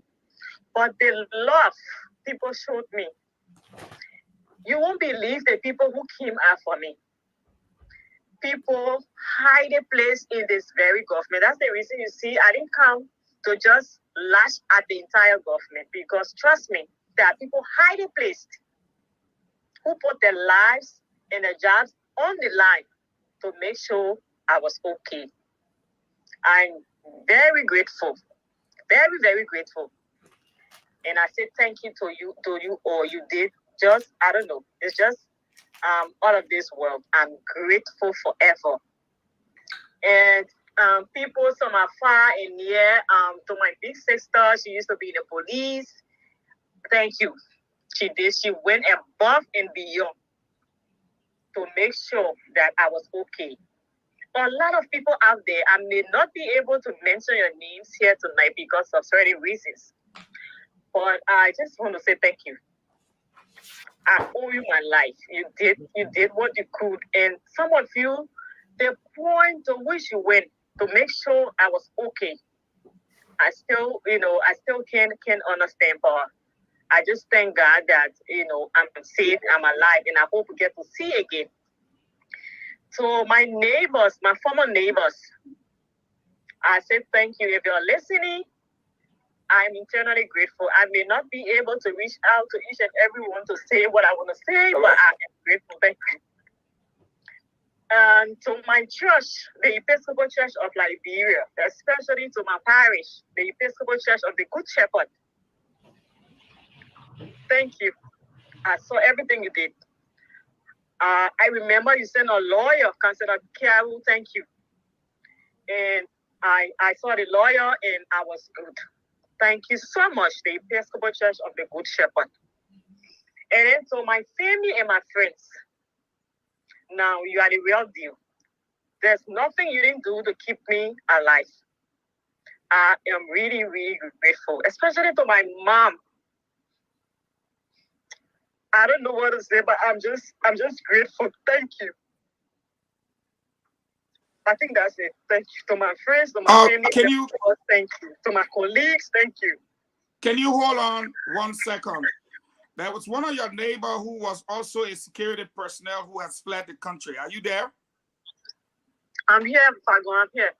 All right. He's going to introduce himself and just say a word to you. He was in the yard with you. Are you there, Nick? Yes. Go ahead. She's listening to you. Hello, Musu. How are you? Hey, Nick. What's up? Yeah, I'm okay. And after 3 years, I'm so happy to hear from you today, and I'm glad that you are safe. And we all know that we all were faced with this challenge that you went through, and we all went through it along with you in the compound. And some of us even went through the consequences because of what you stood for and for what some of us stood for as well.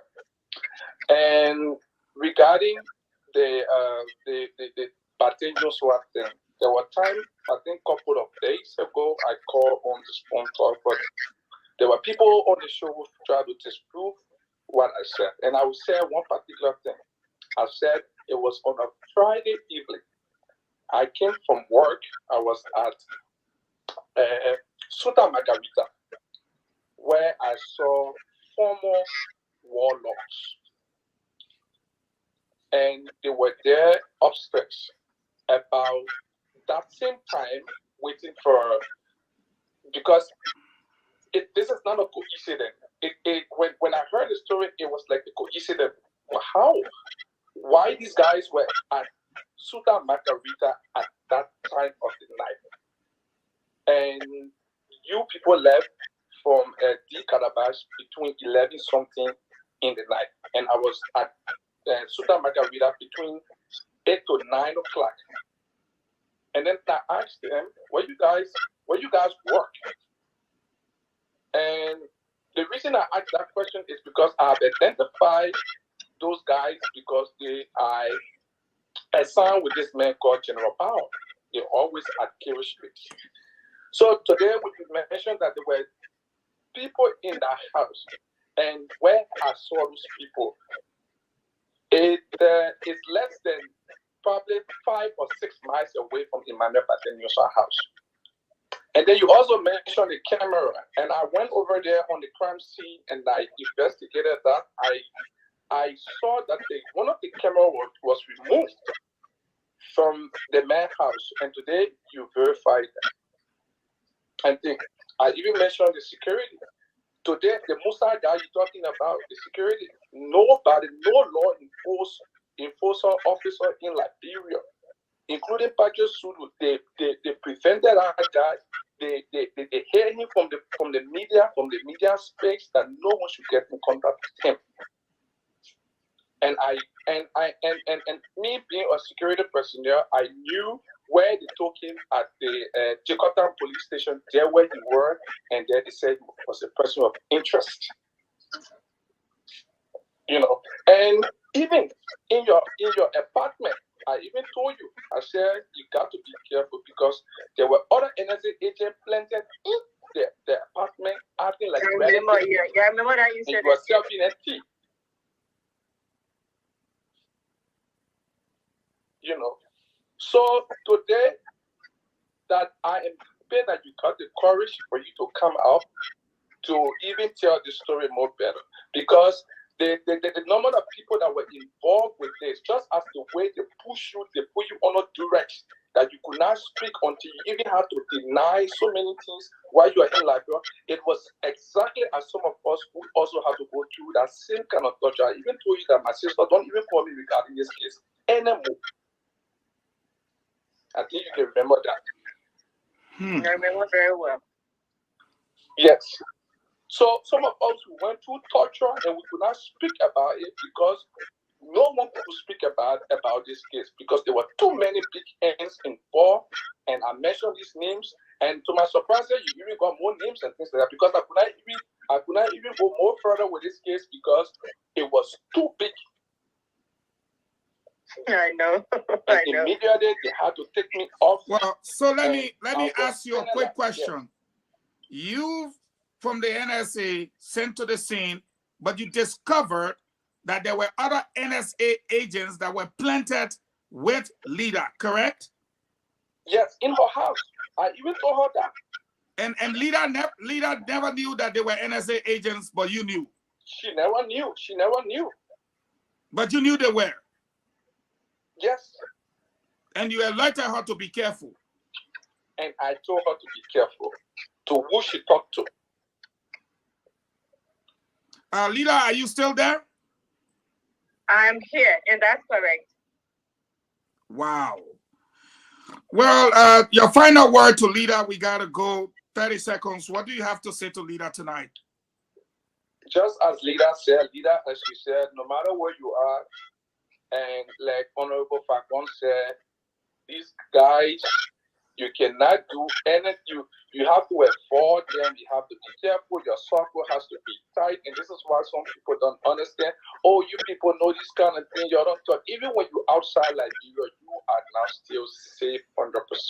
So my sister, wherever you are, keep your cover, keep your circle tight, because you cannot be too sure of who you interact with. This is why some of us, we are being on cover for all this time. We can't even talk about the kind of thing because it's so huge. So once again, I just want to encourage you for the courage that you have, the strength that you have, for you to come up to tell the story. We all were victims from this particular thing because that's true, Nick. Even the other guy, the other security guy, was even interrogated. But just looking and pick him up. Wow. Went to Central to collect statement. Everybody, the people push everybody to know how much you know about this case. If you act like you know, if they ever find out that you have an insight on it, you are in trouble. And for me, I just said it was just regular story that everybody posting all around the place. That's what I know. You can't come after me for that. Thank you. Well, Yeah. thank you very So much. be careful, my sister. Thank you very much. Thank you. And Leela, thank you for coming on. I'll give you back to Dr. Richardson, who's just going to maybe bid you farewell. Yes, Lida, thank you for speaking your truth on. Thank you, Nick. And for, the strength that you presented here today. I'm sure you're not going to be a stranger. And if there's any way that we as panelists can help you, please utilize us. Thank you so much. Okay. Thank you, Doc. Yeah. So I'm just going to let you guys give like 1 or 2 minutes of closing thoughts, and then we can go. It's Yeah, rather. so can I just say something briefly? Sure. Okay, so regarding Nick was my neighbor. He worked at the time. He was working for the NSA. That I knew. So when the incident happened, he went on the scene. He went to the house on the boulevard, and he was one of the first persons on the boulevard. He talked to people. He took pictures, and I think he interviewed some people because now he knew Barton. Everybody in the company knew Barton. Oh, be better. He took pictures. And when he came back to me, now he told me some of this stuff. I said, okay. And there was this particular lady who I didn't know at the time. I didn't know she was working with the NSA. She came like a family friend, and she started to ask very strategic questions. But hey, I stuck to my story. I was sleeping. I didn't ask the question because I told her to be a family. It was later Nick came and said, and then he told he started talking in the room. And we're in the room, he said, "Do you know that lady?" I said, "No." He said, "In the first place, everybody been coming here from the police who've been telling them you're not here." He said the lady just found a way, link up with some of your family members to enter your house. He said, "Do you know she was video recording when she got in the yard, your car plate, other cars, other apartments?" I said, "Really?" He said, "Yes." And that was how he said, but I met her at the office, and she acted as she didn't know me. So I realized she's operating for these people. I said, "Oh, really?" He said, "Yes." And then there was an incident, very unfortunate. Nick almost lost his life. That's how he ran from Liberia too. So he said they got the information. Like I think the lady had reported, "Oh, but Nick is into this story. He's either related to the girl or he was close to the man, something." And they started to investigate. And then whatever happened, I think the current Inspector General of the NSA, Emma Reeves, the former chairman, Montserrat County chairman for the CDC. Thank you, Mr. Reeves. Thank you. So he had to intervene according to Nick, and then he said he asked him some questions, and after that, I think he became really afraid because of what he went through. According to him, they were still after him, all of that. That was how eventually he left the country. So Nick, thank you for all you did for me. I remember very well, and I'm grateful. Thank you. Thank you, Lila. Thank you, Doc. Thank you, Lila. Thank you, Mama. Thank you. Yeah. So let's start with you, Dwalu. And if I could. Yeah. Dr. Feinstein, to the audience, you guys stuck it out with us tonight. It was a long night in terms of the story we've heard. But I want all of us to take something from here tonight. Liberia cannot continue to be like this. It doesn't matter who's in government or who's running the country. We all must share in our heritage equally. When we continue on this route, Liberia will always suffer. And this is not about the brother Yunswada passed away or the auditor. This is every single one of us. Why must we always run away? Because we disagree politically. Your theft cannot be protected by me. You have no right to try to harm me. If you continue to scare away Liberia's best and brightest minds, we are not going to develop. Look, the issue of finding people who understands the gravity of what this is important. You cannot take children and put them in the position of trust and you expect them to behave responsibly. What is happening is dangerous. This is what brought on the war initially.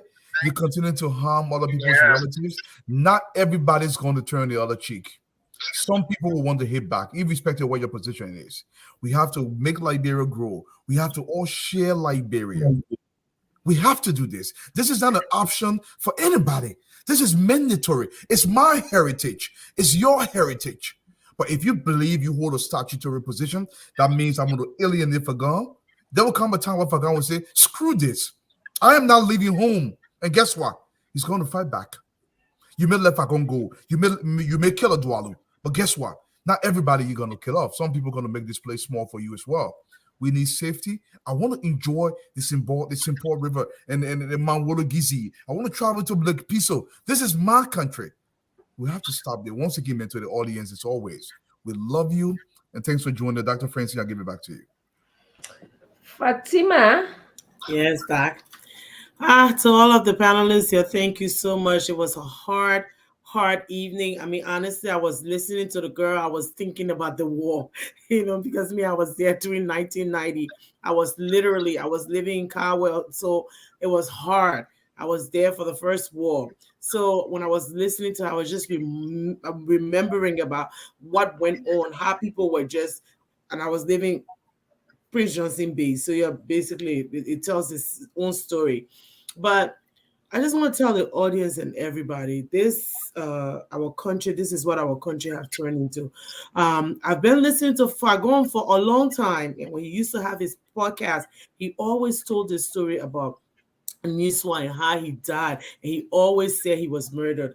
And honestly, Fagon, I thought you were speculating. I always like to have I always like to have, but every time I think Fagon is speculating, when I look back, I find out he is actually telling the true story. And when I listen to this young woman and see how women and young girls are suffering in Liberia, first of all, they just accuse her of murder with no evidence. So that's it. It's like they're the judge, the jury, the everything. Those, how you call those kind of courtrooms? The kangaroo court. Yes. Kangaroo courtroom. They never. She suspected that it was murder. People were lying in wait. The whole thing looked like someone was lying in wait to ensure that this man was killed that day. And she was just a victim in this whole plot. But you know what? She suffered after she realized that a friend of hers has already died. And she was part of it, the guilt in her. And then she suffered all of this time. Now, people that they kind of Liberia want. Young girls, young women, the kind of Liberia we want. We want a Liberia where we can say our mind.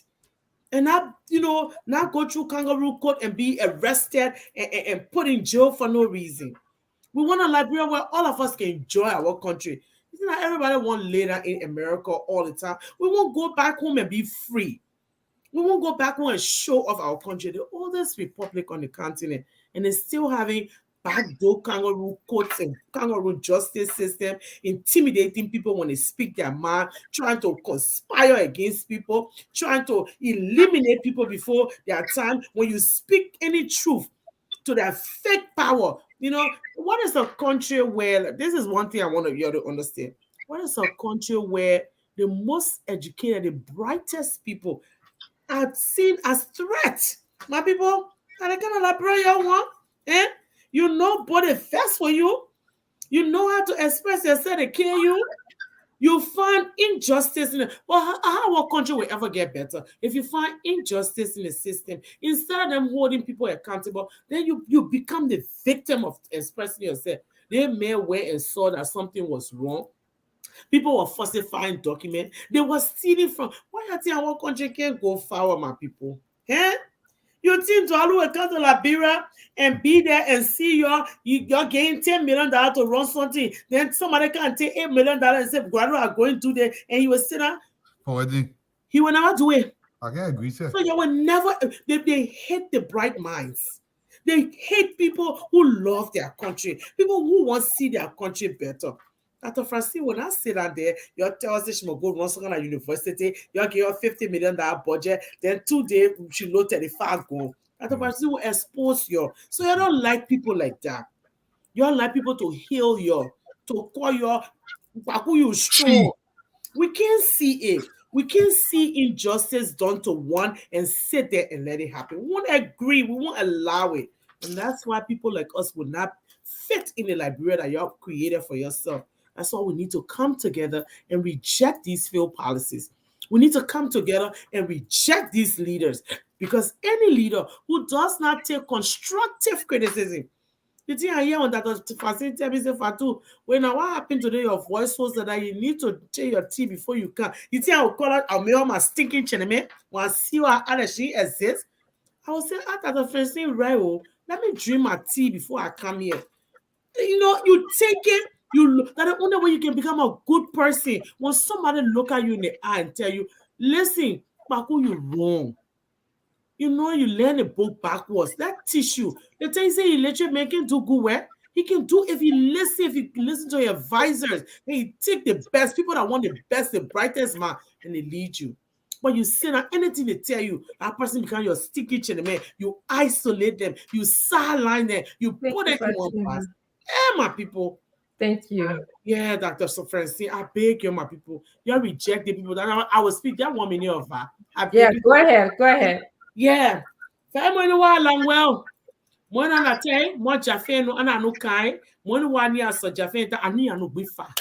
O kama. O wa mo bidu no wa? Ani mo no fa na pati you so ana fa. O wa mo le menu no wa na mo no. Wo ko ne he.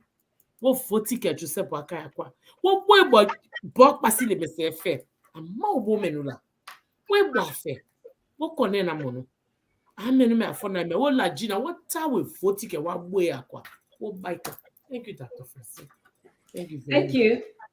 Thank you so much, Fatima. I can see how inspirational you are when it comes to Liberia. You know, I just want to tell Lita, thank you again for coming here. I found her story very consistent and reliable and open. You know, there were times, you know, I can tell when someone is trying to campaign the point. Okay. She said, she used words like, even if he fell down, or even if he did not, I did not see it, I was asleep. And she repeated that several times. And in as much as they wanted to punish her, to make her say something else, she refused. She refused. So there's a degree of, you know, reliability in that story for me. Her story is a story that is interconnected to all of us Liberians. One is the story of friendship. To me, friendship is not the same like it used to be in Liberia. Oh, Dr. Francine. Their friendship, everybody wants to betray, backstab, or do something to you. Can you imagine people that came to Bati's home? His home was so open to them. He drank tea with them. He ate with them. They drank together. And yet, and still, some of these very same people are being accused of being involved in his demise. That friendship and betrayal and trust is something. It's something that happened to our country that we all have to evaluate ourselves. And it's all because sometimes of this disagreement, Fatima, you are saying just because I told you the truth or because I disagree with you. You know, I was thinking, in as much as I think about Baki's story a lot, I think about Lila a lot, what she's been through. Can you imagine it took Lila to South Beach just because she didn't want to go along with their story? And she said they had nothing on the charge sheet against me. And you know, in a better country, the reason why people will be less likely to do that is because they know that if they did that, they will be punished. Lila, in a different country, Lila could counter sue for everything they put her through, for her distress, for the trauma, for, you know, any inconveniences that she had in life by going to South Beach. I bet it wasn't an easy place for her to be. In the end, I want to just say we all are traumatized one way or the other in Liberia. So thank you, Lida, and thank you for all of you guys who stay with us tonight. Mr. Facon, take it away, take us home. Well, thank you, ladies. And let me say the press in Liberia, we need to help our country. Right now, in the last couple of days, I've received several reports on Valley Teller, the guy that is made the headlines for being the one that was the suspect in the Gloria Musu Scott case. It is believed that he is dead. It is believed. They've been looking for him. Journalists are trying to track him down. Whether they sent him out of the country, whether he ran away on his own. As you can see, he's not seen anywhere around. We're going to put some pressure on them to bring him from wherever they have him now. So we got people looking. We'll call on Mayor Koji. If Teller is around anywhere, please make him available. Teller needs to be alive. I believe Gloria Musu Scott is going through similar thing, where the murderers are out there, and just as they wanted to accuse her and put it on her, in my belief, these are some of the things that happen.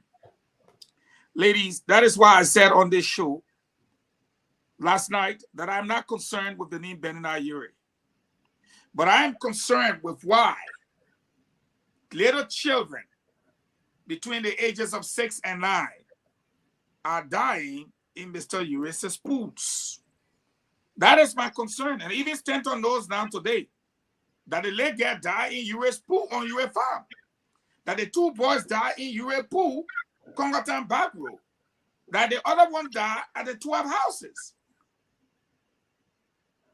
It is a sad thing. But people are not held accountable. Tonight, I want to ask people how you would feel if A.B. Richardson was bartending Swa. Yeah, I pick you. I'm ready yet.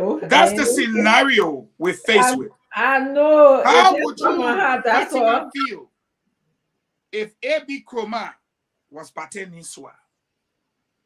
These are the questions we should ask ourselves. I tell you. But I just bartend you. What about Albert Peters? What about Gifty Lama? What about George Pambutu? I have seen the photograph of George Pambutu. Clearly, it was a weapon with a silencer used. What? He was blown from here. He's laying like that. You can see the hole where the thing rushed from here. They're arguing whether that cutlass. Cutlass on a hole don't be round. It can go in like razor blade. This hole, that bullet rushed through it clearly. The family has the photographs. You are coming from work. Why would you press your accelerator, to the point where you go enter one house? You crazy, man? You drunk? Nobody saw you drinking liquor. You just left work. But you press your accelerator hard, you went into a house. But then all of a sudden, you can see the hole from here after that motorbike passed beside you. Because you were part of the team that worked on the audit. That's why. Matthew Innes, the bank, you were called from your house. Same scenario. We show the pickup that were used and the people that were involved. Now we can't find Valley Teller, but Musa, who was with Valley Teller in the blue pickup on the night of what happened to Matthew Innes, somehow Musa was coming from Kalondo area towards the party headquarters or Ellen Johnson House intersection at the car wash. The Morovia City Police pickup truck. He worked for Morovia City Police. And the Morovia City Police pickup truck will run towards the radio, the motorbike, and the rider will jump on it, and they will crush Musa Fawaz. What a coincidence. But I want to say to Liberians tonight,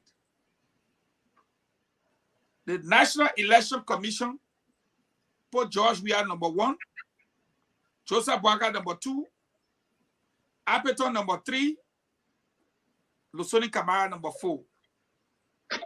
Let me remind you tonight that these elections are over and encourage you to go out to vote. Number 2, number 3, number 4, they have all come together to go against George Weah. I repeat, if you don't know your results, the person who came second, the person who came third, the person who came fourth, all of them have joined together now to take George Weah out. What's your next explanation? All you need to do is to get out there and vote. That's all you need to do. Just get out there and vote. And you will get justice. Drugs will be removed from your country. Your salaries will be restored to its original 2017 where it was. You will make your money back. Your kush will disappear because we will run behind them like we never did before. And all those who are committing crimes now, thinking that President Weah will win, my brother, my sister, if you know you are committing a crime, know that when Joseph Boakai takes the oath of office, you'll be one of the first people we cuff for the crime you committed, not the party you supported. Thank you for having me tonight, and we look forward to a new day on November 15th. God bless you all. Thank you, Nelson. Thank you to all the viewers around the world. Good night for a good show. Hi, Nelson, and good night. This is I the want first time something speaking. that sound like you. Hello, Nelson. Good night. Good night. Thank you, Mr. Fagon. And folks, we want to say thanks to all of you out there for being here with us tonight on this edition of Spoon Talk. Thanks. Okay, so I think the CEO is trying to come on. So let's see if we can have him to come on. Let's see if we can have him to come on.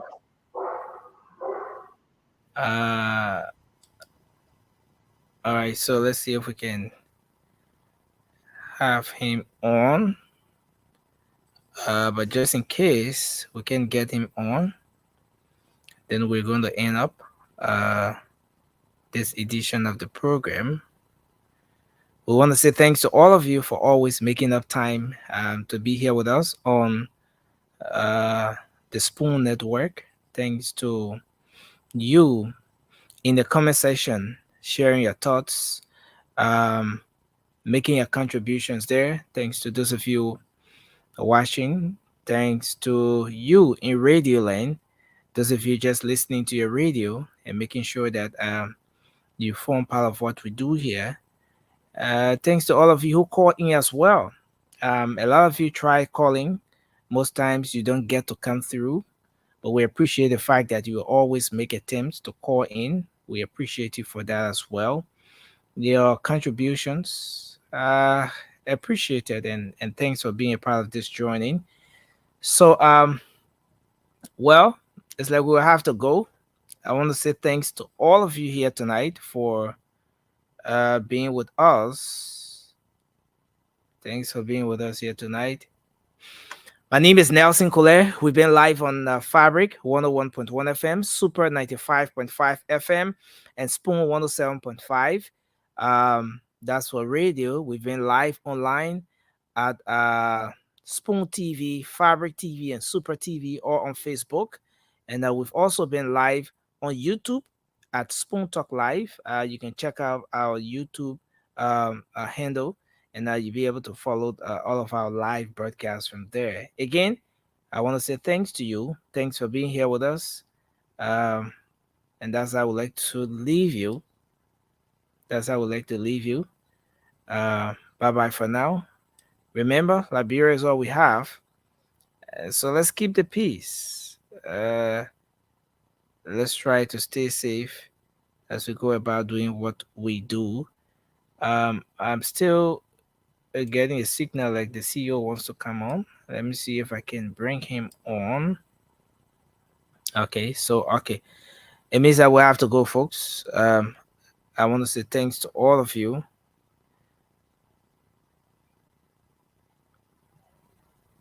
Okay, so um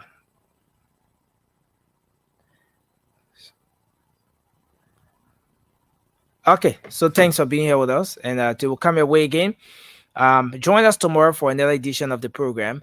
Coming up very shortly will be the late night show. The late night politics on Spoon is coming up in a few minutes from now. Few minutes from now, we'll be back with the late night show. The late night politics is coming up right here. All right, so you can make up time to join us, and as we will have folks here discussing issues of national concern. So thanks a lot again, folks. Have for yourselves a good night. Join us tomorrow for another edition of the program Spoon Talk. Bye-bye. You want to get a news update, brother Tunto Spoon. You want to know what is happening, brother Tunto Spoon. Politicians want to make their decision, just Tunto Spoon. You want to know what's happening in the ministry, Tunto Spoon. Yeah, Tunto Spoon.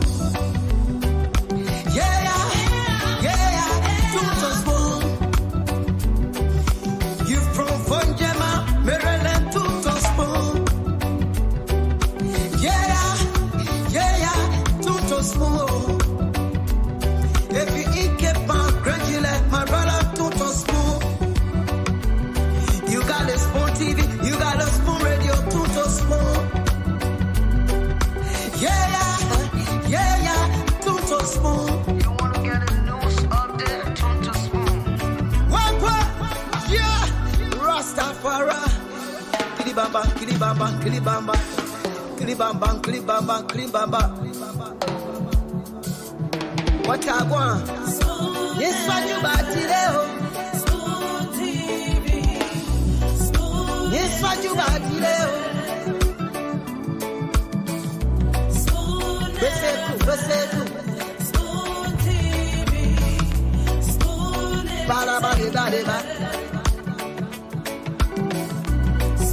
Skibidi dabado.